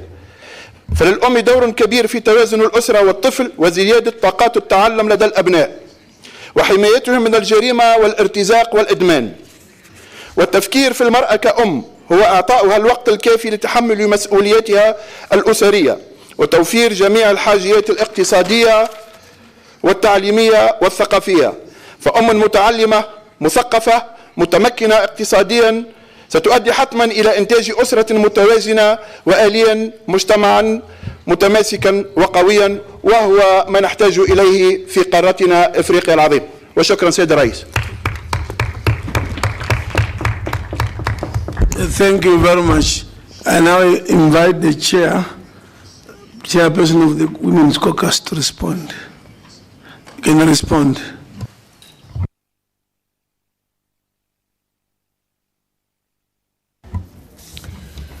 شكرا سعادة الرئيس لإعطائي للمرة الثانية الفرصة لكي أجيب على أسئلة أو تساؤلات البرلمانيين. أنا ما أعتقد أنه الأغلبية من المداخلات كانت بشكل تعليقات أو مشاركة في مسألة الحقوق المختصة بالمرأة أو مسألة ضمان حقوق المرأة والفتيات في مستوى الدول. وفيما يخص المتداخلة الأولى الأستاذة أو النائبة بهجت من دولة الجزائر أنه ضمان تحدثت فيما يخص في مسألة ضمان الحقوق التعليمية والصحية للمرأة، وأيضا لديها سؤال في ما يخص ما هي الاستراتيجيات التي يجب اتخاذها لمحاربة العنف الممارس تجاه المرأة. على ما أعتقد نحن في كتلة النساء في البرلمان الأفريقي لدينا قطة. هذه القطة من ضمن الأنشطة التي تقوم بها أو سوف يتم تنظيمها من قبل الكتلة. هناك 16 يوم لمناهضة العنف القائم تجاه المرأة. هو يعني هو مبادرة عالمية تقوم بمحاربة العنف المحارب تجاه المرأة من خلال التوعية، من خلال أيضا المؤتمرات النقاش، وأيضا مؤتمرات تلفزيونية وإذاعية خلال 16 يوم لمناهضة العنف تجاه المرأة. وأيضا المؤتمر الأفريقي من حول حقوق المرأة من ضمن استراتيجيات أو من ضمن أنشطة كتلة النساء في البرلمان الأفريقي وأيضا لدينا استراتيجيات ومبادرات كثيرة التي تصب في مجال محاربة العنف القائم من النوع.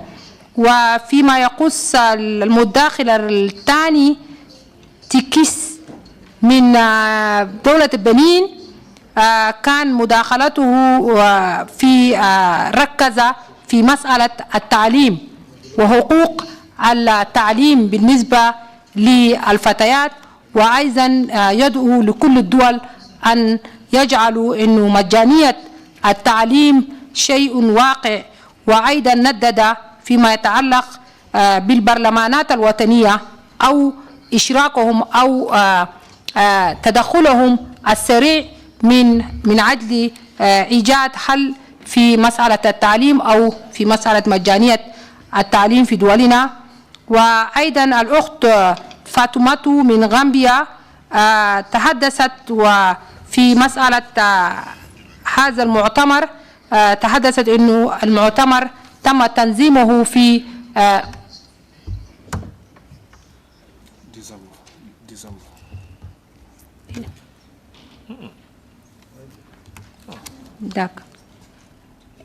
تم تنظيمه في سبتمبر أو ديسمبر 2023، يعني 7 أشهر من تنظيم هذا الحدث. ما هي الأنشطة أو المبادرات التي قمنا بها في كتلة النساء؟ سؤالي إجابة لهذا السؤال إنه منذ ذلك الوقت لم يحدث أي نشاط أو أي حدث بالنسبة لكتلة النساء.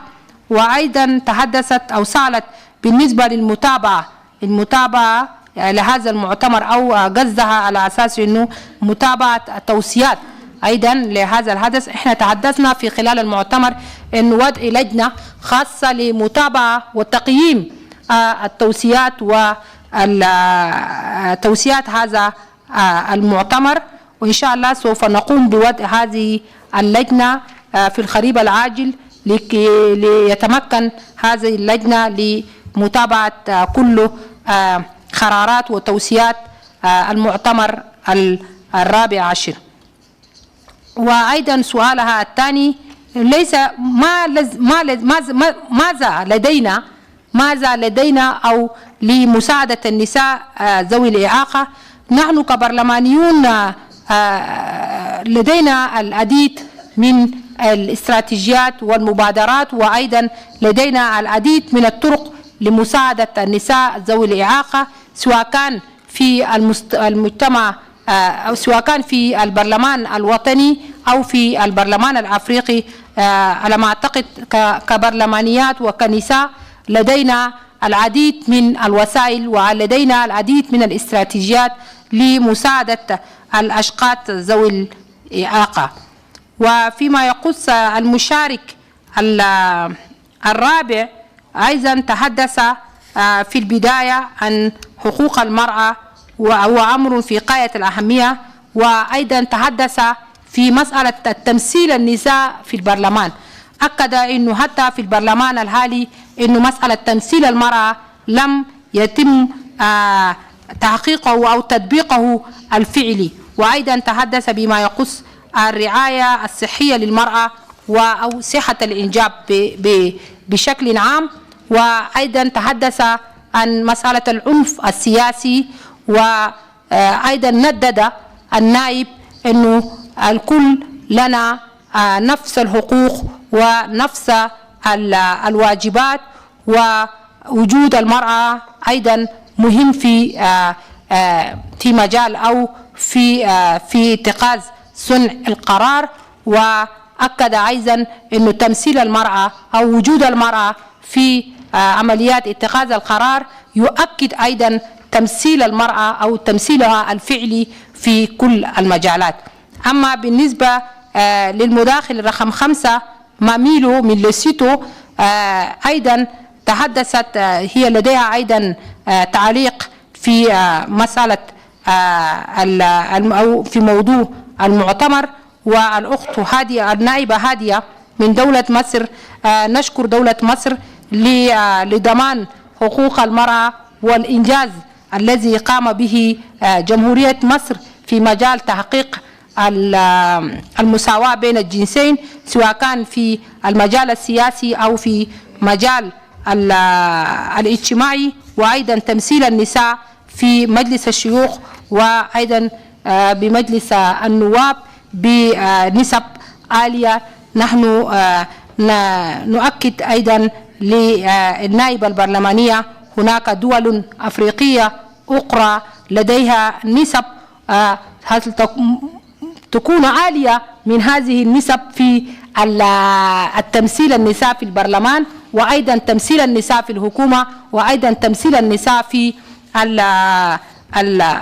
المناصب الحكومية أو المناصب الأخرى، سواء كان في مجال الدبلوماسية أو في مجال المجالات الأخرى. ونحن أيضا نطالب أو نندد أيضا جميعا من أجل المساواة بين المرأة والرجل في مجال السياسي أيضا. أما الأخت ساندرا من دولة موريسيو هي برضو لديها تداخل وتعليق في مسألة التقرير، في التقرير أيضا، وقالت أن هذا التقرير هو عمل لكل البرلمانيات لتحقيق أهداف التنمية المستدامة وأيضا الخاصة بالمرأة، وأيضا تحدثت في التسريع في مسألة في بروتوكول مابوتو، وأيضا تحدثت في الحقوق الإنجابية، وأيضا طلبت من كتلة النساء لضرورة إلى تحسين التواصل أو لإنشاء منصة لكي يسمح التواصل بين البرلمانيات لضمان مشاركتهن.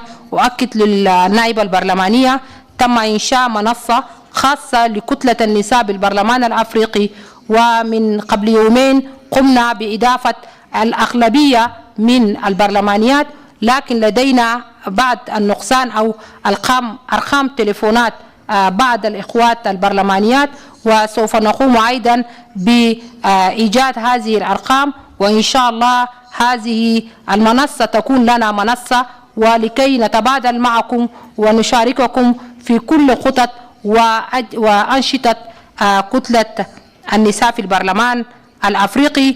وأيضا المتداخل الأخير يسري من دولة تونس، نحن أيضا نشكر دولة تونس في لضمان حقوق المرأة والإنجاز الذي قمتم به في مجال حماية حقوق المرأة والفتيات، سواء كان في الدستور، وإنه أيضا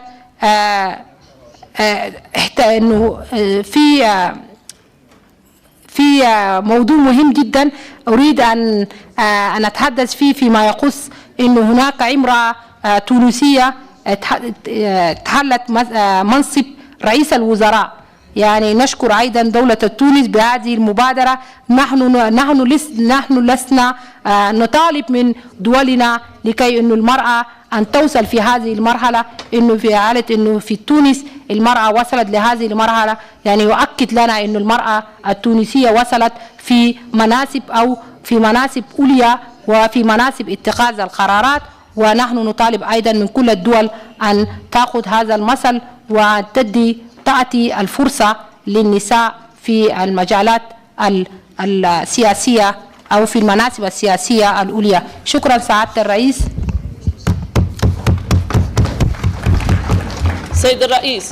سيد الرئيس سمح، وقع التعسف علي سيد الرئيس. Yes, order. Yes, I give you the floor. شكرا سيد الرئيس، شكرا السيد الرئيس أمينة التيجاني. سامحوني زملائي، كنت طلبت الكلمة من الصباح لكن وقع التعسف علي، وأنا كتونسية أؤمن أن الحقوق تفتك ولا تهدأ. هذه باش نبدأ بها الكلمة نتاعي. سيد الرئيس، حقي تفتك علاش؟ على خاطر العروض اللي تقدم من السادة الخبراء أكثر، ياخذوا وقت أكثر من اللازم. السيد الرئيس، احنا هنا نواب الشعوب الإفريقية، احنا اللي لازمنا نتكلموا أكثر، عنا الخبرة الكافية وعندنا الجرأة الكافية باش ناخذوا حقوقنا نتكلموا. لذا نطلب من هنا فصاعدا تسقيف التوقيت الزمني للخبراء والكل نايب باش يتكلم باش ما يقاش التعسف عليه المرة الجاية كيف اليوم. سيد الرئيس، مع الأسف الشديد اليوم يعني تصدمت كيف وقع التعامل معي. باش نتعدى نحب نقول وانا كتونسية وعندنا تجربة رائدة في المساواة بين الجنسين، نحب نقول عندنا أكثر من 70% طلبة في الكليات إناث. Order. When we say order in parliament means you take your seat. Thank you. I listened patiently. It was a bit strange that after we are closing the presentation and debate, you rose, and I was not sure exactly what you wanted, so I wanted to give you the democracy that we all deserve and listen to you. You are heard that the presenters are taking too long. I think that I accepted. But you cannot depend the debate a matter that has gone to closure now. We can't reopen the debate. I think it's procedure. Even in Tunisia, parliament, you cannot start reopening the debate that we are now closing. If you missed the boat, it's not forever missed. No, you are interrupting the chair, unfortunately. You don't say no to the chair.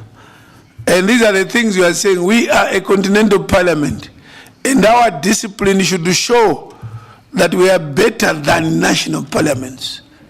We cannot bring disorder. You are bringing disorder, my honorable. I gave you the space, but you want to debate. If you want to debate, it's not possible. Okay. سيد الرئيس، أنا كنت طلبت الكلمة من الصباح. سيد الرئيس، كنت طلبت الكلمة من الصباح وكنت قدمت الورقة من الصبح قبل حتى زميلي يسري. كنت هنا على الساعة 9 صباحا. Right, I hear you. I apologize that you want to take the floor in the morning, but I think it is some. Those ushers, those ushers all over. That's why we place them all over. If you give them a piece of paper, they bring it to the secretariat, and if it lands here, we don't exclude anyone. So it only means the letter did not land on this desk. And they want to apologize that it happened like that. But usually, although not encouraged, usually but not encouraged, when I say the last debate, the submission is from, you quickly say, but you can't say last because my name has not been called out. At least not now when we went for lunch, we are back and then you say my name in the morning. I think let's be fair to the process. We hear you, mistakes will be rectified. Everybody's listening that you were omitted in the morning. But can you allow us to proceed with the business? We are sorry for disappointing you for now, but I assure you you'll be happy in the future. I shall now put the report for adoption. Maybe my chair can propose, move for adoption. Chair of the committee, can you move for adoption?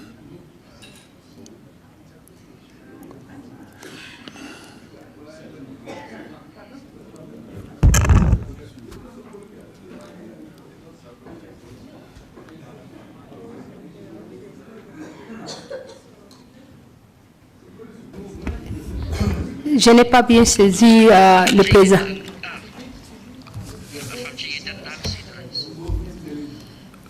Sorry, I'm asking you to move for the adoption. I didn't get you. Non. Oh, this is not for adoption. Mais pourquoi je me lève? Non, pour le move, to move.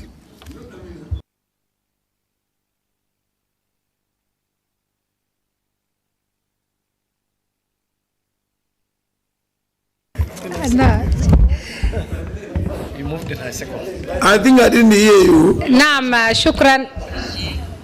شكرا سعادة الرئيس. أطلب من البرلمانيين اعتماد تقرير المؤتمر الرابع عشر من حول حقوق المرأة. Was there interpretation? There was no interpretation. أعيد. أطلب من كل البرلمانيين اعتماد التقرير مشروع التقرير الخاص بالمؤتمر الرابع عشر حول حقوق المرأة. There's no interpretation.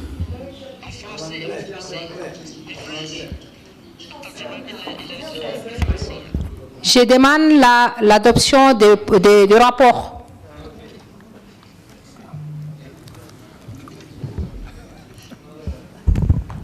Thank you. Who seconds? I'm here. Thank you, Honorable Mbo. Seconded and adopted. Yes, seconded for adoption. Thank you.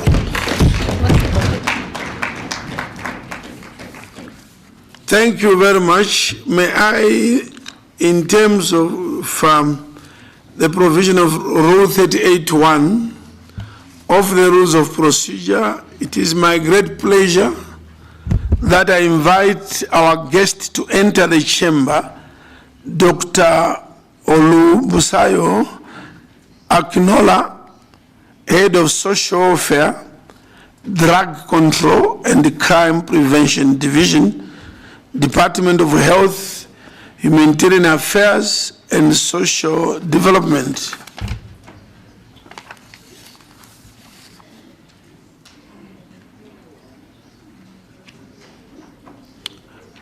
We expect an usher to at least guide in terms of sit there, no, they come here, they get lost. No, you get into the chamber first and sit.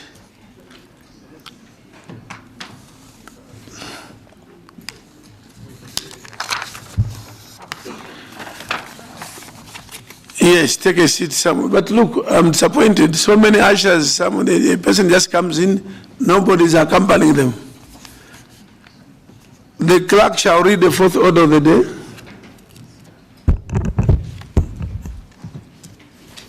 President, the fourth order for the day is presentation and debates on the scourge of drug and substance abuse as an impediment to inclusive, lifelong, quality, and relevant learning in Africa. Secure, that's all. Relevant learning in Africa. Thank you. I shall now invite Honorable Dali Laila, Chairperson of the Caucus on Youth, to make her presentation.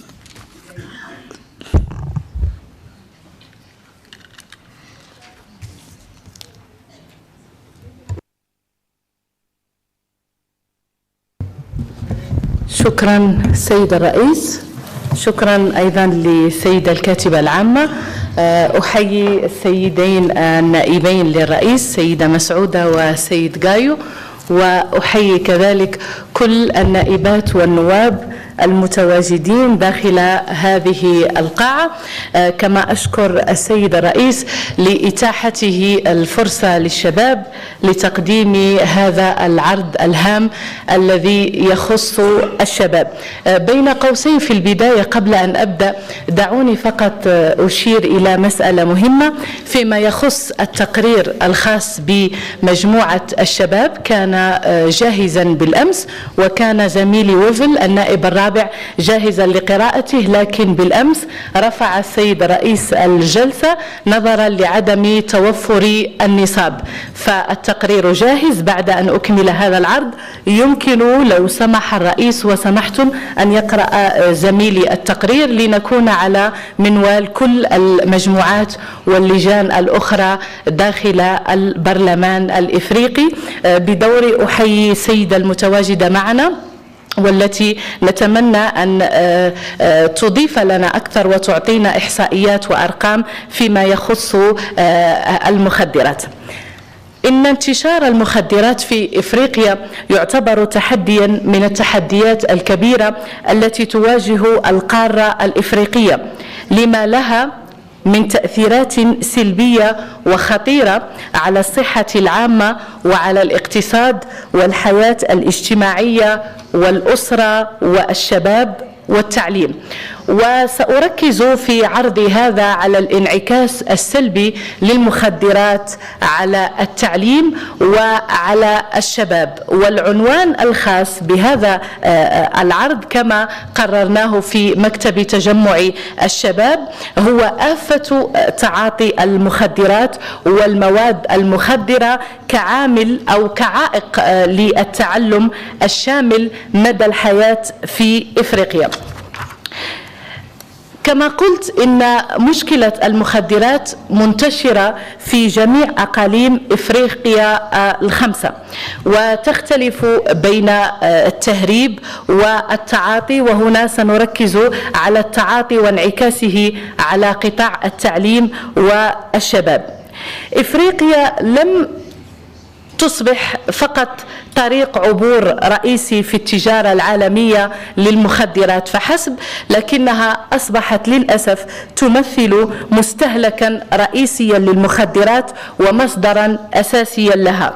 فالقارة أخذت في البروز كمركز لتهريب الكوكايين والهيروين واستهلاكهما، ويجري في الوقت نفسه نمو متزايد في عدد متعاطي المخدرات من الشباب، مع ما يقترن به من زيادة في المشاكل المرتبطة باستعمال المخدرات، وأهمها للأسف الهدر المدرسي وضياع التعلم الذي بدونه لا يمكن للشباب أن يصبح واعيا ومساهما في تنمية هذه القارة. وما زاد الطين بلة أن تزايد أعداد الشباب في إفريقيا إلى جانب ارتفاع معدلات البطالة شهد ارتفاعا كبيرا في عدد الشباب في القارة ممن يتعاطون المخدرات والقنب، كما أصبحت العقاقير الاصطناعية تشكل تحديا كبيرا في إفريقيا، بالإضافة إلى الاستخدام غير الطبي للمواد الأفيونية مثل الهيروين والميثادول والمورفين. بات هذا يشكل قلقا متزايدا على الصحة وعلى السلامة العامة. وتشير إحصائيات حديثة إلى انتشار المخدرات في إفريقيا وفقا لتقرير الأمم المتحدة حول المخدرات والجريمة لهذه السنة. التقرير الأمم المتحدة صدر هذه السنة بتاريخ 26 يونيو 2024، يعني في الشهر الماضي، حول المخدرات في إفريقيا. جاء في التقرير حذرت الأمم المتحدة يوم الأربعاء بتاريخ 26 يونيو 2024 من انتشار 3 أنواع جديدة من المخدرات باعتبارها تشكل مخاطر صحية خاصة في أنحاء إفريقيا بسبب مكوناتها المتنوعة وغير المعروفة في كثير من الأحيان. وقال مكتب الأمم المتحدة المعني بالمخدرات والجريمة في تقريره السنوي حول المخدرات في العالم أنه يعتقد أن هذه المخدرات تحتوي على مزيج خطير من المستحضرات الدوائية والكحول والمواد المذيبة. ووثقت تقارير تقرير هذا الذي صدر في الشهر الماضي مشاكل كثيرة مرتبطة بتعاطي المخدرات. وأعلنت دولة السيراليون في أبريل الماضي حالة طوارئ وطنية بسبب تزايد تعاطي مخدر كوش، وهو مزيج تركيبي من الماريجوانا والترامادول.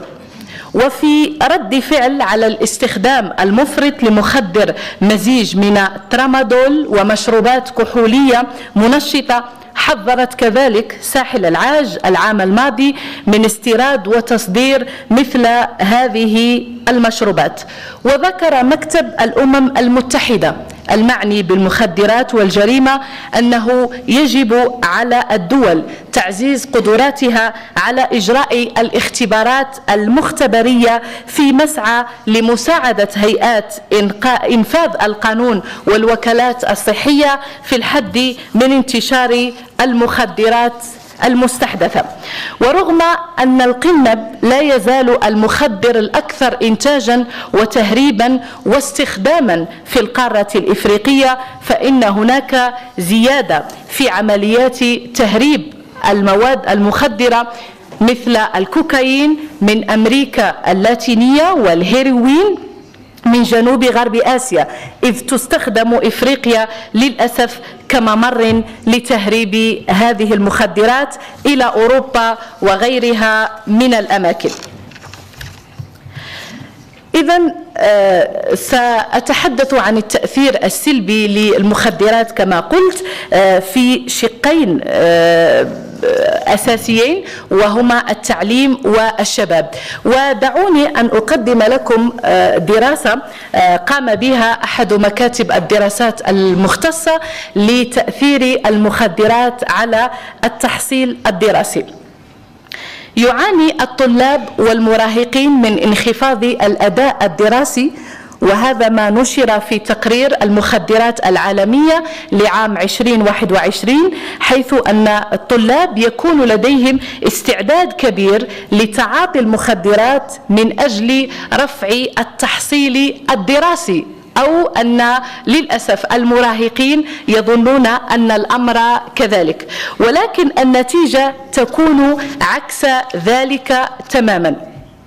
وقد تم توضيح أضرار وتأثير المخدرات على التحصيل الدراسي من خلال دراسة أجريت على 500 مراهق في مدينة إبادان جنوب غرب نيجيريا، والنتائج أشارت إلى الطلاب الذين يعانون من انخفاض التحصيل هم أكثر عرضة لتعاطي المخدرات، وذلك بمعدل يصل إلى 3 أضعاف مقارنة بالطلاب أصحاب التحصيل الدراسي المرتفع.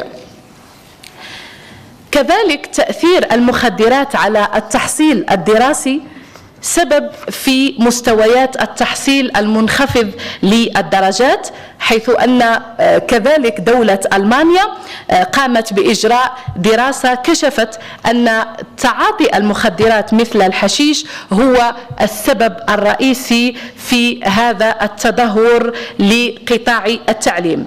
أيضا أجرت دولة أستراليا دراسة على 2000 طالب لم يتمكنوا من إكمال الدراسة الثانوية، والسبب يرجع للأسف إلى تأثير المخدرات على التحصيل الدراسي.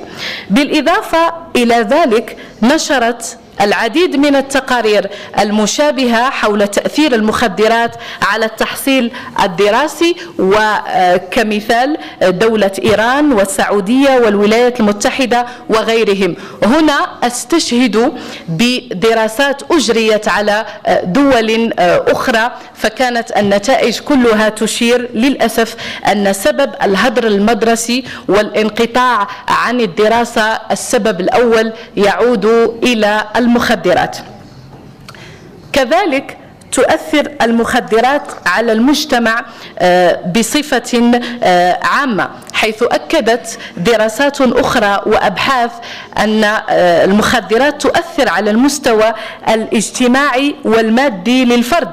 فبسبب تعاطي المخدرات في صفوف المراهقين بشكل كبير وبكميات كبيرة، فإنهم يكونون غير قادرين على استكمال تعليمهم، وبالتالي يصبحون عالة على أهلهم وعلى أنفسهم. أنفسهم، وهذا الأمر ينعكس بالسلب على المجتمع من خلال النقص الحاد في أعداد الكوادر والأيدي العاملة والمهنيين المطلوبين لسوق العمل، والفوضى والفقر بين أوساط المجتمع الذي ينهار تدريجيا مع تفاقم أزمة تعاطي المخدرات بين الطلاب والمراهقين في المدارس. كذلك تأثير تعاطي المخدرات على الدماغ، لأنه العضو الذي سيقرأ وسيفكر به هذا الشاب، والمخدرات لها ارتباط وثيق بالدماغ.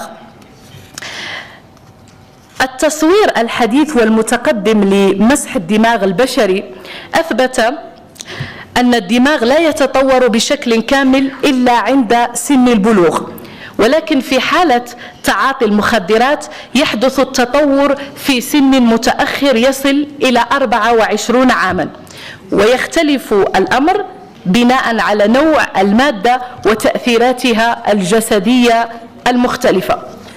ولكن هناك عامل مشترك بين المواد المخدرة، وهو الاستخدام المتكرر الذي يؤثر على الدماغ، والتأثيرات التي تحدثها المخدرات تؤدي إلى ضعف التعلم الأكاديمي وانخفاض التركيز والانتباه، مما يؤدي إلى مشاكل في الذاكرة وعدم القدرة على معالجة المعلومات. بعدما تحدثت عن هذه الظاهرة السيئة للأسف وجردنا بأرقام وإحصائيات ومعطيات هذا الواقع، اليوم قررت أن أجلب لكم حلول يمكن أن نتبعها جميعا لمكافحة ظاهرة تعاطي المخدرات وتقديم الدعم لطلاب المدارس، للأفراد الذين تأثروا للأسف بهذه الآفة الخطيرة وهي المخدرات. أولا، تعزيز التوعية والتثقيف، يجب توجيه جهود لزيادة الوعي بأخطار تعاطي المخدرات وتأثيراتها السلبية على الفرد والمجتمع، ويمكن تحقيق ذلك من خلال حملات توعية وبرامج تثقيفية في المدارس والجامعات والمجتمعات المحلية. ثانيا، تقديم الدعم النفسي والعلاج، يجب توفير كذلك خدمات الاستشارة والعلاج للأفراد الذين يعانون من إدمان المخدرات لمساعدتهم على التعافي والتخلص من الإدمان. ثالثا، تعزيز القوانين وتطبيقها، إذ يجب تشديد تطبيق القوانين المتعلقة بتعاطي المخدرات ومعاقبة المتورطين في تجارة واستخدام المواد المخدرة. رابعا، تعزيز التعاون الدولي، إذ وجب تعزيز تعاون بين الدول في المنطقة لمكافحة تهريب المخدرات. خامسا، تعزيز فرص العمل والتعليم، إذ يمكن التقليل من تعاطي المخدرات من خلال توفير فرص عمل ملائمة وتعليم جيد، مما يساهم في تحسين جودة حياة الأفراد وتقليل احتمالية اللجوء إلى المخدرات كوسيلة للأسف الشديد من الهروب من الظروف الصعبة والفقر. كذلك يمكننا أن نحارب المخدرات في صفوف التعليم من خلال الكثير من الآليات، من بينها تضمين توعية مستمرة بأضرار المخدرات في المناهج الدراسية. يمكن كذلك تنظيم جلسات توعية دورية وورش عمل للطلاب لتعريفهم بمخاطر المخدرات وكيفية التصدي لها في المدارس. يجب أن تكون كذلك المدارس بيئة تشجع على النقاش الصحيح حول هذا الموضوع الحساس وتوفر الدعم للطلاب الذين يحتاجون إليه. بالإضافة إلى ذلك يمكن تعزيز التعاون مع الأهالي والمجتمع المحلي لتعزيز جهود مكافحة المخدرات في بيئة التعليم. الآن سأنتقل إلى الشق الثاني، وهو تأثير المخدرات على الفئة الأكثر في القارة الإفريقية، والتي تعول القارة الإفريقية عليها للمزيد من التنمية والتقدم لهذه القارة، وهي فئة الشباب. للأسف تأثير المخدرات على الشباب كارثي في إفريقيا، حيث يؤثر استهلاك المخدرات سلبا على صحة الشباب الجسدية والعقلية، بالإضافة إلى تأثيرها السلبي على العلاقات الاجتماعية والمهنية، وهذا يمكن أن يؤدي إلى إدمانهم على المخدرات، أيضا إلى تدهور الحياة الشخصية والمهنية والتشتت الأسري. وبالتالي وجب توجيه جهود مكافحة المخدرات نحو توعية الشباب بمخاطرها وتقديم الدعم اللازم لهم لتجنب هذا الخطر. أيضا سأقدم بعض الإجراءات الوقائية وتقديم الدعم اللازم لهم من خلال حلول. سأركز دائما على التوعية، لأن الوقاية كما نقول الوقاية خير من العلاج، فإذا تم تقديم التوعية والنصيحة للشباب قد نتوخى هذه الآفة بشكل نهائي. كذلك توعية شاملة، حيث يجب توفير معلومات دقيقة وشاملة حول أضرار المخدرات وتأثيرها على صحتهم النفسية والجسدية. كذلك حث الآباء على تعزيز الشخصية لدى الشاب، إذ يمكن تعزيز مهارات الاتصال وتعزيز الثقة بالنفس وتعزيز قدرة اتخاذ القرارات الصحيحة لدى الشباب. ثالثا النشاطات البديلة أو توفير بدائل صحية وإيجابية للشباب مثل الرياضة، الفنون والأنشطة الاجتماعية لتشغيل وقتهم بشكل إيجابي.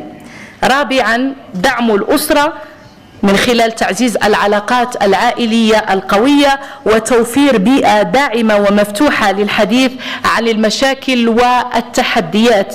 خامسا احتضان ذلك الشاب الذي ذهب ضحية المخدرات. للأسف الكثير من الدراسات أثبتت في القارة الإفريقية أن الشاب حينما يكون ضحية الإدمان يتعرض للطرد من طرف أسرته، وهذا ما يزيد الطين بلة وما يفتح له المساحة أكثر للوقوع ضحية الإدمان. كذلك البيئة الاجتماعية التي يجب أن تعمل على تعزيز الوعي بمخاطر المخدرات في المجتمع وتشجيع الشباب على الابتعاد عن الأصدقاء الذين يتعاطون المخدرات. طبعا تطبيق هذه الحلول بشكل شامل يمكن أن يساعد في تجنب الشباب من تعاطي المخدرات وتعزيز نمط حياة صحي وإيجابي. بحثت قليلا عن البرامج التي قام بها الاتحاد الإفريقي لمكافحة المخدرات في إفريقيا، وأعتقد أن السيدة الموقرة ستشرح أكثر هذه البرامج، لكن قررت أن أطلع عليها لأرى مدى انسجامها مع واقع تعاطي الشباب الإفريقي للمخدرات اليوم. هناك عدة برامج قام بها الاتحاد الإفريقي لمكافحة المخدرات، منها برنامج الاتحاد الإفريقي ضد المخدرات والجريمة، وهو برنامج يهدف إلى تعزيز التعاون بين الدول الإفريقية لمكافحة المخدرات والجريمة. ثانيا برنامج شبكة الصحة الإفريقية الذي يركز على تعزيز الوعي بأخطار المخدرات وتوفير الدعم العلاجي للمدمنين. ثالثا برنامج الأمم المتحدة لمكافحة المخدرات والجريمة، والذي يقدم الدعم والتوجيه للدول الإفريقية في تطوير استراتيجيات فعالة لمكافحة المخدرات. هذه البرامج تعمل على تعزيز التعاون وتبادل المعرفة لمكافحة انتشار المخدرات في إفريقيا، لكن هذه البرامج تصطدم دائما بعراقيل تحول دون تطبيق هذه البرامج، منها نقص تمويل، والكثير من البرامج للأسف الشديد فقدت جودتها لأنه ليس هناك تمويل كافي لتطبيقها. ثانيا ضعف البنية التحتية، بعض الدول الإفريقية تواجه تحديات في بناء بنية تحتية قوية تدعم جهود مكافحة المخدرات.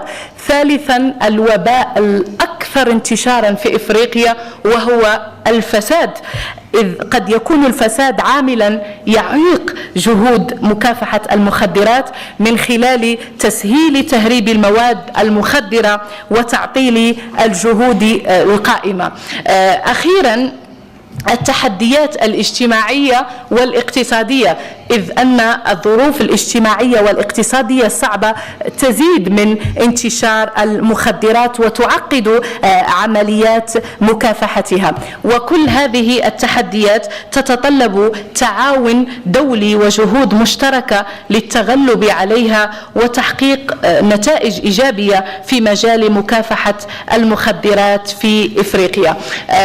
أتمنى أن أكون قد جلبت بعض الأرقام والإحصائيات التي تؤكد للأسف الشديد انتشار المخدرات في إفريقيا، وأتمنى أن نستمع اليوم إلى حلول عملية يطبقها كل منا مع شخص متعاطي في منزله لنبتدئ بتغيير واقعنا لتستطيع هذه القارة أن تتغير. نتمنى أن نرى الشباب الإفريقي يأخذ فرصته في القطاع الاقتصادي والاجتماعي والسياسي ليبتعد عن هذا الوباء الذي دمر الطاقة الإفريقية الشابة، ونتمنى من الله عز وجل أن يحفظ شبابنا وأن يبتعد عن المخدرات. شكرا جزيلا لكم.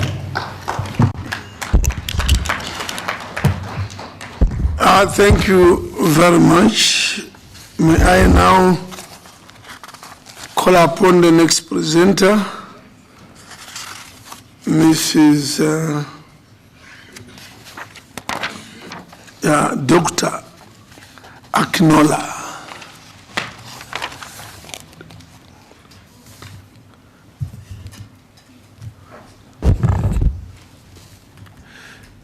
The first presentation took quite long. Maybe you can do well just to get us now to issues that were left out.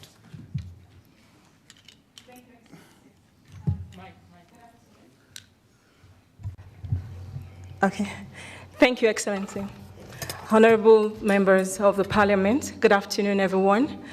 And it's a very great opportunity to be here today to make this presentation. And I'm sincerely sorry, not so used to the rules of procedure here, and this is my first time to be here, and I'm greatly honored. My name is Olubusaya Akinola, the head of Drug Control, Crime Prevention Division for the African Union Commission. I work from the Health, Humanitarian Affairs, and Social Affairs Division. And I'll just be alluding to what has been presented, which is very, very elaborate and comprehensive by Honorable Leila. So just to give a brief overview of this presentation, I'll be talking about the statistics and trends on illicit drug trafficking, the current situation in member states, the African Union responses, our key achievements and challenges, which I would not be dwelling so much on, again, because it has already been presented, and also the policy implication. So for the statistics and trends, briefly, we have what is called the Pan-African Epidemiology Network on Drug Use report that annually collects data from member states. And the PAENDU is made up of 2 focal points from every member state. So they forward their report to us. After validation, we also forward this report to the United Nations Office on Drug and Crime. This PAENDU report has 2 sections. There's one for illicit drug trafficking and the other one for drug demand reduction. And we have used the report that has come in based on the weight of drugs that have been trafficked in the country and number of individuals for the illicit drug section of this report. So the first one to talk about is the illicit drug trafficking in Africa from 2016 to 2021. And it would interest you to note, honorable members of the parliament, that over 500,000 individuals were arrested for drug-related disorders in Africa. And these drugs were actually meant for other places. It's also important to note that 1 in 10 persons arrested for these drug-related disorder issues are women, and we have about 0.1% which are children. That means we have children peddlers amongst these drug trafficking offenders. And the other the graph by the side is just showing the trends. We had an increase, and then it also declined in terms of trafficking of illicit drug just because of the COVID-19 pandemic. We had this decline. The next one is talking about the cumulative total quantities of illicit drugs that were seized on the continent of Africa. Honorable members of parliament, it will interest you to know that over 200,000 tons of drugs were reportedly seized on the continent from 2016 to 2021. Overall, we have cannabis. Over 50% of cannabis were seized on the region, and this is because cannabis is homegrown, so it grows quickly, and we have fertile grounds in Africa, so this cannabis is also being trafficked. We have what is called Captagon. It contains a chemical which is called phenacetine, and it was actually scheduled under the United Nations Convention. We also have codeine. We have CAT, which contains cation and cathinone, and also other precursor chemicals for methamphetamine. The next one is the drug demand reduction, and this one captures the data for individuals that assess treatment for drug-related issues. So these are just people that were able to assess treatment on the continent, and we were able to use the data collected about these people as proxy indicators to show and reflect what is actually happening on the continent. Just to give us a perspective, that we have this population pyramid, and as at 2021, we have about 1.3 billion people in Africa, and about 475 million people are aged 15 to 35 years. These are known as, they are categorized as youth according to the African Youth Charter. And also to note that 60% of these individuals are aged below 25 years. And there's this projection by the United Nations that over 40% of increase of drug use is expected in 2030. Now the next slide briefly just shows the age disaggregated data, and we can see these are the people that actually attended, that went for treatment. They already developed the disorders. So they've been using the drugs, and then they end up having this disorder. And we can see the age is from 10 to 65 years, and then from 15 to 34 years, which is the youth of our population that are supposed to be in school, they are actually the ones in treatment. Honorable members of the parliament, it may also interest you to note that 2 countries actually reported 9 years being in treatment for substance use disorders. So I've already discussed that, so I would not waste our time. The educational status, 1 of 2 persons who assessed treatment for substance use disorders had either only completed primary or secondary school education, and that is being alluded to by what was presented by Honorable Leila. It's also important to note the occupation of these people that assess treatment. The majority of them do not have good jobs. They are actually maybe working, they are out of job, they are not employed, and they are more likely to use drugs and also to access treatment. And then the sources of referral, this is just showing us that people are being referred to treatment by their family members, by friends. Now we have referral to treatment, which is very, very important, from the criminal justice system. So now people from the criminal justice system refer individuals with substance use disorder into treatment rather than them being incarcerated. Now, this slide shows a particular location somewhere where I have gone to do an education sensitization advocacy. And let me give it a country A and a country B. So we have a country A and a country B. They share the border. So drugs coming from country A, because country B has effective law enforcement activities going on, the drugs are not able to cross the border from country A to country B. So these drugs remain in the border between country A and country B. And what do we find? Because these drugs are expensive, the peddlers want to sell their drugs. They are selling the drugs to students. I went to this school somewhere along this border. I showed them these two powders on the screen. And I assume that as secondary school students, when I show you two white substances, you should tell me, oh, this is a powder, this looks like sugar, this looks like salt. No, they were very, very exact and very correct about the description of every single tablet or any white-looking substance that I showed to the students. So they are very much aware. They are using these drugs. This white substance that I was expecting the students to say is sugar or is powder or is salt is actually cocaine. Part of it is crystal meth, and they were able to explicitly distinguish these drugs. We call our students, our youth, now they are called science students.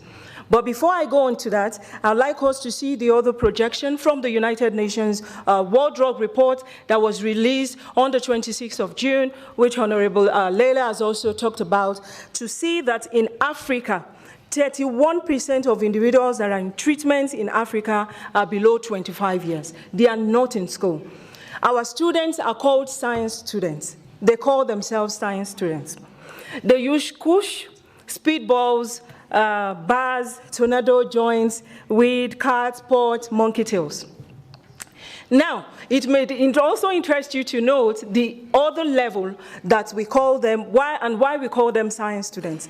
Our students, the youth of our continent, go to gutters.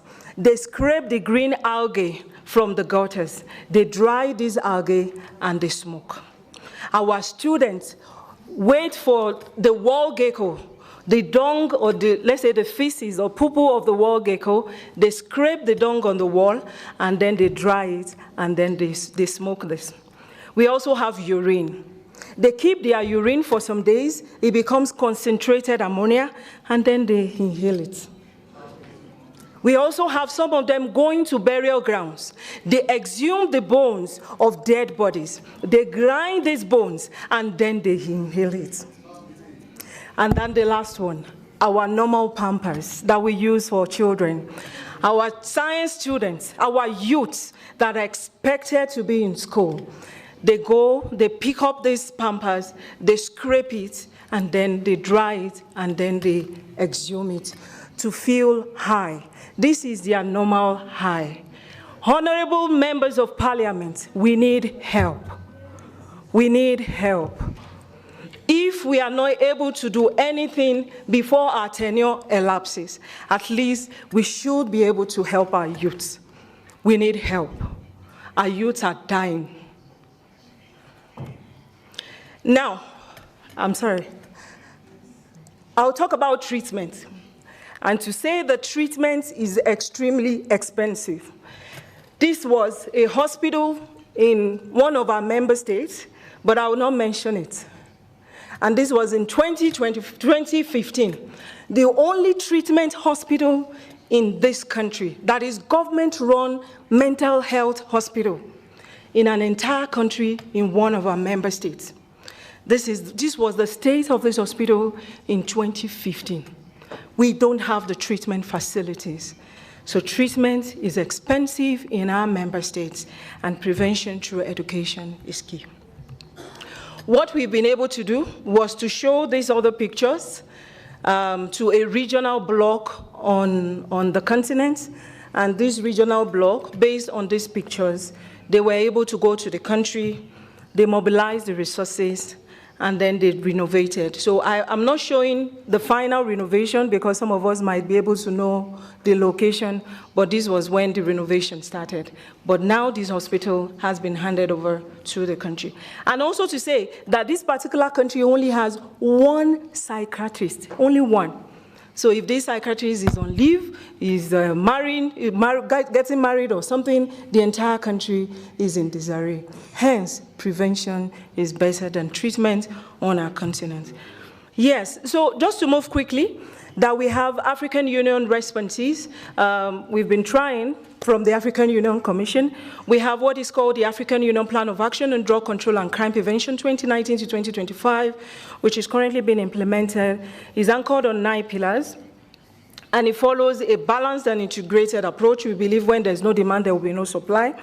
And it also ensures that we have a multi-sectoral integrated approach to ensuring that this menace is effectively tackled and addressed in member states. And so this is just the 9 priority pillars. I will not be going into it.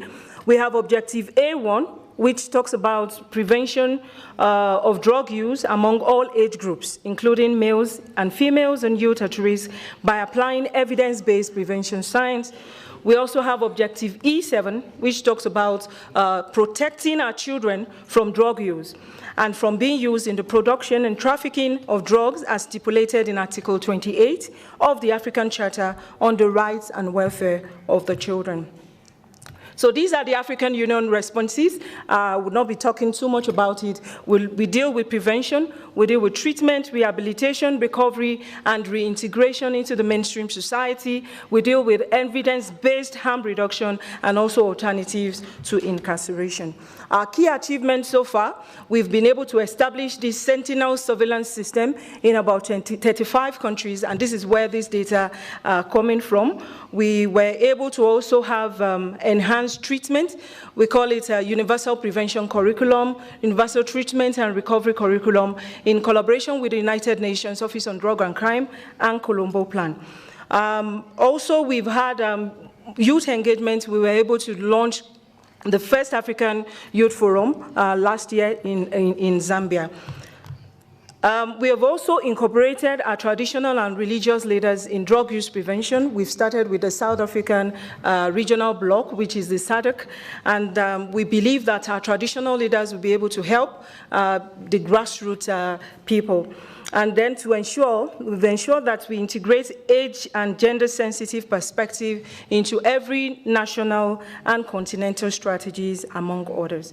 And for this, we have the Cairo Declaration, which is addressing substance abuse among children, and then we have the Lusaka Declaration of the high-level session that we had last year in Lusaka. And we also have this annual continental consultation for law enforcement officers, for our treatment workforce that we train yearly on how to effectively handle drug-related issues in their member states. The challenges, I would not really talk about it because Honorable Leila has mentioned so many, and it's a very comprehensive list that she has been able to give us.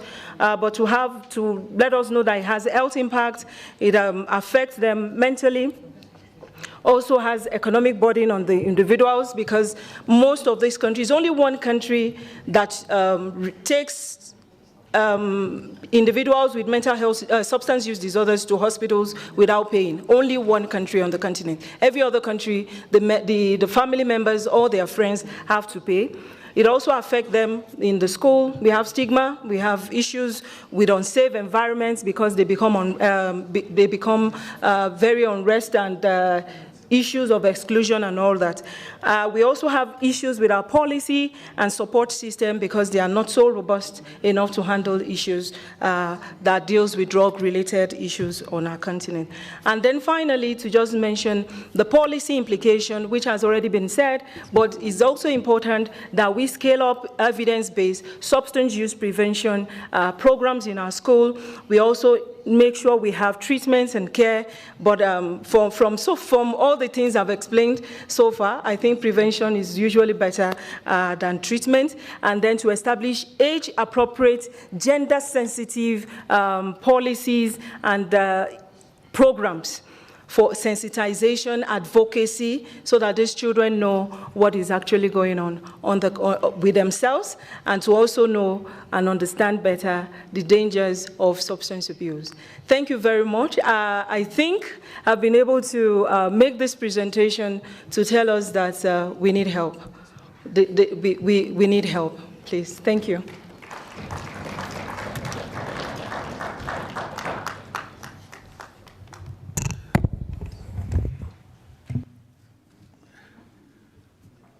Thank you very much, but I think she deserves another round of applause.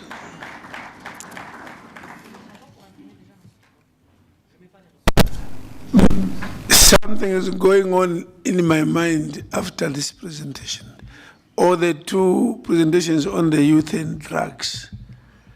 And I see the same happening in your minds. All your members, I can see that something is going on in your minds also after this. This is something that I would say is very deplorable. If civilization is getting us to this level, then we need to rethink civilization. It has taken out the human nature in us. Anyway, I know almost everybody now would want to join the debate because of what has emerged. And I will personally say, Madam Clerk, we usually say the presenter should make the presentation available. But maybe it's the president only. I rarely see the presentations myself. Maybe people don't have my emails. I think this presentation should get to every, if right, we will translate that presentation also into our languages and share it with all the MPs. And also, okay, I was even wondering, after listening, that this debate is very important. Some people are not here. I think every MP should have been here. And I'm also, in English, I want to say agonizing. Whether this is a debate where we can say 3 minutes, I think we need to speak our minds. This topic is deploring, and I want to see Pan-African Parliament take a lead. So all the debates should assist us to position Pan-African Parliament as the leader, the leading institution in Africa across all countries through our youth caucus to address this problem. So when you debate, we want, what can Parliament do, PAP, to take this message to our countries, everybody to know these dangers, and how can we work with the youth caucus across the continent? We want PAP to be known across the continent that it is leading in addressing these problems of the youth, and that this report should go to all our parliaments. All. We need to go and present. That's why I want the presentation itself to go into every national parliament. And we would want to get the recommendations from your national parliaments as to how we move. The possibility of where can we get funds? Who can assist us as PAP to popularize this presentation and see what we can do. But before I ask you, I'm just provoking you to think and prepare very strong ideas on this problem. We see there's a problem. There is a problem that has been identified already. Honorable members, the problem has been identified. So when you debate, don't tell us the same problems. Tell us now what PAP should be doing at this level in national parliaments, and the PAP taking a lead. But before you debate, as you write the ideas, we have a short presentation on the youth again, so that we close presentations on the youth, and then we go into debate. So I request the Vice Chair, Honorable Wavel, to do the second part of the youth presentation. And I believe you will not be that long. There's an appetite now for everybody to want to debate these youth issues. Thank you, Mr. You want to do it from there? Sorry.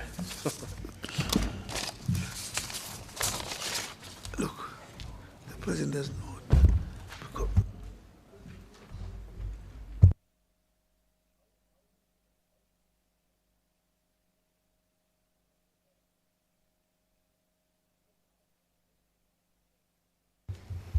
Thank you, Mr. President. I will try to be as brief as possible. I am presenting the report on the Pan-African Parliament Youth Caucus activities from 2022 and to 2024 on behalf of our chairman, Honorable Dahi. This report outlines the activities and initiatives undertaken by the Pan-African Parliament Youth Caucus for 2023 to 2025. The Youth Caucus has focused on addressing key issues affecting the African youth in several meetings within the PAP Youth Caucus. The members have discussed a number of issues, and we are already endeavoring to organize a number of forums and workshops, especially when it concerns employment, education, and political engagement of youth in parliamentary activities at national and also at international level. So far, we've organized one forum, a youth forum, which was held in the Kingdom of Morocco. It was in partnership, obviously, the Pan-African Parliament Youth Caucus in partnership with the Kingdom of Morocco on the AU 2002 theme, Strengthening Resilience in Nutrition and Food Security on the African continent, strengthening agro, food, health, and social protection system for the acceleration of human, social, and economical capital development. The aim of a dialogue was to provide general guidance or advice to African Union member states wishing to set up a program or review programs for youth to link them more directly to agricultural initiative and other value chain factors, while addressing the nutrition component more adequately and financing African youth. Some recommendation and resolution have been issued at the end of the dialogue. So of our activities discussed, what we intend to bring forward on the Pan-African Youth Caucus initiative that we want to implement in the future is in regards to African Youth Employment Initiative, African Youth Education Reform, as is the theme of AU for the year. And also, we definitely need to do more in regards to the issue of drug addiction in our respective African countries. Another important matter that needs to be addressed, Mr. President, is the issue of representation of youth members on both the Pan-African Parliament and in our respective National Assembly and Parliament. It is very sad that even though we've moved the date of our meeting, our Youth Caucus meeting, we had it last Friday, the turnout was very poor, as you don't have enough members under the age of 40. And it is always an issue. We need as MPs to be encouraging our respective parliament to engage more youth, to become members of parliament, and also to nominate more youth on the Pan-African Parliament. It's a real issue, but the challenge is, Mr. President, is whenever we have a workshop or an activity outside of South Africa, the attendance is great. Everybody wants to go outside of South Africa. But when we're having a meeting here, the turnout is very poor and very low, and we need to work on that. One of the big challenges we're facing also is financial support. We did organize an activity last year with the support of an international body supporting us. I will not go into detail in that. We still have around 50,000 USD remaining, but it is not enough to fund our activities. We have a Tunisian parliament who wants to help us to host the meeting in Tunisia in regards to the forum on education, and as well as Addis has also offered to host us. This is something we need. In Senegal as well, and my brother from Senegal as well, the new MP also offered that Senegal might be willing to offer us and cover some of the logistics, the costs for us to, especially in the host country. But for now, the budget that we have is really not enough for us to implement all the programs. There is so much we want to do, especially when it comes to the drug issue that Honorable Dai just presented and our sister, Miss Dr. Akinola, presented. But unfortunately, there's only so much we can do with the limited budget that we have. This is something that we need to discuss going forward. How PAP can better assist us in implementing our programs. So with that said and done, I know there's a very important topic which I also want to say a few words on, as it is very close to my heart, the issue of drug addiction on the African continent. With that, Mr. Speaker, Mr. Chair, Mr. President, I submit. Thank you.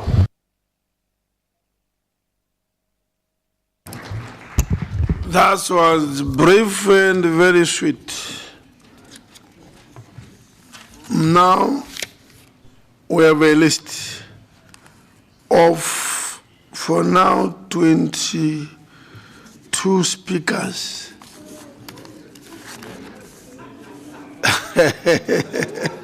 Multiply by 3. 22 speakers multiplied by 3, 66 minutes. Eventually to end up 75 minutes. And I want to look at the time. 10 past 5. 11 past 5. It will mean we can only rise after 6:30. Can we find a strategy? Because this is a very important topic. I also don't want to gloss over it just because time is gone. We need a strategy. 3, 1, 2, 3 only. I will not go to everybody, just 1, 2, 3. Honorable Hadia. Well, mothers first. Sorry? The mothers, the ladies. Sorry? Youth ladies first. I'm a mother. I'm leaving my baby. No, I will give you time, I know, to speak. But generally, can we do the whole list? Youth first. I know we have 2 other presentations today, which won't be possible, of course. Honorable, 2 minutes, not 3. 2 minutes, but no, 2 minutes too short. We want people to say what they want on this topic. Honorable Barakat. Merci, Monsieur le Président. Je voudrais vous informer que normalement, cet après-midi, la 3e présentation devrait être la présentation du rapport du comité en charge de l'agriculture. Et normalement, il y a un invité, M. Mitika. Sorry, order. Monsieur Order, Honorable Barakat. Order, which means sit down. I think we have taken another topic. Point of order, Mr. My simple question is, I want democracy. We will be here until 6:30. If we say yes, we do that. Or we say we take the first 10, we break, we come back tomorrow morning. Point of order, Mr. President. You can't say order to the president. You cannot say order to the president. Can you withdraw? You can only raise up your hand. You can't say, only the president can do that. Honorable Mukantana. Thank you, Mr. President. I suggest that maybe we follow the list because many of the people who may have indicated they want to debate may not actually be in the chamber now. So if we follow the list and we try to do 3 minutes, I think we shall give a fair amount to people to debate, and those who are not there, others can take their position. I submit, Mr. President. No, you never take the position of who is there, who is not there. If you are not here, we move. Anyway, let's do this. Next, on the list, we have Honorable Hadia Hosni outside Egypt. Thank you, Mr. President. And I'm proud, actually, of the Youth Caucus. Thank you, Mr. Chair, for the very brief report about the Youth Caucus. It was very brief and information-wise, it was very good. Thank you, Honorable Laila, for the great presentation, and you gave great solutions for minimizing the drug and substance abuse. And special thanks to our guest, Dr. Akinola, for the statistics and for all around Africa abuse information and prevention before treatment. I'm a member of CPYP in Egypt. It's Coordination Committee of Parties, Youth Leaders and Politicians. We are more than 400 youth from 27 different parties. And we are all together in CPYP and individuals as well with different ideologies. We always work on learning and change in our work system. We have an awareness campaign for mental health and addiction, and I am proud to be leading it together with my colleagues. We began to look at the legislative aspect field, which is very, very important in this issue. We made field visits, were made to addiction clinics, workshops, and listening sessions with specialists and stakeholders. As a result, we presented a study on the addiction file in Egypt to the Egyptian Senate through our fellow senators. We also studied the operational reality and provided recommendations to the authorities responsible for improving mental health in Egypt. Our team members also participated in the Egyptian National Dialogue and provided recommendations on the issue of violence against women and family cohesion, which is a result of the addiction. Besides cannabis, cocaine, heroin, methazole, tramadol, and a lot of other drugs that Dr. Akinola mentioned, we usually talk about the drugs, but we have actually also a main issue, which is the electronic addiction, which affects the students and education so much as well, together with the drugs. So we should also try to work on preventing this kind of addiction besides the drugs addiction. So it's a kind of abuse, and it may lead to drugs addiction as well, because addiction of social media, addiction of electronics, games, and those things can create really great problems later-wise. It's an issue that we should put a lot of effort in it and have patience to eradicate it. The great recommendations that Honorable Laila presented should be taken into consideration, and we should work hard on achieving the best of them, especially starting by the punishments for sellers of those substances, because it starts, as Dr. Akinola said, prevention first, and after prevention also we should look for the sellers. The sellers of those substances should be, there should be legislative actions and laws that prevent those sellers from selling those substances. And I would like to thank Mr. Chair for the very brief report on Youth Caucus, and we should help him to have the funds to be able to do all of our youth activities. Thank you very much, Mr. President. Shukran. Have fun. Honorable Mamelo Poko.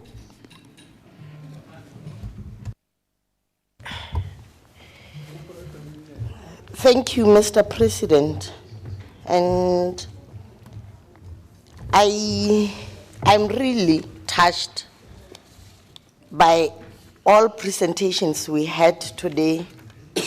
And in Lesotho, I was going to say, women must stand up and sing Kodiamalla, because we have a tragedy that has befallen our continent and our countries. Drug abuse is destroying health, stealing futures, and it constitutes to the magnitude of intellectual and disability of young women and men, and cause the rare diseases. And I think as Pan-African Congress, we must declare war on drug trafficking.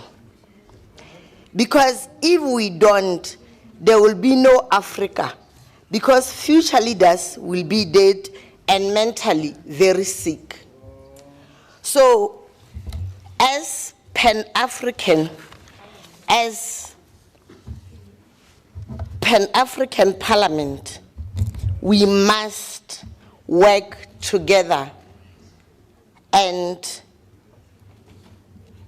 help our children and bring back their future, because without future leaders, there will be no Africa. Our continent will be gone. We are having a very serious challenge that can only be fought by women of strength.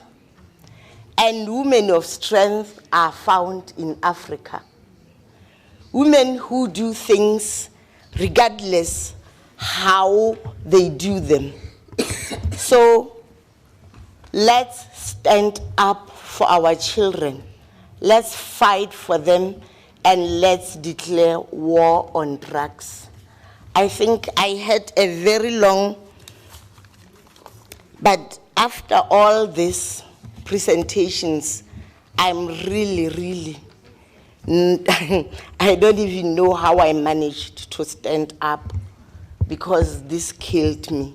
So women of Africa, let's stand up and fight for our children. We brought them into this world. Let's protect them from these evil drugs. Thank you. Honorable Samuel Koga, Liberia. Thank you, Mr. Brizadi. Distinguished colleagues, let me extend once again my thanks and appreciation to our three presenters who tremendously performed excellent in their expose. But notwithstanding, we are finding solution to the issue of drugs abuse. In the first place, policy derived from gossip. Policy derived from mistakes. So in order to formulate a policy, there are three elements that you need to have in possession: human resource capacity, material resources, fiscal domain, or money. The first thing here is we need to visit or review all of our countries on this continent, their drugs law. Some of the impediment that we have with respect to drugs abuse has to do with weak drug law in some countries. If PAT want to take charge to ensure that these things are mitigated, they need to look at or review the countries representing here, their drugs law, how outrageous is it?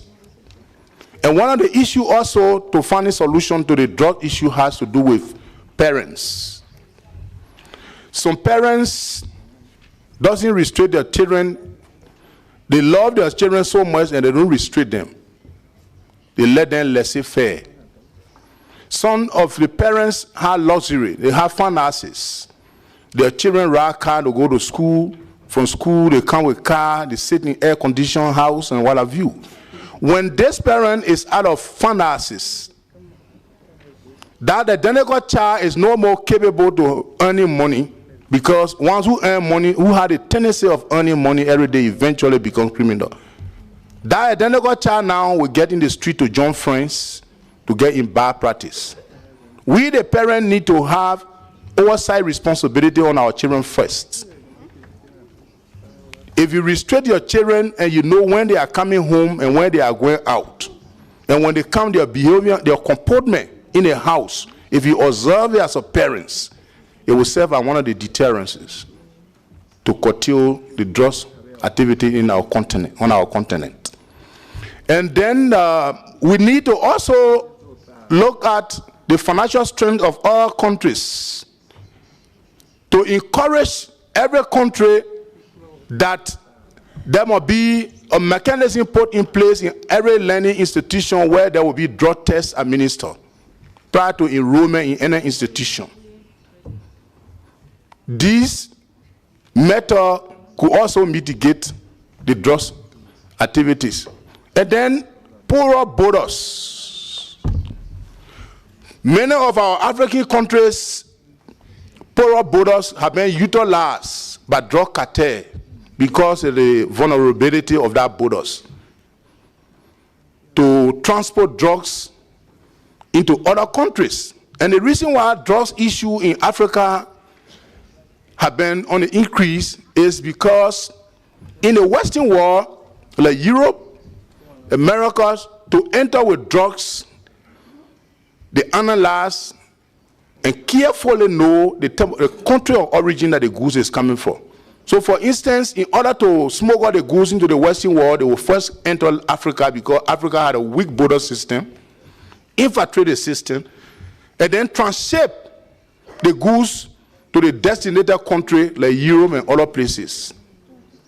So in order to encourage or discourage our children from drugs uses, we need to first of all have internalization, rigid law that if you are caught with drug, there are consequences. What are the consequences?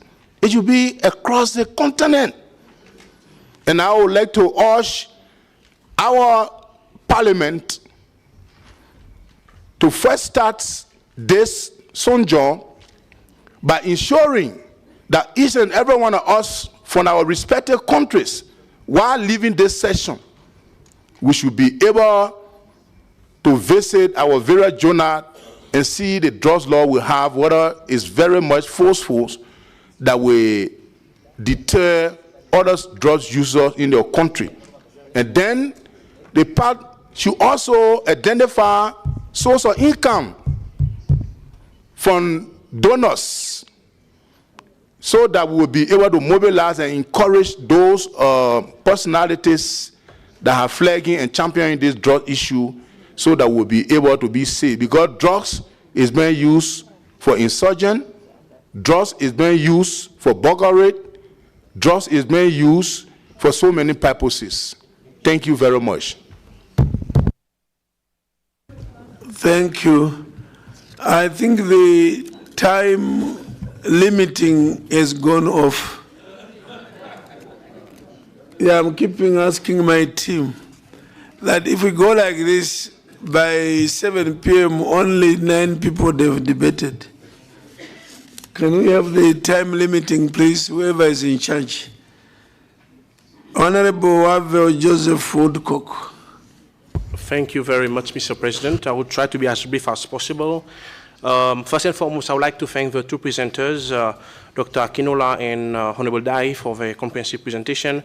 Now, just to give some example of what is happening in Seychelles, unfortunately, we have not been spared from the scourge of drug addiction, especially among our youths. About 10% of our population are hooked on drugs, especially hard drugs like heroin, crack cocaine, crystal meth, and we have a significant budgetary allocation which goes towards the treatment of drug addicts as well as the war against drug trafficking and traffickers. A country surrounded with over 115 islands. Unfortunately, we have a very large EZ, and we have Iranian dhows coming to Seychelles. And on more than one occasion, our Coast Guard have intercepted boats coming especially from the eastern coast of Africa and also from Iran. What we're trying to do today with this issue of drugs is we've declared war against drugs, as well as we've implemented a number of programs. For example, we have a methadone rehabilitation program, which is something that other African countries can endeavor in, which is used in addition with counseling program, medical services, such as nurses working with addicts as they are victims of different diseases and illnesses such as HIV and hepatitis C. We also need to work in collaboration with civil society and religious organizations. It is not something that should be government-led alone. It should be something that should be tackled by all the community, by all the peoples of our respective African countries. The question that I need to ask Dr. Akinola is rehabilitation is quite challenging and difficult. It's very difficult to rehabilitate drug addicts. My question is, in conclusion, what are the success rate of drug addiction treatment on the African continent, and what are some of the treatments that are being used? And is there a statistic or data on how many drug addiction addicts have recovered from drug addiction on the African continent, by country or on the continent? Thank you very much. Thank you. Honorable Beja Lamari. I can see. Honorable Nikaïse Fagnon Benin. Merci, Monsieur le Président. Monsieur le Président, depuis la présentation de ces communications, j'ai les mots de tête. Monsieur le Président, l'enjeu de l'agenda 2063 de l'Union africaine sera foutu en l'air si nous ne prenons pas nos responsabilités. Mes collègues de Lesotho et du Libéria sont largement passés sur ces aspects. Je voudrais insister pour que tout ce que nous disposons de potentialités, et notamment en matière de médecine traditionnelle maintenant, soit mis en concours. C'est ma première proposition. La deuxième proposition, le problème de la toxicomanie est un problème de santé publique et de développement à la base.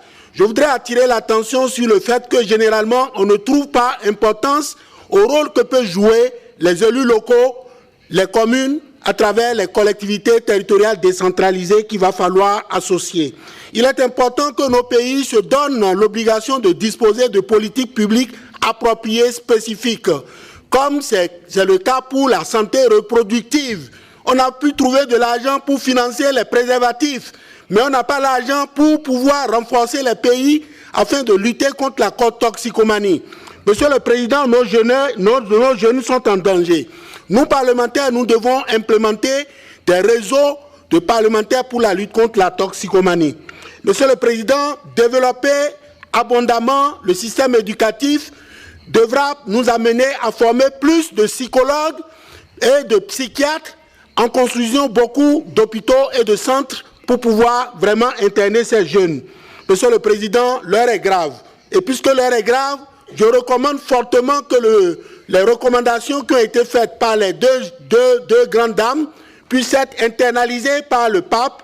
Et déjà, vous voyez, le pape n'est pas inutile. Si nous savons mettre en œuvre tout ceci à travers nos pays, jusqu'au territoire, et avec l'implication des gouvernements, nous allons montrer de quoi nous sommes capables. Merci beaucoup.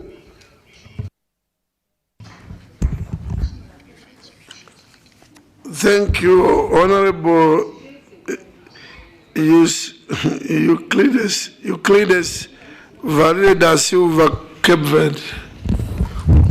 Muito obrigado, Sr. Presidente. Eu vou ser breve e dizer três breves comentários muito rápido. Foi aqui apresentado 2 relatórios sobre o consumo de drogas e outras substâncias psicoativas e é pena e as duas apresentadoras, neste caso, não falaram de drogas lícitas. Eu acho que o grande problema de saúde pública que o continente africano enfrenta e boa parte dos países são pelo facto do consumo de drogas lícitas. Falo, por exemplo, das bebidas alcoólicas, que são drogas lícitas, baratas, de fácil acesso, que tem sido um grave problema de saúde pública. O álcool mata mais, segundo a OMS, cerca de 3,3 milhões de pessoas por ano, para além de problemas de absentismo no trabalho, destruição da família e muitos outros problemas sociais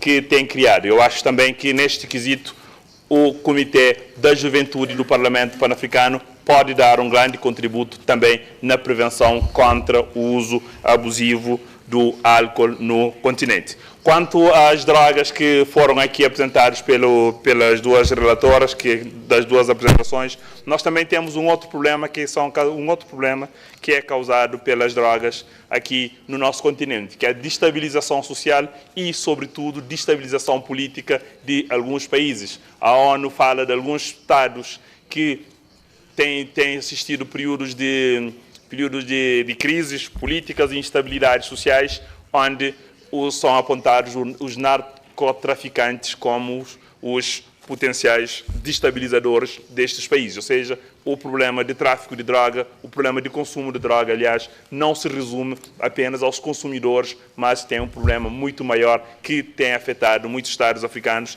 e que o Parlamento Pan-Africano também pode ter uma voz aqui importante na sua preservação. Para terminar, Sr. Presidente, sobre o relatório da Comissão da Juventude, que foi apresentado pelo meu colega Vável, é um relatório que eu acho que dá vazão àquilo que foram as iniciativas da Comissão. O apelo que eu faço, enquanto membro da mesa da Comissão da Juventude, é para que haja também um maior engajamento nesta Comissão. Os deputados têm estado a participar pouco nas comissões e estivemos a discutir na última reunião, talvez é pelo facto do PAP não terem muitos deputados com menos de 40 anos, e isso também cria contar com a colaboração do Presidente, que é para desenvolver uma diplomacia parlamentar junto dos parlamentos nacionais, que é para incluírem jovens nas delegações que vêm ao PAP, tal como existe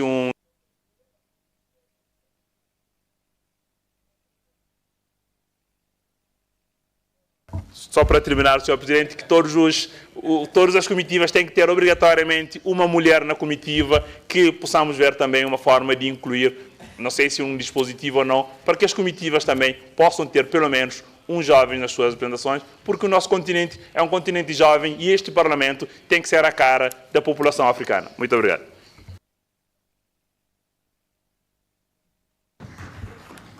Thank you, Honorable Joan Roku, Enumbi, Equatorial Guinea.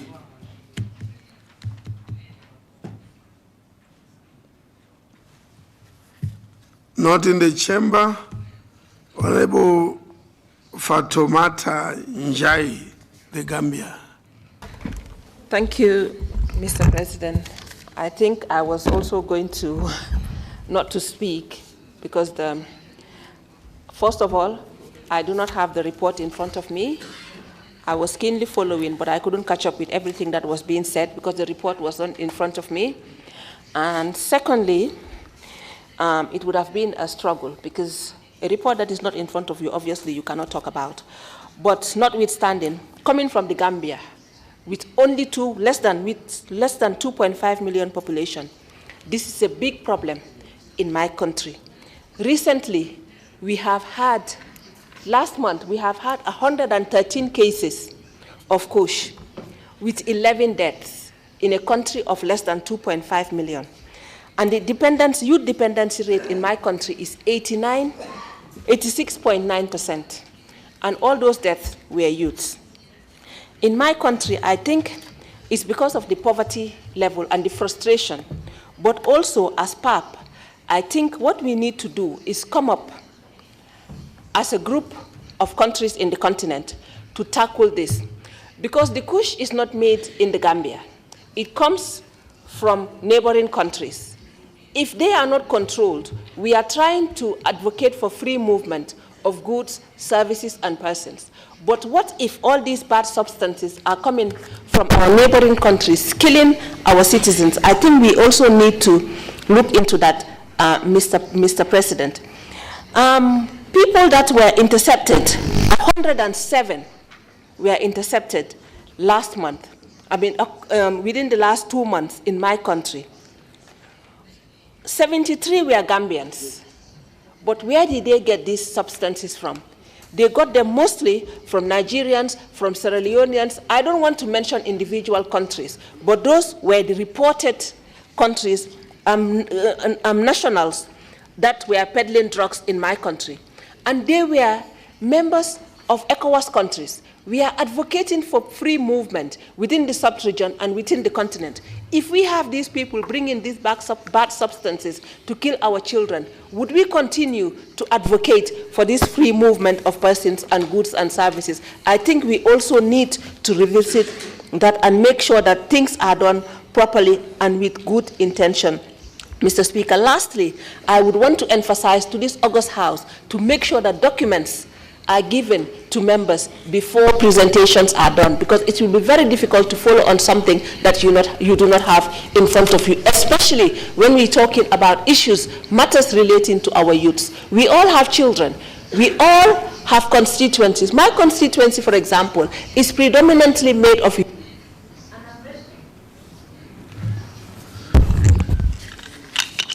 Thank you for the point that presenters should submit their reports beforehand so that members can read.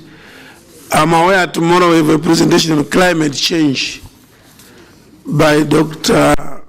Mwinga, sorry. He was in the chamber. Can you please organize that presentation so at least when members come in the morning, they can have sight of it? And the other presenters. The next presenter is Honorable Senator Anita Ndaizeye, Burundi. Merci de m'avoir accordé la parole. la consommation de la drogue au secteur de l'éducation constitue un problème de santé publique dans tous les pays africains. En plus, les effets sur la santé, ils ont des répercussions sur les tissus sociaux, économiques et peuvent constituer un frein au développement aux pays africains. Je les classe en 3 catégories: causes liées à l'individu, causes liées à la famille, causes liées à la société. La consommation des drogues ne touche pas seulement aux étudiants, ça touche également les adultes aussi succombent à ce vice. Donc, il faut sauver ce qui reste à sauver.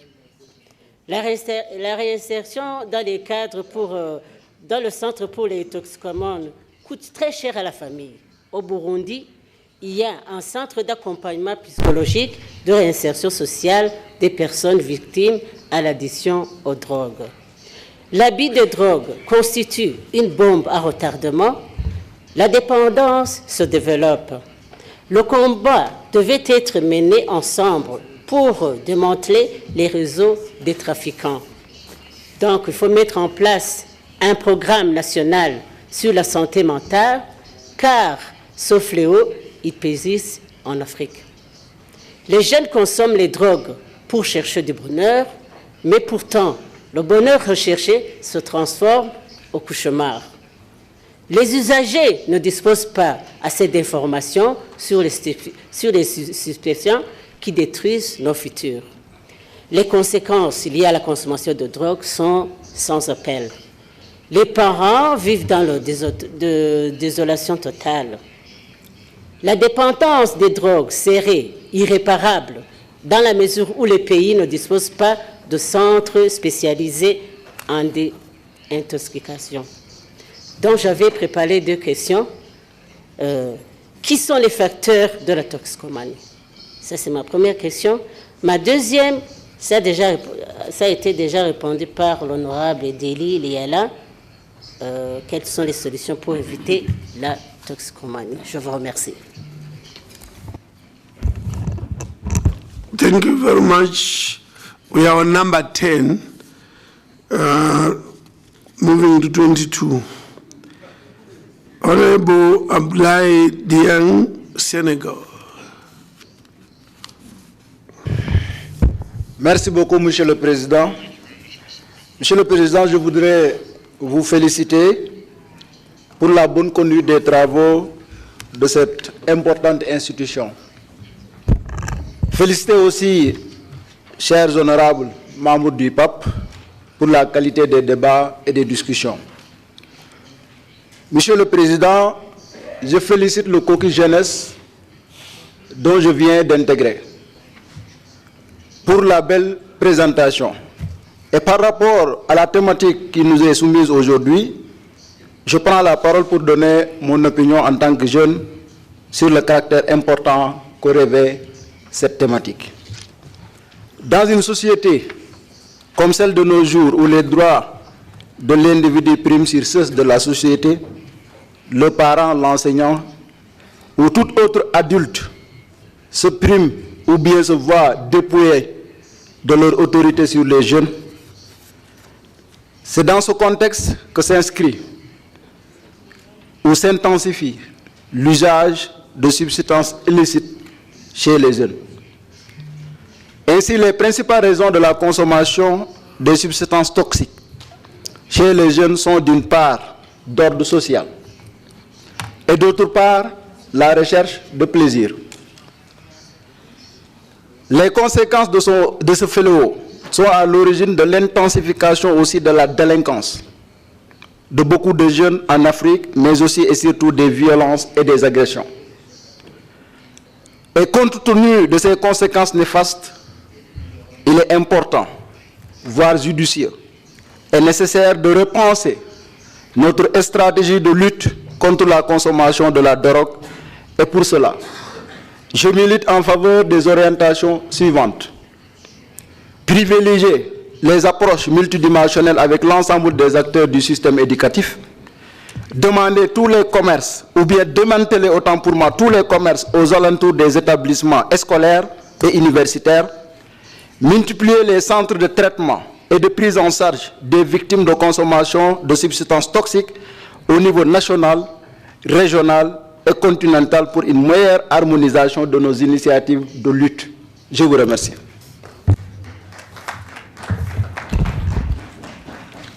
Thank you very much. Number 11, Honorable Hipmoch Ziva. Thank you, Mr. President. Mine will be too short. I'm just going into the questions that I have for Dr.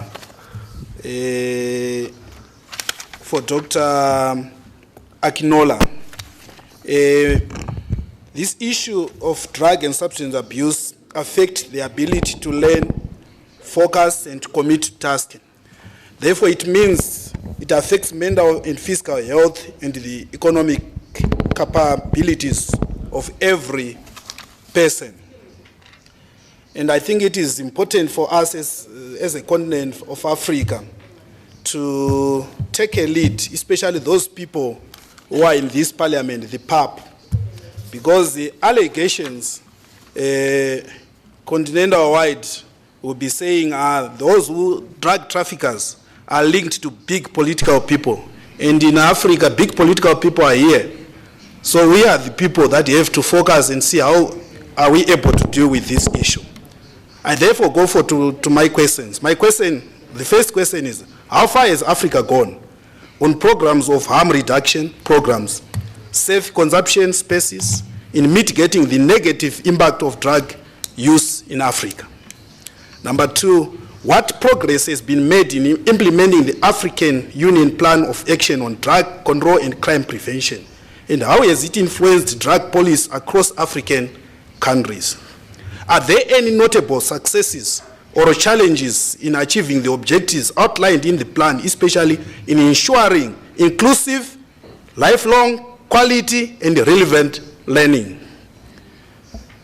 What can the African countries do together to cut the production, supply, use, and provide for rehabilitation for those people already affected? My proposal is, let us trace the source and supply of substance used for drugs, internationally and domestically. Let's work with countries which are the source of the substance, push diplomatic pressure for them to cut production and supply of these substances of their source and facilitate international policies and persecution of drug dealers. Thank you. Thank you, Honorable Joseph Leopold, Mauritius. Thank you, Mr. Chair. I thank the three presenters who have made a very explicit explanation on the misuse of drugs across Africa. Mr. Chair, one of the fears of members of states of AU to fully abide and ratify AU conventions and protocols is because of drug trafficking.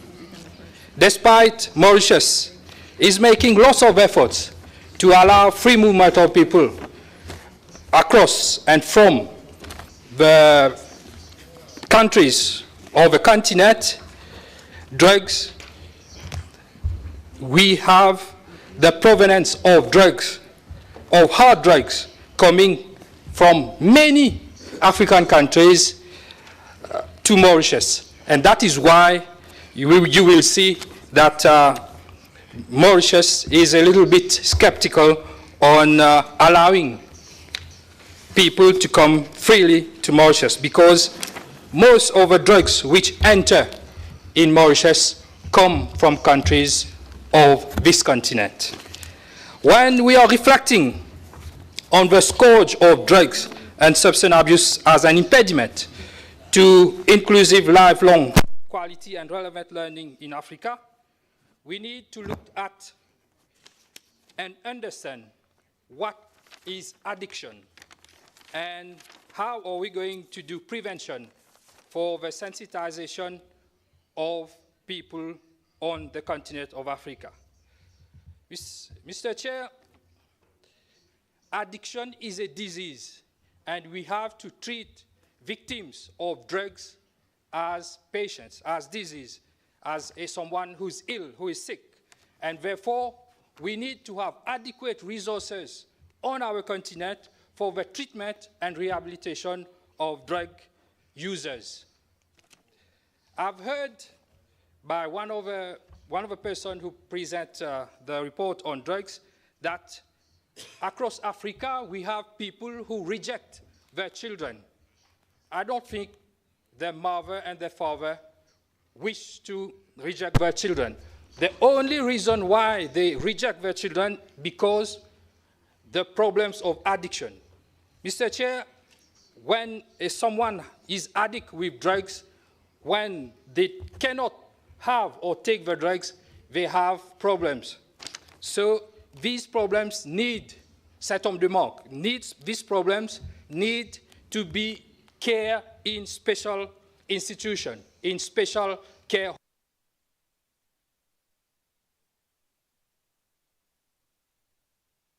One minute. Thank you. Honorable Amina Ali Idris Chad.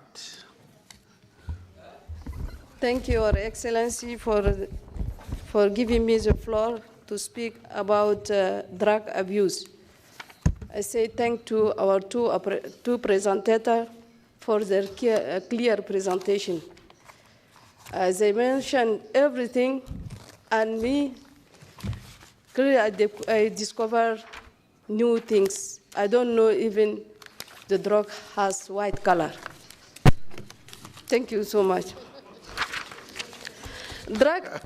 I can say drug abuse is one of the major factors disturbing African family and become day-to-day life.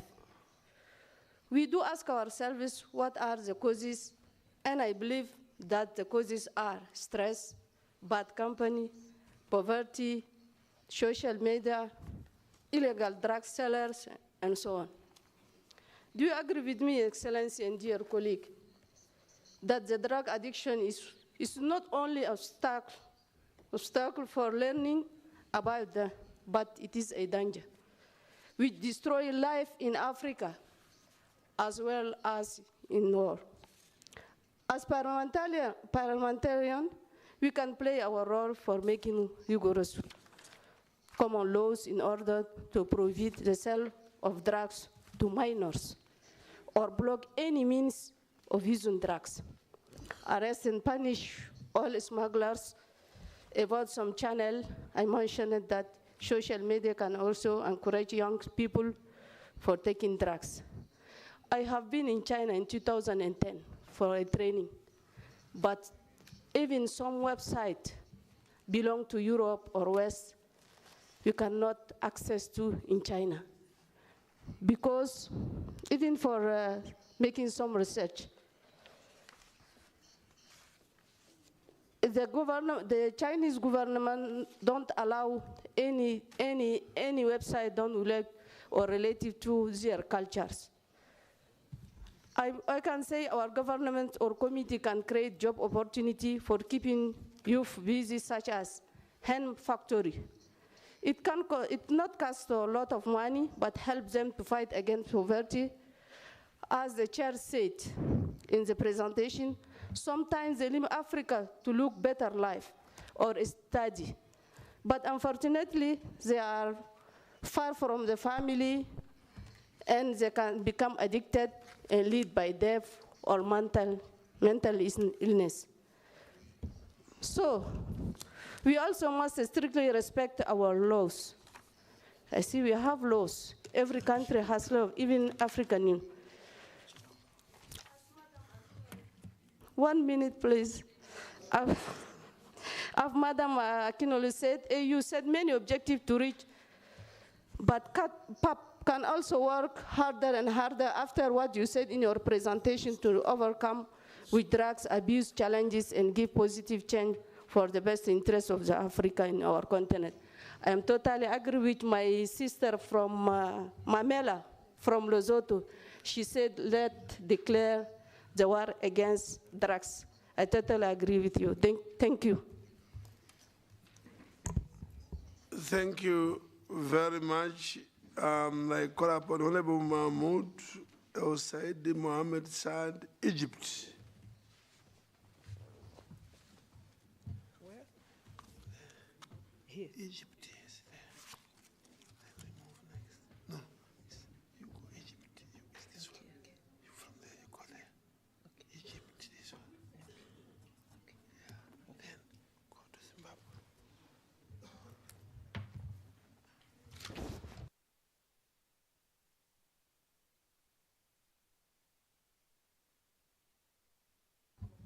الكلمة الآن لمحمود السيد من مصر العربية، فليتفضل. يبدو أنه غير موجود. الموالي هو الأونورابل الموقرة إليزابيث ماسوكو من زيمبابوي. هل هي موجودة؟ Thank you, تفضل. Madam President. Zimbabwe stands committed to addressing this pressing issue through comprehensive legislative measures and strategic initiatives aimed at mitigating the impact of drug abuse on our society, particularly our youth. Zimbabwe has enacted robust legislation such as Dangerous Drugs Act, which forms the cornerstone of our efforts to combat drug trafficking and illicit substance abuse. Furthermore, our recently launched Drug Master Plan 2020 to 2025 outlines strategic interventions to reduce drug demand and supply, enhance treatment and rehabilitation services, and strengthen legal frameworks. We expanded rehabilitation facilities across all provinces, utilizing 36 former COVID-19 centers to boost our capacity in providing crucial support to those affected. Madam President, in addition to legislative measures, Zimbabwe has taken proactive steps in education and awareness. We have integrated a comprehensive drug and substance abuse curriculum into our schools, equipping our youth with knowledge to make informed decisions. National further amplify our efforts, utilizing media and communication platforms to foster community engagement and support. Madam President, as we move forward, let us continue to collaborate regionally and globally to strengthen our collective response to this crucial issue affecting our continent. This issue is affecting our Africa. As African, we should stand up and fight against this drug issue. I thank you. شكرا جزيلا. المتدخل الموالي هي هادية محمد حسني من مصر، ويبدو أنها غائبة كذلك. ثم الموقرة إستير باساريس، وأظن أنها غائبة كذلك. بعد ذلك المتدخل والموقر يوسكي بواب من تونس. شكرا سيدة الرئيسة. الاسم الصحيح هو يسري البواب من تونس. سيدتي الرئيسة، شكرا. شكرا. سيدتي الرئيسة، لا يسعني إلا أن أرفع قبعتي احتراما وتقديرا للمجهودات التي قدمتها المرأة الإفريقية ممثلة في أختنا ليلى والسيدة أكينولا، وكذلك في إبداع الشباب من خلال تدخل زميلنا من السيشيل.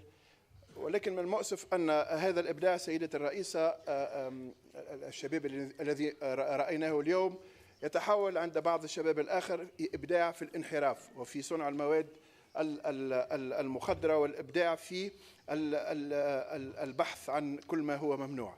سيدتي الرئيسة، لا أظن أن الفقر هو السبب الرئيسي في التعاطي، فالإدمان أو تعاطي المخدرات يستوجب توفير المال الكثير لاقتناء المواد المخدرة، وهي إحدى المفارقات التي يجب أن ننتبه إليها.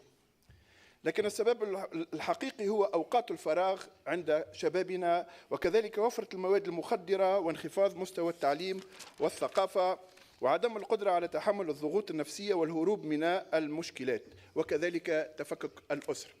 سيدتي الرئيسة، لن أعيد ما قاله الزملاء، لكن إن فقر الدول هو من بعض أسباب هذه الظاهرة. فدولنا لا تستثمر في البشر، وهي لا تستثمر في الشباب، ولا تستثمر أيضا بما فيه الكفاية في الأسرة. فلا بد من الاستثمار في كل هذا، والاستثمار في التعليم والثقافة والرياضة والمجتمع المدني وملء وقت الفراغ لدى الشباب. سيدتي الرئيسة، أنا أقترح على الزملاء الضغط حتى نتمكن من بعث صندوق إفريقي لدعم سياسات الدول الإفريقية في الوقاية والمعالجة من الإدمان.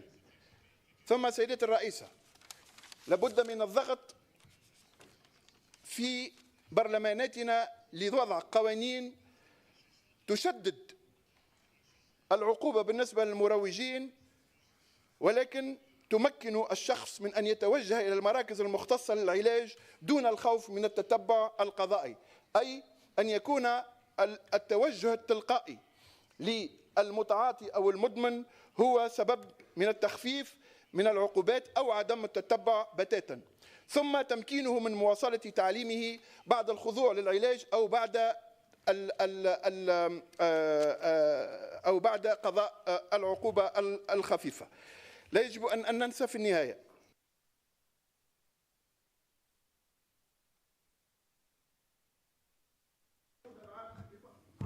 ما عليكم، انتهى الوقت. رئيسة، هذه الظاهرة مستوردة من الدول التي آمنت بأن إفريقيا يمكن يوما أن تقود العالم بفضل ثرواتها الطبيعية والبشرية، فكانت استراتيجيتها استنزاف الثروات الطبيعية والقضاء على الثورة البشرية وتدمير شباب القارة. شكرا سيد الرئيس. شكرا سيد النائب الموقر. الكلمة الآن لمانغاتانا دانسو من كينيا،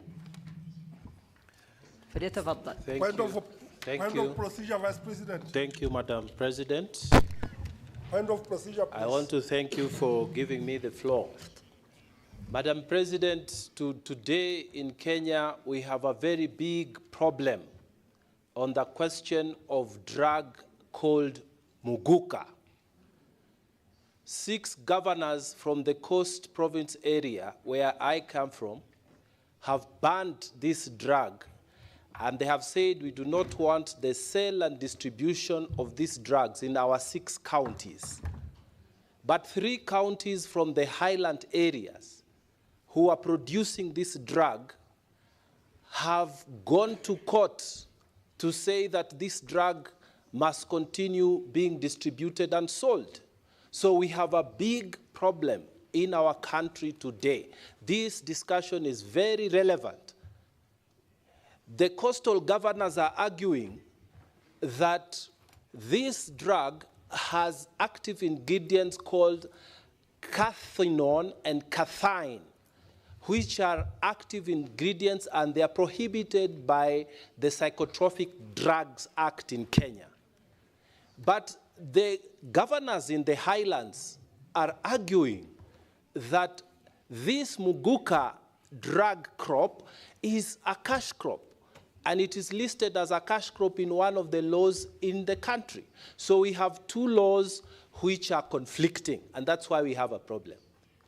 So, Madam Speaker, this matter, of course, is in court in Kenya, but what am I proposing for Pan-African Parliament?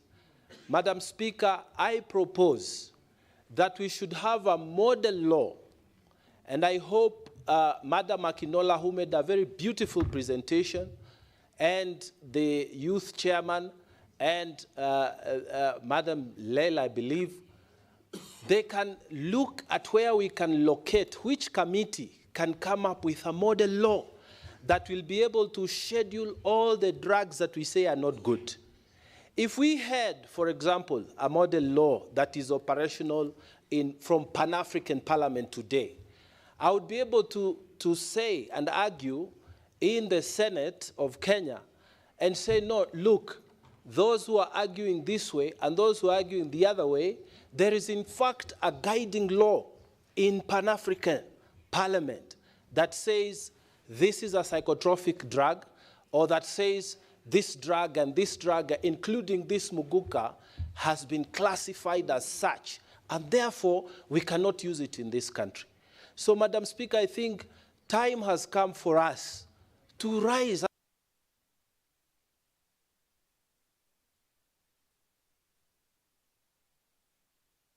شكرا لكم. الكلمة الموالية لأونورابل Il y a l'un des collègues qui a demandé une motion d'ordre. Vous avez la parole. Point of procedure, Madam Vice President.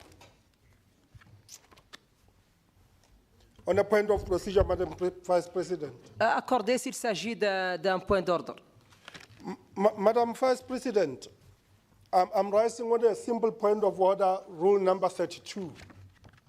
Now that we have exceeded the 6 o'clock of the sitting, I propose that you procedurally request members to extend time for 30 minutes so that the honorable members can deliberate on the issue.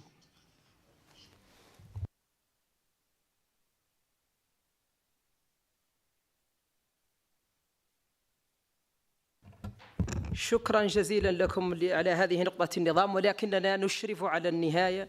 مازال 3 متدخلين فقط، وأظن أنه من الأحسن أن نخلص مع هذا التقرير كي نبدأ غدا مع التقارير الأخرى، خصوصا وأننا متأخرين جدا في جدول الأعمال. شكرا لكم على كل حال على هذا المقترح. نتحول الآن إلى المتدخل سويبو توراي من غامبيا. غير موجود. بعد ذلك الموقر جان باتريك كيريه من موريشيس. I'm here, Madam Speaker. عفوا Madam President. عفوا تفضل. شكرا. Yes, thank you very much, Madam President. Madam President, this is a very apt discussion that we are involved in. It really concerns everybody, including my own country. My sister has already spoken. We are very much concerned because not only for the drugs that are coming from South America, through our neighboring countries like cocaine, heroin, etc., but this one is inbred drug called KOS that Dr. Akinola has mentioned. KUS, they call it KUS. I don't know, it's a new name. We all give it different names. And my country right now is engaged in conferences to really find out the problem of this drug, because it's not only making young people to look for enjoyment or to look for easy escape, but this is actually killing them, and it's also making them mentally challenged. And this is a very serious problem. So I will not go far, but I will just give my recommendations. One, that I believe this Parliament should ensure that this particular report is laid in every parliament in Africa, debated, and then actions taken. Two, I want to believe that we should ensure that the drugs study be part of our curriculum so that our young people will learn earlier about the dangers of this particular drug. Three, all members, I believe, belong to constituencies. We all have our constituencies in our countries. We should ensure that during our regular tours, we make this thing an issue. Three, our neighboring countries, we should be able to collaborate very well to ensure that the transiting of these particular dangerous drugs are being curtailed. In our area, there are issues talking about our neighboring countries, especially Sierra Leone, where they go to the graveyard and dug up, people's bones, and then, turn them into this particular drug. Also, we should review our drug laws to make the penalties a bit more stringent to ensure that we contain drugs. Honorable President, I believe that we have to attack this problem from the root of the problem by ensuring that things are done to ensure that this particular menace is being minimized in our societies. Thank you very much, Honorable.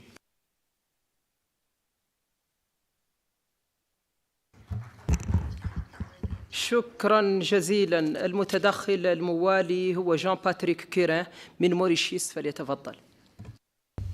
Merci Madame la Vice-Présidente. Permettez-moi tout d'abord de féliciter les présentateurs pour leur brillant exposé. Je serai bref et je vais simplement souligner que dans beaucoup de pays africains, dont l'île Maurice, les drogues synthétiques, les drogues de synthèse tuent beaucoup de jeunes. Et ces drogues de synthèse, je dois le souligner, sont fabriquées de façon artisanale. Donc, je disais que de nombreux jeunes meurent après avoir consommé ces drogues de synthèse. Ils deviennent accros et ces drogues sont disponibles facilement et sont vendues à bon marché. Et cela, bien sûr, au grand désespoir, au grand désarroi de leur famille. J'ai en fait deux questions pour le docteur Akinola.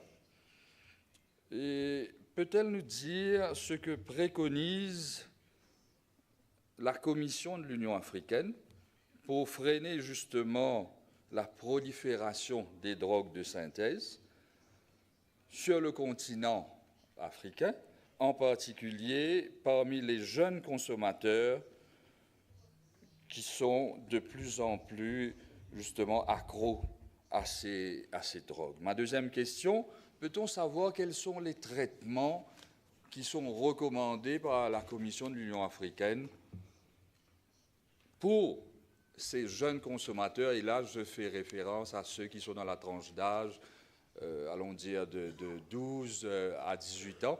Et elle-même, le docteur Akinola, dans sa présentation, a fait référence, a mentionné le fait qu'il y a un jeune de 9 ans qui est sous traitement. Donc, peut-on savoir quels sont les traitements qui sont recommandés pour ces jeunes? Est-ce que ce sont les mêmes traitements pour les adultes ou est-ce qu'il y a des traitements particuliers pour les jeunes? Je vous remercie, Madame la Vice-Présidente.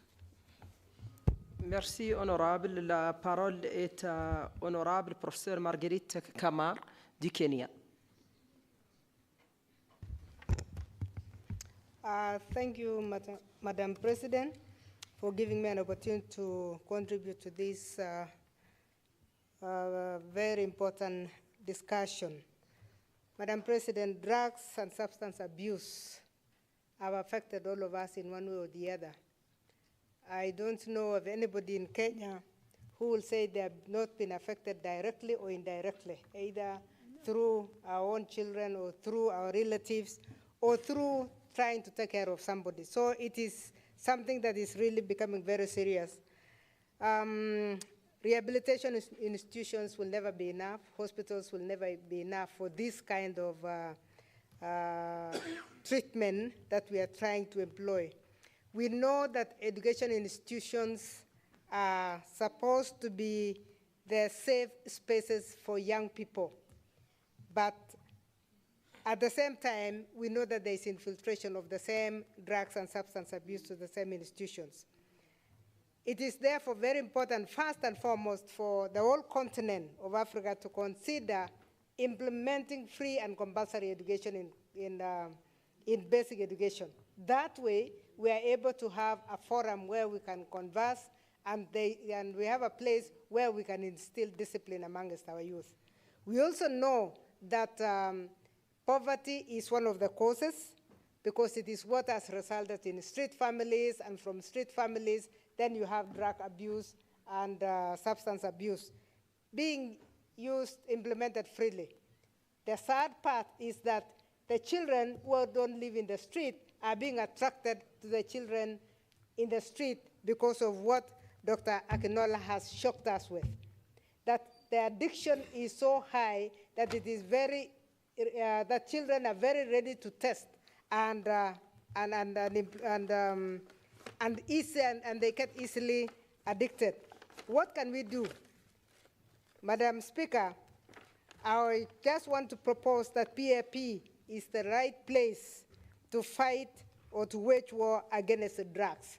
And if we have one law, and I would like to agree with my brother from Kenya, that we need to have a law that is similar across the continent so that we ban these drugs and substance abuse. It is very important that we have only one law that crosses across. So we need a model law, and we need to encourage the revelations that we have gotten from Dr. Akinola and have a committee that can work on it and come up with a model law, that we go out. And we should give this as an agenda of PAP, because we are the ones who are advocating for free movement of persons.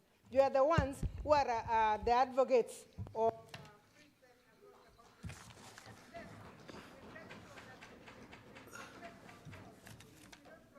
Okay, extra 1 minute, okay.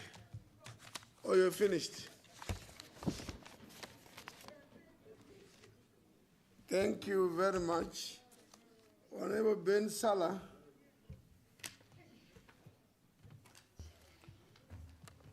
شكرا سيد الرئيس. شكرا للأنسة ليلى الداهي رئيسة مجموعة شباب للتقرير المستفيض التي تم تقديمه. لن أتحدث على النسب والأرقام، فحضراتكم ستنسونها حالما تغادرون هذه القاعة أو حالما أنهي مداخلتي. لكن الأهم حسب رأيي المتواضع فإن المخدرات يستهلكها الجميع، شباب، كهول وشيوخ. وعندما نتحدث عن المخدرات كعائق أمام التعلم فهذا يحولنا مباشرة إلى الشباب، هذه الفئة العمرية التي نظلمها بتشريعات لا تراعي مستقبلهم، تشريعات تجاوزها التاريخ. فما ذنب شاب أو شابة وجد أمامه في إحدى الحلقات أو إحدى السهرات إحدى أنواع المخدرات ووقع في فخ تجربتها، وعند أول دورية أو نقطة أمنية يتم تحويل هذا الشاب للتحليل ويحول حول استهلاك مادة مخدرة، ثم يحكم عليه بعدد من الأشهر أو السنوات في السجن، وهذا حسب تشريعات كل بلد من الدول الإفريقية الحاضرة هنا، وبالتالي ينقطع أوتوماتيكيا عن الدراسة والتعلم.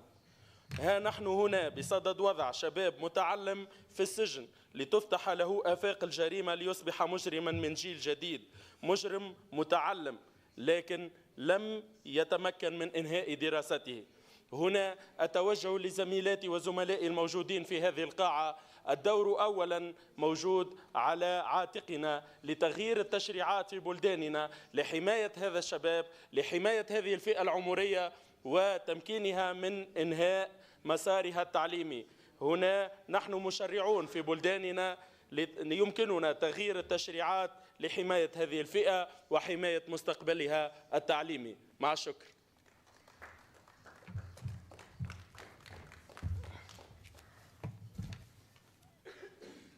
I believe we've concluded in terms of the names that were on the list.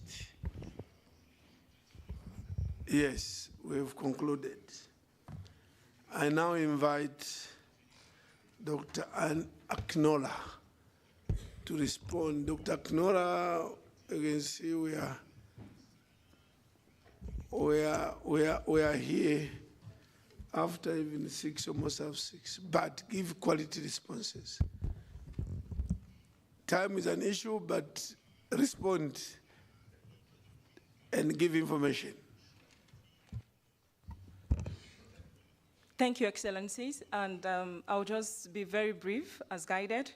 I would like to sincerely appreciate your support and the proposals and the recommendations that has been given, and to also say succinctly that every single recommendation has been taken on board, And luckily, we have our specialized technical committee meeting, which is the meeting of ministers coming up in August.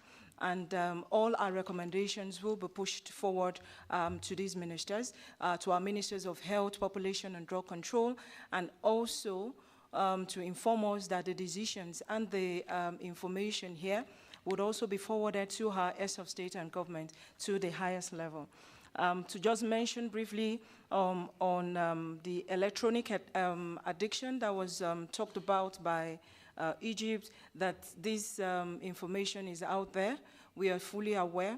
However, we do not have enough robust data to be able to effectively pursue electronic vaping, and to also they say that when there's no data, there's no evidence. So, but we're still currently collecting data in terms of vaping.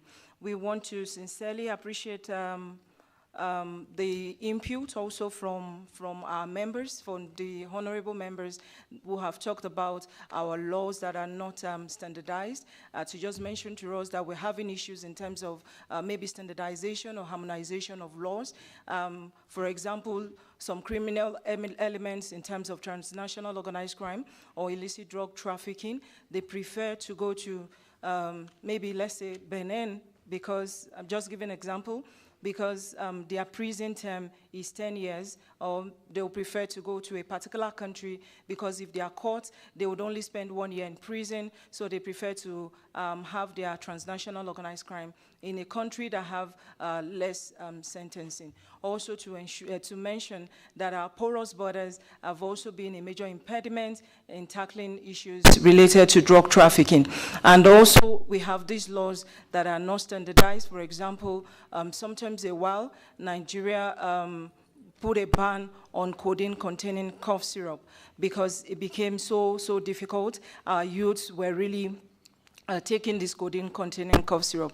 However, what Nigeria did not do was to ensure that codeine containing cough syrup is also banned across all the other borders that were surrounding Nigeria. So what Nigeria experienced immediately after this codeine containing cough syrup was banned was influx of parallel importation of codeine containing cough syrup from other countries, and then it just made the codeine containing cough syrup more expensive. So these are types of policies. If we do not take a holistic, multi-sectoral approach to tackle, will be difficult for us to effectively handle substance abuse in our member states. I've also been asked this question on the harm reductions, the success rate of treatment and policy.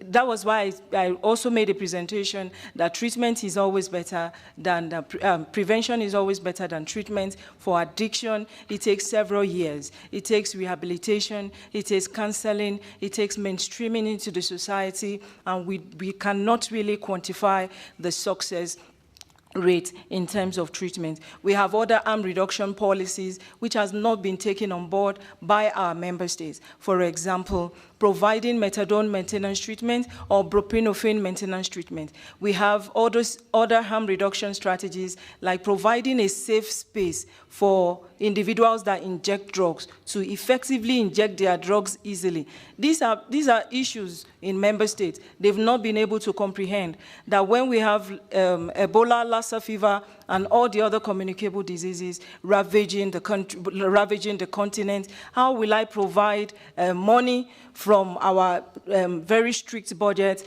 to now provide a space, a safe space for individuals that abuse or use drugs to be able to inject these drugs properly. Those are these harm reduction strategies that were basically imported. We're trying to ensure that we have these in our member states, but we cannot lord it over each of the country. Their policies is important, their sovereignty about issues when it comes to harm reduction strategy is also very important. I was asked also on factors that lead to addiction, which has already been mentioned. We have peer pressure, stress, lack of parental guidance, environment, poverty, social media, to mention a few, and to also emphasize that people are living, but we need to quantify their disability-adjusted life years, which is the years of life they live in disability due to to drug use. In terms of the harm reduction strategy, like I said, very few countries have already started these harm reduction strategies, but it's very, very difficult for our member states due to these narrow budgets that we have. We have notable challenges and successes on the African Union Plan of Action on Drug Control and Crime Prevention. Excellencies, it's important to note and to state here categorically that for the drug control unit for 2024, we were only given $9,000 to tackle illicit drug trafficking, drug use, prevention, treatment, and rehabilitation on the entire continent of 55 countries. So we need to see that we have these issues which cuts across. We do not have this funding. What we've been able to do is to go to international partners and beg them for funds so that we'll be able to implement these are strategies, and the strategies includes prevention, advocacy, sensitization, going into schools and to sensitize our youth. Also to say that a regional bloc, I'll mention ECOWAS, they have 0.05% of their national budget going into drug, and most of the treatment centers, and particularly the one that I showed to us this afternoon, were actually rehabilitated by this regional bloc, ECOWAS, based on the evidence that we have. So we can also have support from different regional blocs if they are able to support these movements against drug abuse in our country, or on our continent. Yes, indeed, the model drug law is very important. The challenges that we have is that on our continent, we have common law, we have Sharia law, we have civil law, we have different types of laws, and so these laws are even not talking to each other, even within a country in its entirety. So to have a model law, it might be very difficult, but I believe is a step in the right direction. Yes, indeed, Kush has been a very, very major issue on the continent, like Sierra Leone has declared this as an emergency, and it was also flagged, this emergency was flagged by United Nations. I sincerely appreciate the comment from Kenya talking about this Kush, and to say Kush is a cocktail. And like I said, these are science students, cocktail containing marijuana, it contains fentanyl, it contains tramadol, it contains formaldehyde, every single thing that you think of. So it's a cocktail of different drugs. And the side effects and adverse drug reaction from this Kush cannot be overemphasized. But to also mention that this Kush, which contains catines and cathinone, was actually scheduled under the 1997 convention, is scheduled under Schedule 1, and Kenya is a signatory to this convention. So we can start from that with the Kenyan parliamentarians. This Kush has already been scheduled by the United Nations Convention under Schedule 1 of 1977, and Kenya is part of the signatory to this convention.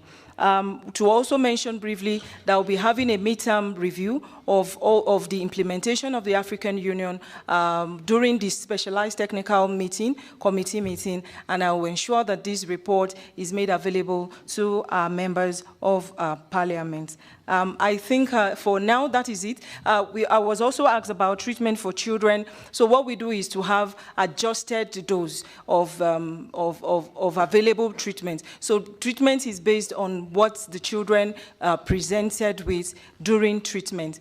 And so what they presented with, we just make sure we adjust the dose based on their body weight and the available drug that they are going to be administered to. However, to also still emphasize that prevention through effective education for using a multi-sectoral, holistic approach is better than treatment. Thank you, Excellencies.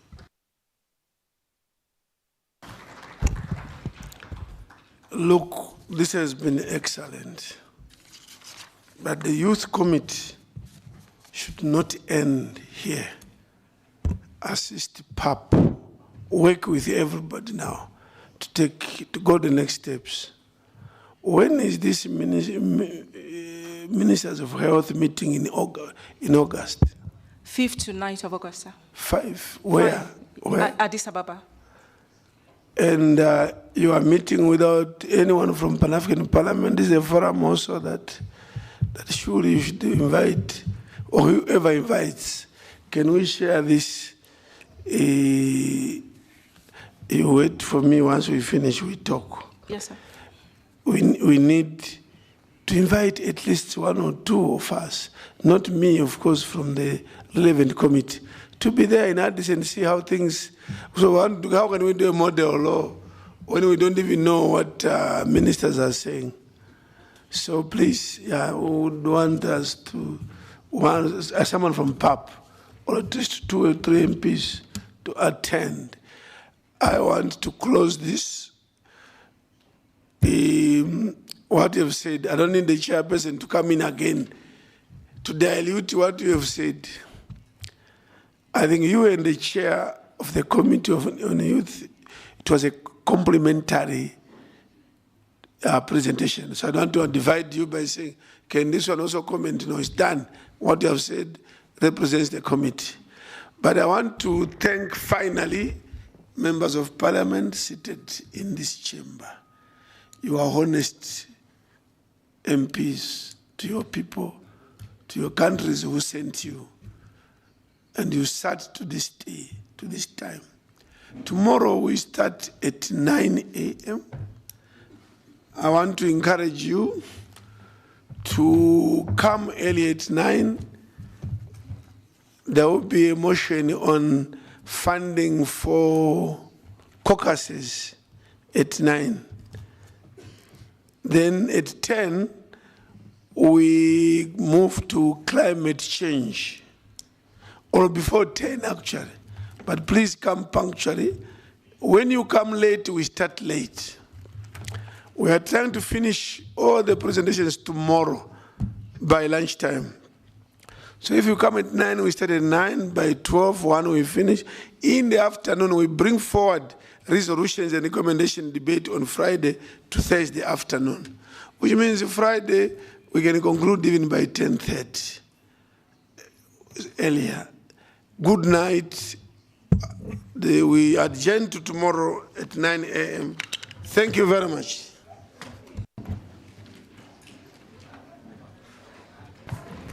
Nice to meet you. Nice.